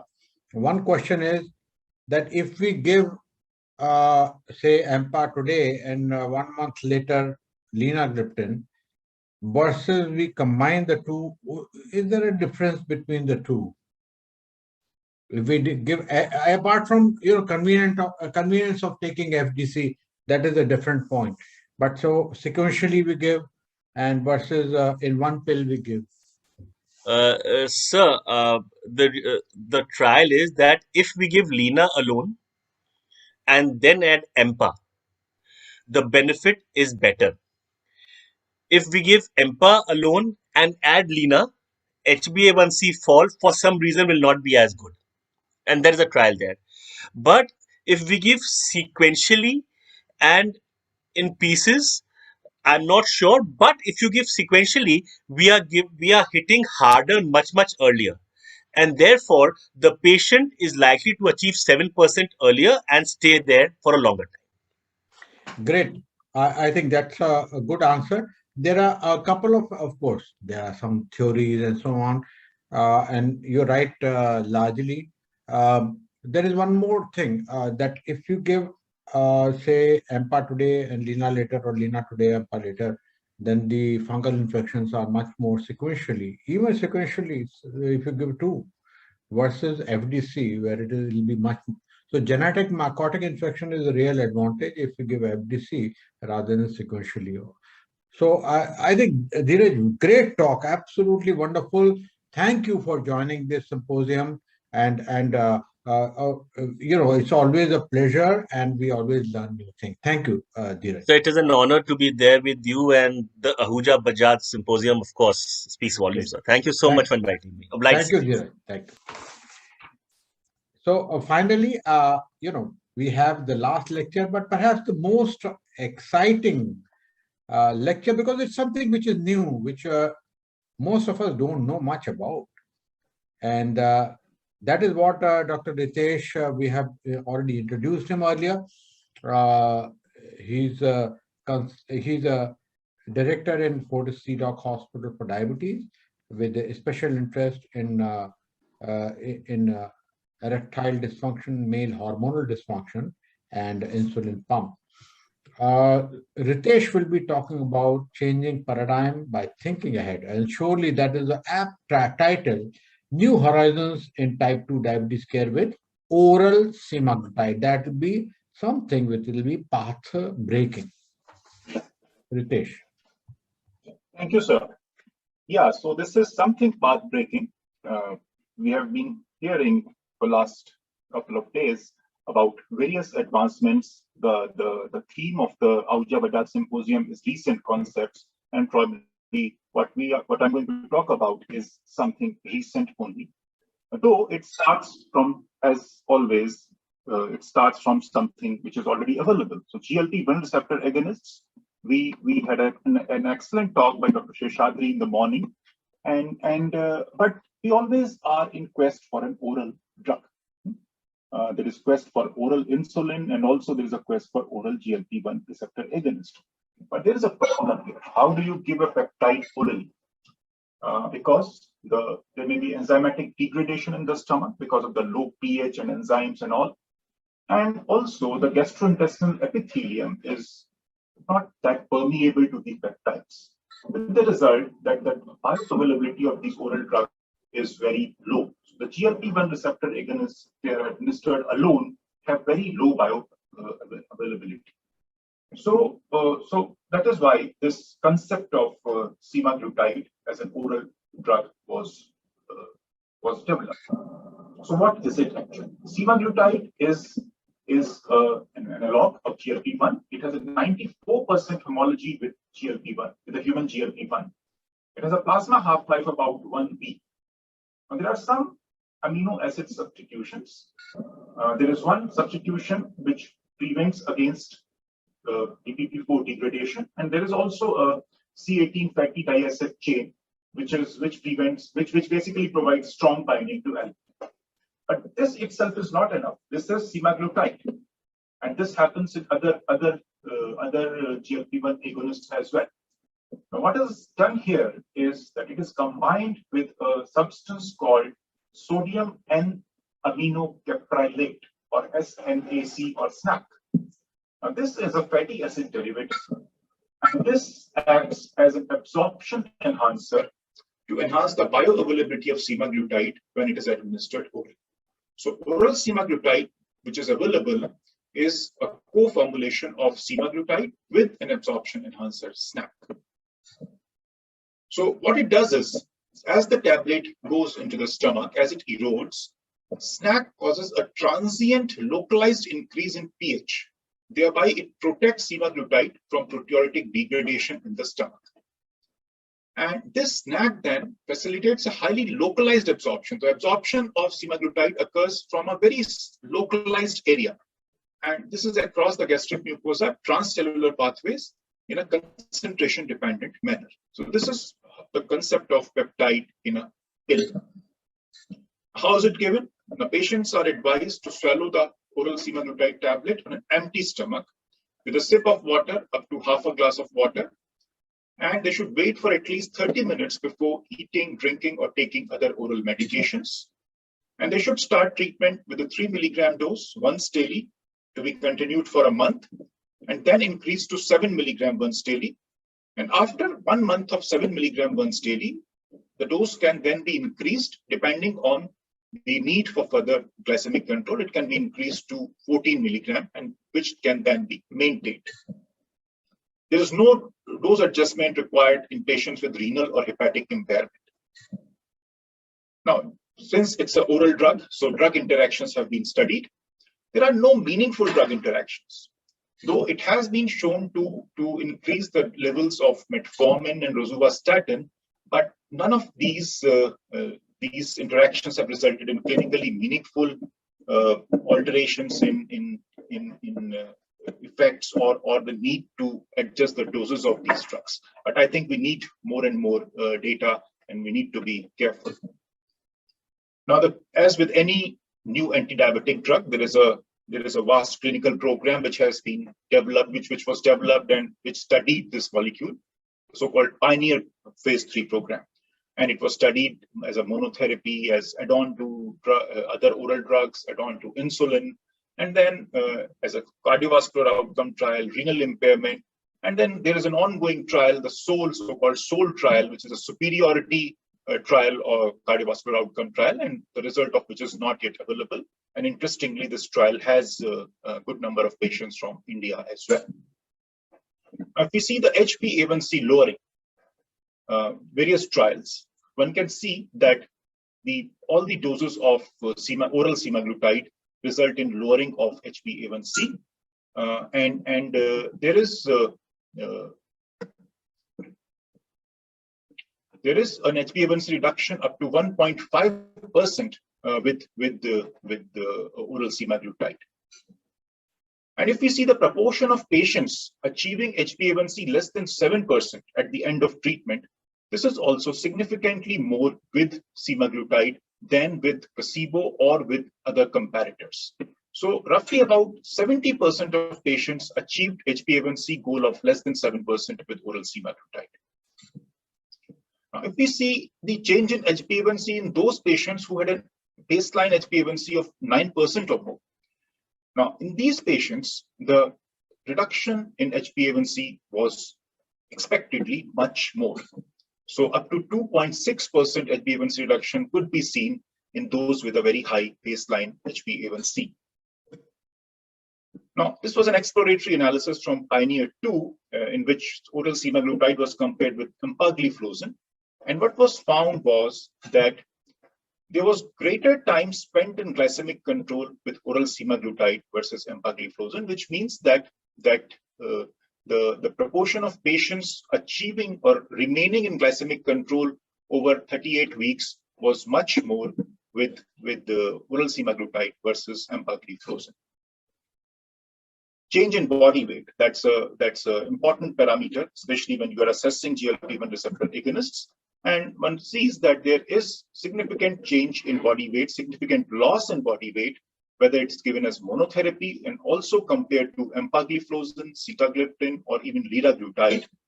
So across the trials, the average weight loss was about 5 kgs with oral semaglutide.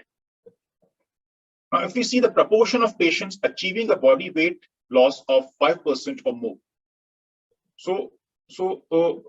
that was also significantly more with oral semaglutide compared to other drugs like empagliflozin, sitagliptin, or even liraglutide.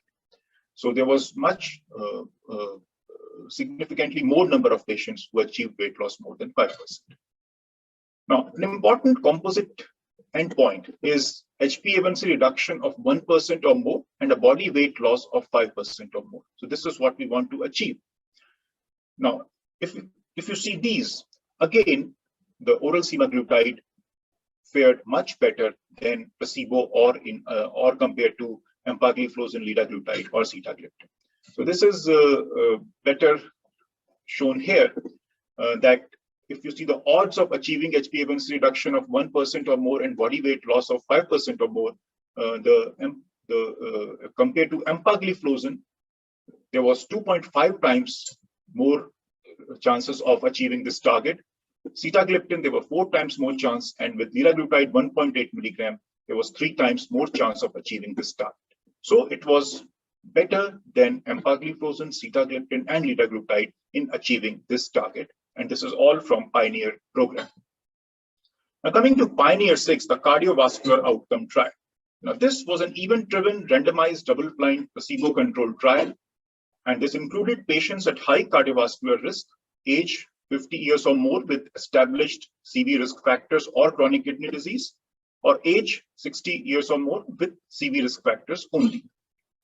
And the primary outcome was first occurrence of a major adverse cardiovascular event, that is death from CV causes, non-fatal MI, or non-fatal stroke. And there were more than 3,000 patients, median age was 66 years, and the mean follow-up was about 16 months. And this is the primary composite endpoint. So the hazard ratio was 0.79. There was a 21% reduction in the primary composite endpoint compared to placebo. This met the criteria for non-inferiority, but the p-value was not significant for superiority. But that is not surprising because this was a non-inferiority trial. This was not designed to show superiority. For that, another trial is going on, the result of which will be available later. And similarly, death from cardiovascular causes, the hazard ratio was 0.49. Again, it was significant for non-inferiority only. But if you pool the cardiovascular outcome data for oral and subcutaneous semaglutide is not available in India, but it's available elsewhere. And if you pool the data from SUSTAIN-6, which was the CV outcome trial for subcutaneous semaglutide, and you pool it with Pioneer-6, then the pooled effect, the hazard ratio is significant and it favors semaglutide. So there is a 24% risk reduction versus comparators. And why the Pioneer 6 could not achieve superiority was because it was not designed to study that. So, so to summarize, oral semaglutide, the Pioneer trials, what they have shown us that it is superior to empagliflozin and sitagliptin as far as HbA1c lowering is concerned, and it is non-inferior to liraglutide. Now, if you see the weight, by far it is superior to sitagliptin, which is expected. But interesting thing is that it is superior to liraglutide also and to empagliflozin. So this shows that it fares a little better than these drugs. And cardiovascular safety is confirmed for oral semaglutide in Pioneer 6 and in terms of MACE in favor of oral semaglutide. And overall safety, it was well tolerated with a safety profile consistent with GLP-1 receptor agonist class. And the most common adverse effect was mild to moderate nausea, which was as with any other GLP-1 receptor agonist. And efficacy was established when given early in therapy, late in therapy, and regardless of renal or hepatic impairment. So in all sets of patients, this showed its efficacy. So what is the potential place of oral semaglutide currently in international recommendations? So if you see the algorithm, so patients who are at low CV risk, where the main concern is to control HbA1c, then you can see that it does have good HbA1c lowering effect versus other drugs, so it can be used there. If the main concern is to control weight, then of course it has excellent weight lowering potential, which has been shown to be superior to other drugs, so there it works very well. Now, patients with high CV risk, well, it has not shown any CV benefit in Pioneer 6, but it did not increase CV risk, and it was CV safe when added to standard care. And if you see the renal function, there is no restriction for oral semaglutide regardless of renal function, though it is not recommended in end-stage renal disease. And if you want to step up the therapy, you want to add additional agents, then again, it reduces HbA1c, body weight, and insulin dose when added to insulin. So it has a place at all stages of the diabetes treatment algorithm. To summarize, it's a scientific breakthrough in innovation to bring efficacy of GLP-1 RAs in convenient oral formulation. And across all global Pioneer trials, oral semaglutide has proven its efficacy and achieved HbA1c reduction up to 1.5% and weight reduction up to 5 kg. It has been shown to reduce HbA1c more than SGLT2 inhibitor and Dpp4 inhibitor when added to 1 or 2 oral drugs, and reduces HbA1c when added to insulin-based therapy. And it has proven CV safety in Pioneer 6 with a strong potential for CV death and all-cause death reduction. In a large SOUL trial is undergoing with oral semaglutide. And efficacy of oral semaglutide was established when given early in therapy, late in therapy, and regardless of renal or hepatic impairment. Thank you. Be happy to take any questions. Ritesh, that was very good lecture, and I feel that slide that before the summary slide you were showing, that was the best slide. It seems to be, it was absolutely running away as a wonder drug till Pioneer 6 has stopped it. Yeah. This is the problem. Pioneer 6. Surely there is a structure of the trial and things like that. But despite reduction, there is no significant reduction, only non-inferiority. I mean, we are just taking away one major part of the effect. Yes. Because ultimately, if there is a patient with cardiovascular disease, we have to think of those drugs which can decrease cardiovascular disease, whatever be the weight and things like that. But you're right. I mean, this is something which is very good for high blood sugar, and is being considered as a drug for obesity also, isn't it? Yes, sir. Absolutely. So I think, and when is it likely to come, Ritesh? I think in a couple of months, probably by January or February. Yeah. So why is that injectable is not available and oral will be available soon? Yeah, I think injectable has been available in US for more than 2 in years. India. In India, I think they probably didn't feel that the market allowed them to introduce, because probably they already have liraglutide. Dulaglutide and liraglutide. So I think as such, the acceptance of injectable therapy is perceived to be low in India. So maybe that's why they must have done some sort of market survey, and their vials of all the other drugs were left in India. Like vaccine, number of vials, lakhs of vials. So they say stop injectable and go for oral.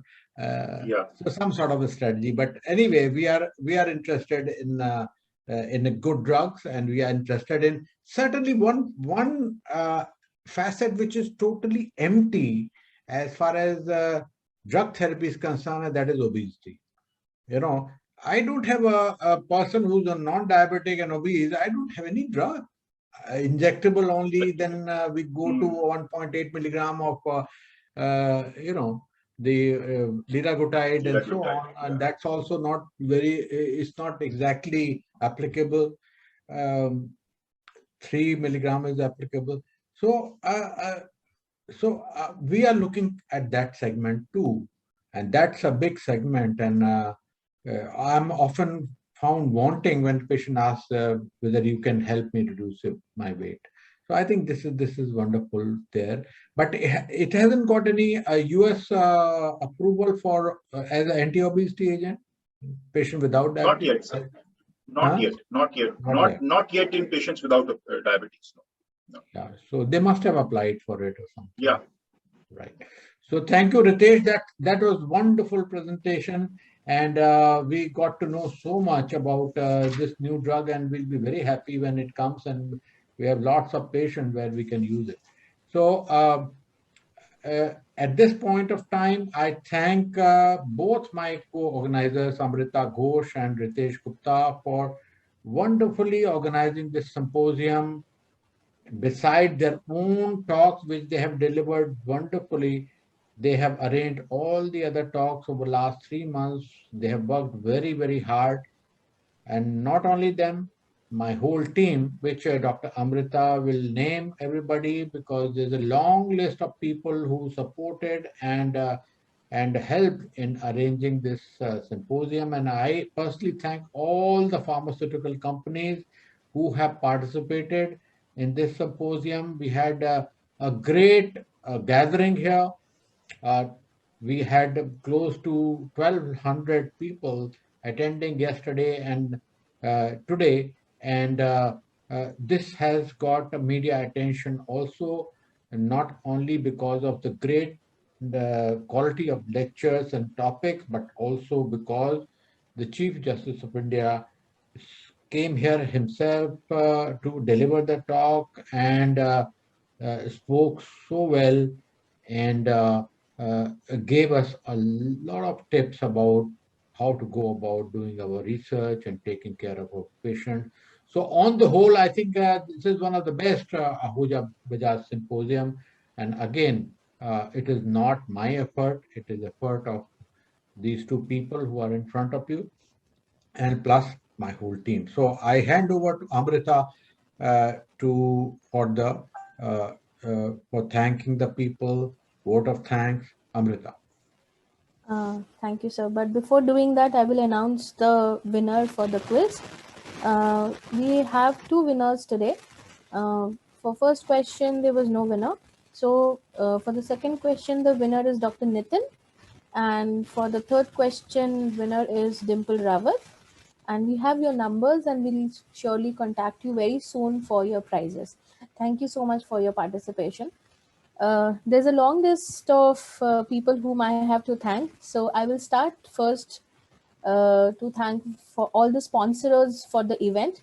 So I will name all the companies. I thank Lupin, Boehringer, Torrent, Elesker, Sun Pharma, USV, Dr. Reddy's, Lilly, AstraZeneca, Microlab, Intus, Biocon, Novo Nordisk, Cipla, Medtronic, Glenmark, Janssen, Novartis, Sanofi, Servier, and Abbott.